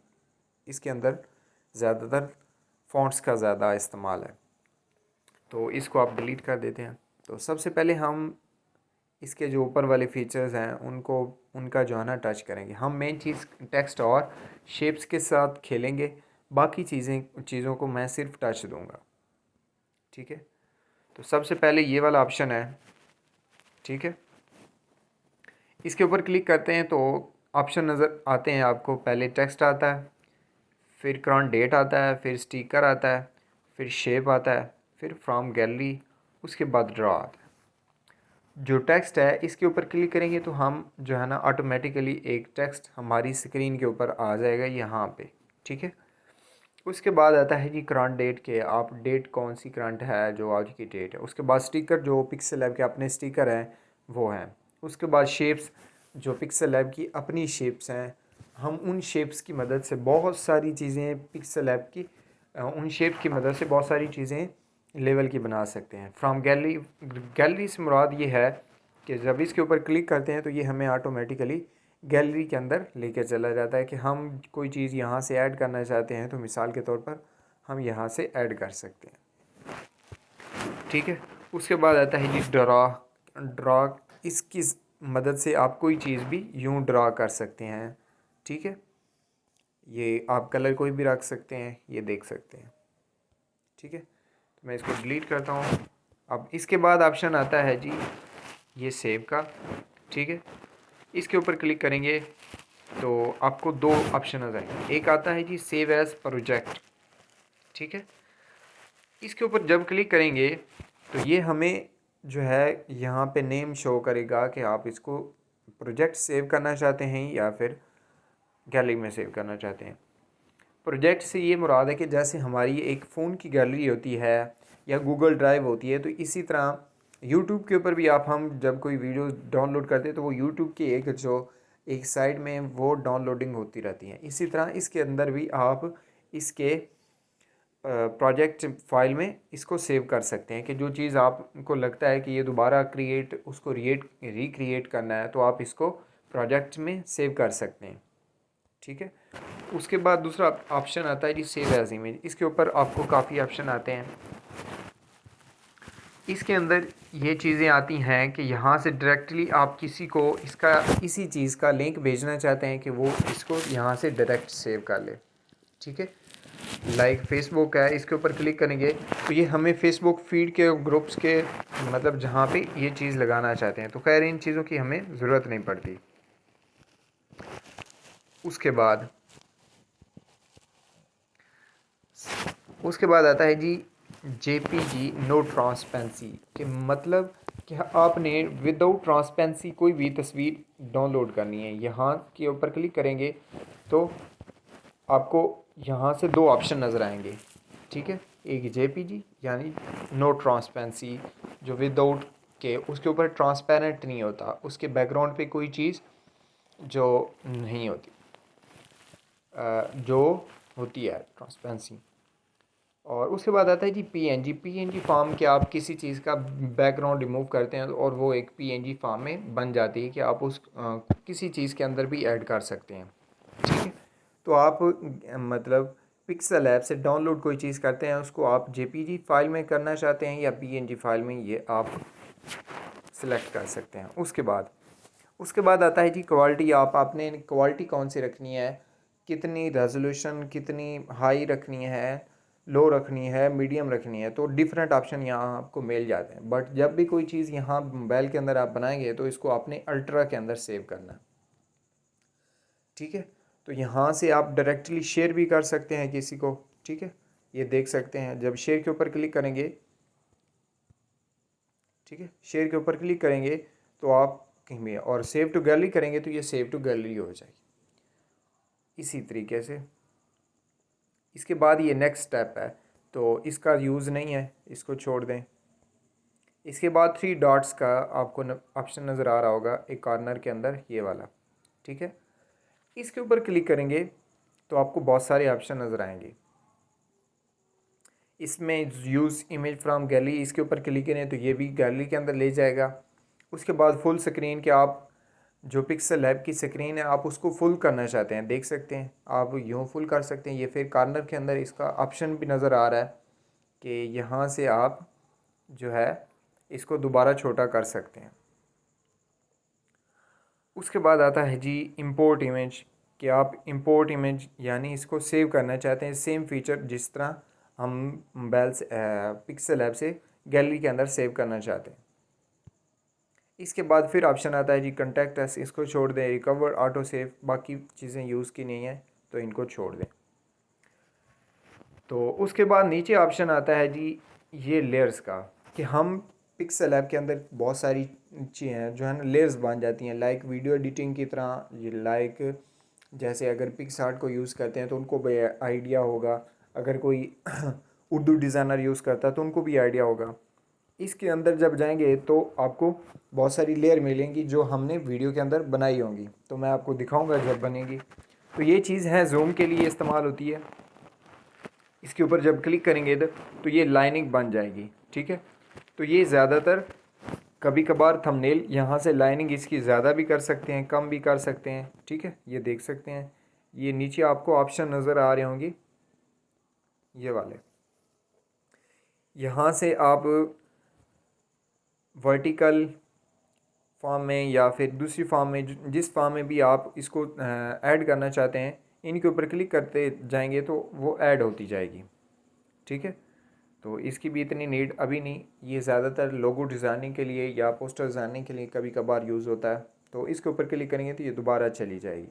अब इसके बाद नेक्स्ट ऑप्शन आता है जी ये, ठीक है। इसके ऊपर जब क्लिक करेंगे तो ये आप इस स्क्रीन को जूम दोनों हाथों की मदद से कर सकते हैं, ठीक है। दोनों अंगूठों की मदद से, यानी कि पकड़ के यूँ पकड़कर आप इसको छोटा बड़ा कर सकते हैं, ठीक है। तो इसके ऊपर क्लिक करेंगे तो दोबारा वापस चलेगा। इसके बाद आता है जी बाद एरो मीन के अगर कोई चीज़ आपने डिलीट की है तो आप उसको वापस लाना चाहते हैं तो आप एरो की मदद से, गलती से कोई चीज़ रिमूव हो जाती है पिक्सल ऐप से तो आप इसके ज़रिए से वापस ला सकते हैं। तो इसके बाद ऊपर वाले सारे फीचर्स क्लियर हो गए। अच्छा, मेन चीज़ कि अगर कोई चीज़ डिलीट करनी है तो डिलीट करने के लिए यही ऑप्शन आपको नज़र आ रहा होगा, आप इसके ऊपर क्लिक करेंगे तो ये डिलीट हो जाएगी। देखते हैं, इसके ऊपर क्लिक करूँगा तो ये ऑप्शन नज़र आएगा आपको, डिलीट द सिलेक्टेड ऑब्जेक्ट। इसके ऊपर क्लिक करेंगे तो ये डिलीट हो जाएगा जी। उसके बाद नीचे फीचर्स आ जाते हैं ठीक है, एक ये माई प्रोजेक्ट्स है। उसके बाद ये मेन फीचर्स जो हैं इस पिक्सल लैब के वो ये हैं नीचे वाले, 1 2 3 4। ये ज़्यादातर 3 यूज़ होते हैं, दूसरे नहीं यूज़ होते। तो माई प्रोजेक्ट्स क्या है कि जो हमने पहली चीज़ें सेव की होती हैं।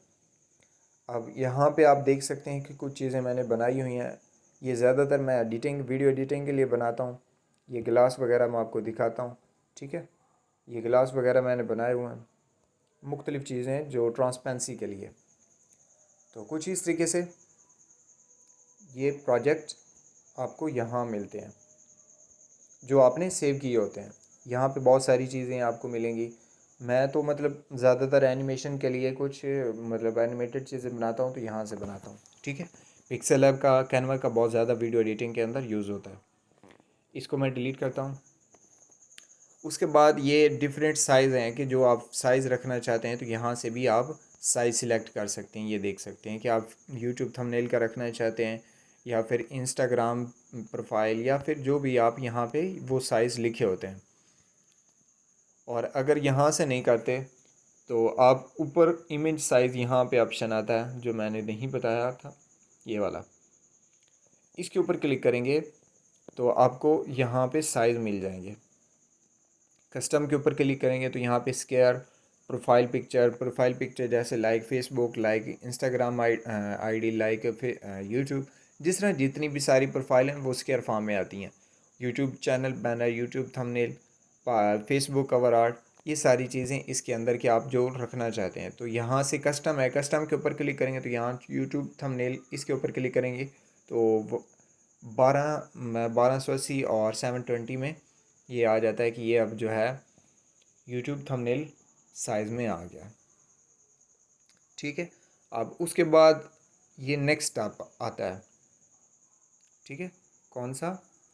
ये जो ऑप्शन है नेक्स्ट, इसके ऊपर क्लिक करेंगे तो ये दो ऑप्शन आते हैं, एक कोट्स है और एक है टेक्स्ट।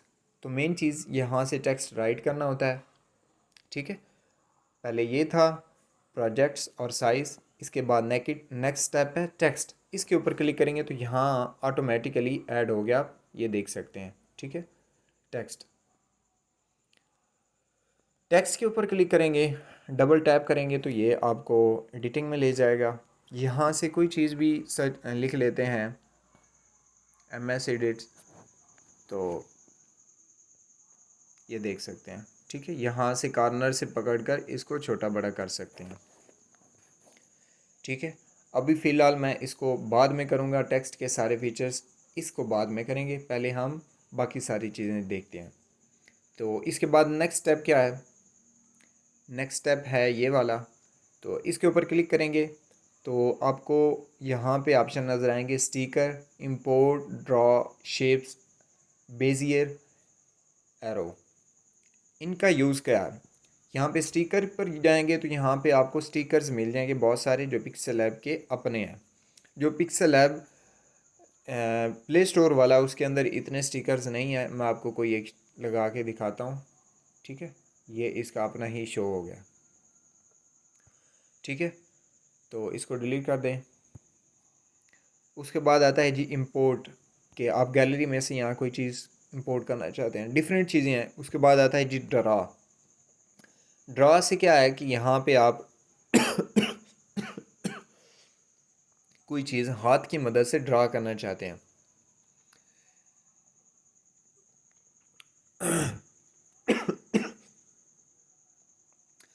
उसका ये है एरो, कि अगर आपसे कोई गलती हो जाती है तो आप इस एरो की मदद से रिपेड कर सकते हैं। ये चीज़ अलग है, इसका भी यूज़ नहीं होता।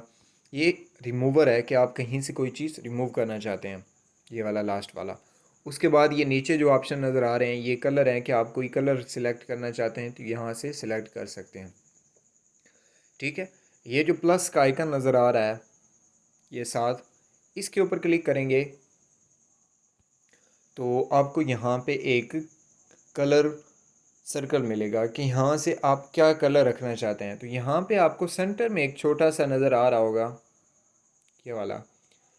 इसके ऊपर क्लिक करेंगे तो आप इसको जहाँ पे ले जाएंगे तो वो कलर नीचे शो होगा यहाँ पे, ठीक है। इस जगह पे चेंजिंग होती रहेंगी कलर्स की। तो यहाँ से आप कोई एक चीज़ कलर भी सिलेक्ट कर सकते हैं कि आपको लगता है कि ये कलर मैंने रखना है जो वहाँ पे नहीं बना हुआ, तो यहाँ पे आप मैन्युअली बना सकते हैं। जिस जगह पे रखना चाहें ये ऑटोमेटिकली यहाँ पे बन सकता है, ठीक है। ये देख सकते हैं कि आप मतलब गहरा ग्रीन रखना चाहते हैं, लाइट ग्रीन रखना चाहते हैं, लाइट वाइट रखना चाहते हैं, लाइट ग्रीन रखना चाहते हैं, लाइट ब्लू या लाइट येलो, मतलब डिफरेंट आप बना सकते हैं। उसके ऊपर आता है जी पेंसिल। पेंसिल के ऊपर क्लिक करेंगे तो यहाँ पे आप मतलब कलर की कितनी लिमिट रखना चाहते हैं, उसका साइज़ कितना रखना चाहते हैं, तो इसका यूज़ करने की ज़रूरत नहीं पड़ती। उसके बाद 7 ऑप्शन आता है एक छोटा सा लाइक पेंसिल की तरह। इसके ऊपर क्लिक करेंगे तो अगर आपकी वीडियो के अंदर कोई और लगता है कि यहाँ आपसे कलर नहीं बन पा रहा, तो आपकी वीडियो के अंदर मैं आपको दिखाता हूँ कोई एक कलर ऐड करके। मैं जाता हूँ जी गैलरी के अंदर, गैलरी से मैं उठाता हूँ यहाँ पे ये वाला, ठीक है। अब इसके अंदर ये रेड जो ये वाला है, ठीक है। अब मैंने क्या किया था, ड्रा के अंदर गया, ड्रा के अंदर मैंने यहाँ पे एक कलर सिलेक्ट करना है। इसके ऊपर जाता हूँ, किसके ऊपर, इस चीज़ के ऊपर। इसके ऊपर जब गया तो ये 7 आपको 2 ऑप्शन शो हो रहे होंगे। ये एक वाइट है जो हमारी स्क्रीन है, एक साथ जो है वो जो हमने पिक ऐड की वो शो होगी। यहाँ से इसको आप जूम भी कर सकते हैं, ये देख सकते हैं।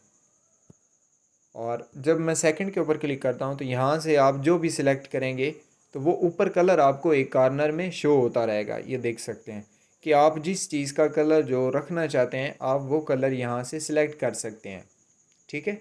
यहाँ पे आपको ऊपर नज़र आ रहा होगा, ठीक है।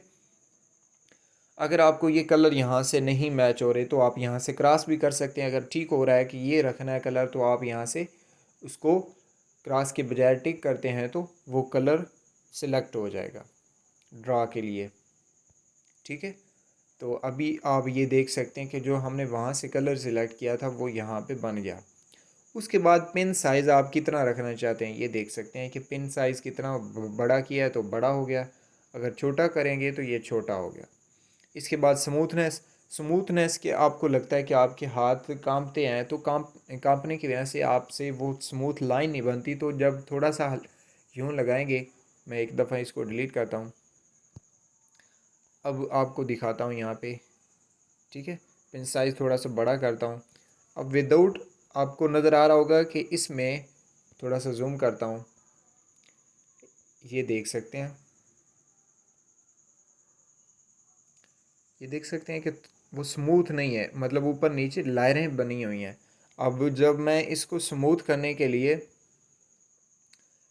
स्मूथ अब जो है अब देखें ज़रा, इसकी लाइन जो है वो बिल्कुल एक स्ट्रेटली स्मूथ टाइप जा रही है। अब इसके अंदर लहरें बन रही हैं और इसके अंदर नहीं, तो ये स्मूथनेस के लिए इस्तेमाल होता है। फिल इनसाइड कि आप फिल इनसाइड के आप कोई बना रहे हैं तो वो उसके अंदर चीज़ की अंदर शेप जो है ना वो फिल हो जाएगी। आप डैश लाइन बनाना चाहते हैं लाइक इस तरह, ठीक है। उसके बाद नियॉन इफ़ेक्ट क्या है कि जैसे ग्लो होता है, ये ग्लो के लिए इस्तेमाल होता है। और इसका ब्लर रेडियस, यानी इसको रेडियस ब्लर रखना चाहते हैं, ठीक है। यहाँ से आप अंडू करके ये देख सकते हैं कि आप इसको ब्लर रखना चाहते हैं या जो भी। ड्रॉ के ऑप्शन के बाद आता है जी शेप, कि आप शेप कौन सी लेना चाहते हैं। मैं ऊपर से एक दफ़ा सबको जूम छोटा कर लेता हूँ, ठीक है।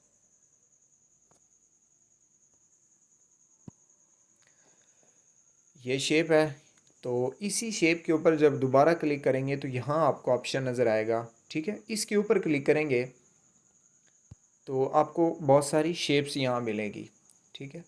ये देख सकते हैं, पहले एक मुरब्बा शक्ल की है, फिर सर्कल है, फिर हाफ सर्कल है, यहाँ फिर एरो है, फिर इसी तरह डिफरेंट आपको यहाँ पे मिल जाएंगी शेप्स।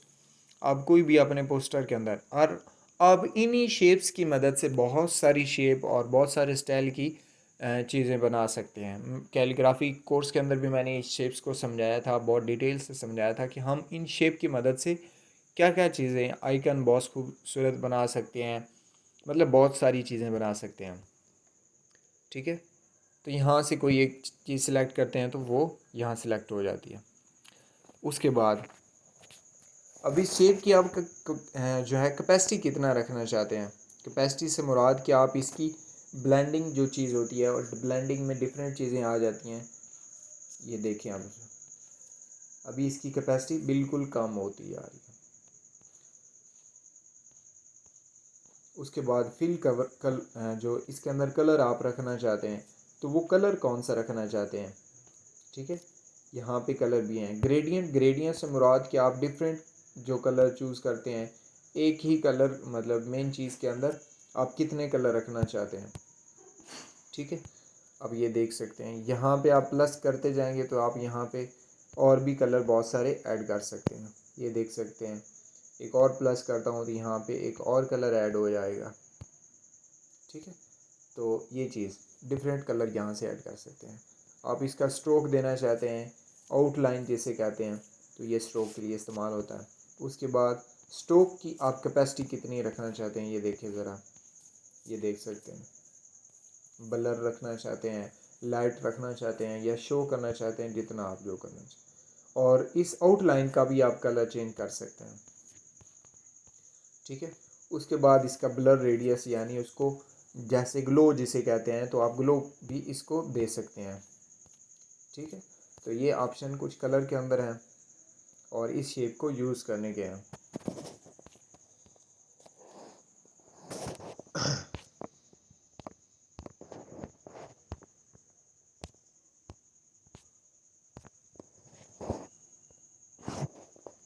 शेप के बाद आता है जी बेजियर। ये बहुत डिटेल है, वैसे मैं इसका आपको टच दे देता हूँ। ये ज़्यादातर लोगोस के लिए इस्तेमाल होता है। ठीक है, तो ये देख सकते हैं। अभी मैं एक दफ़ा दोबारा स्टार्ट करता हूँ।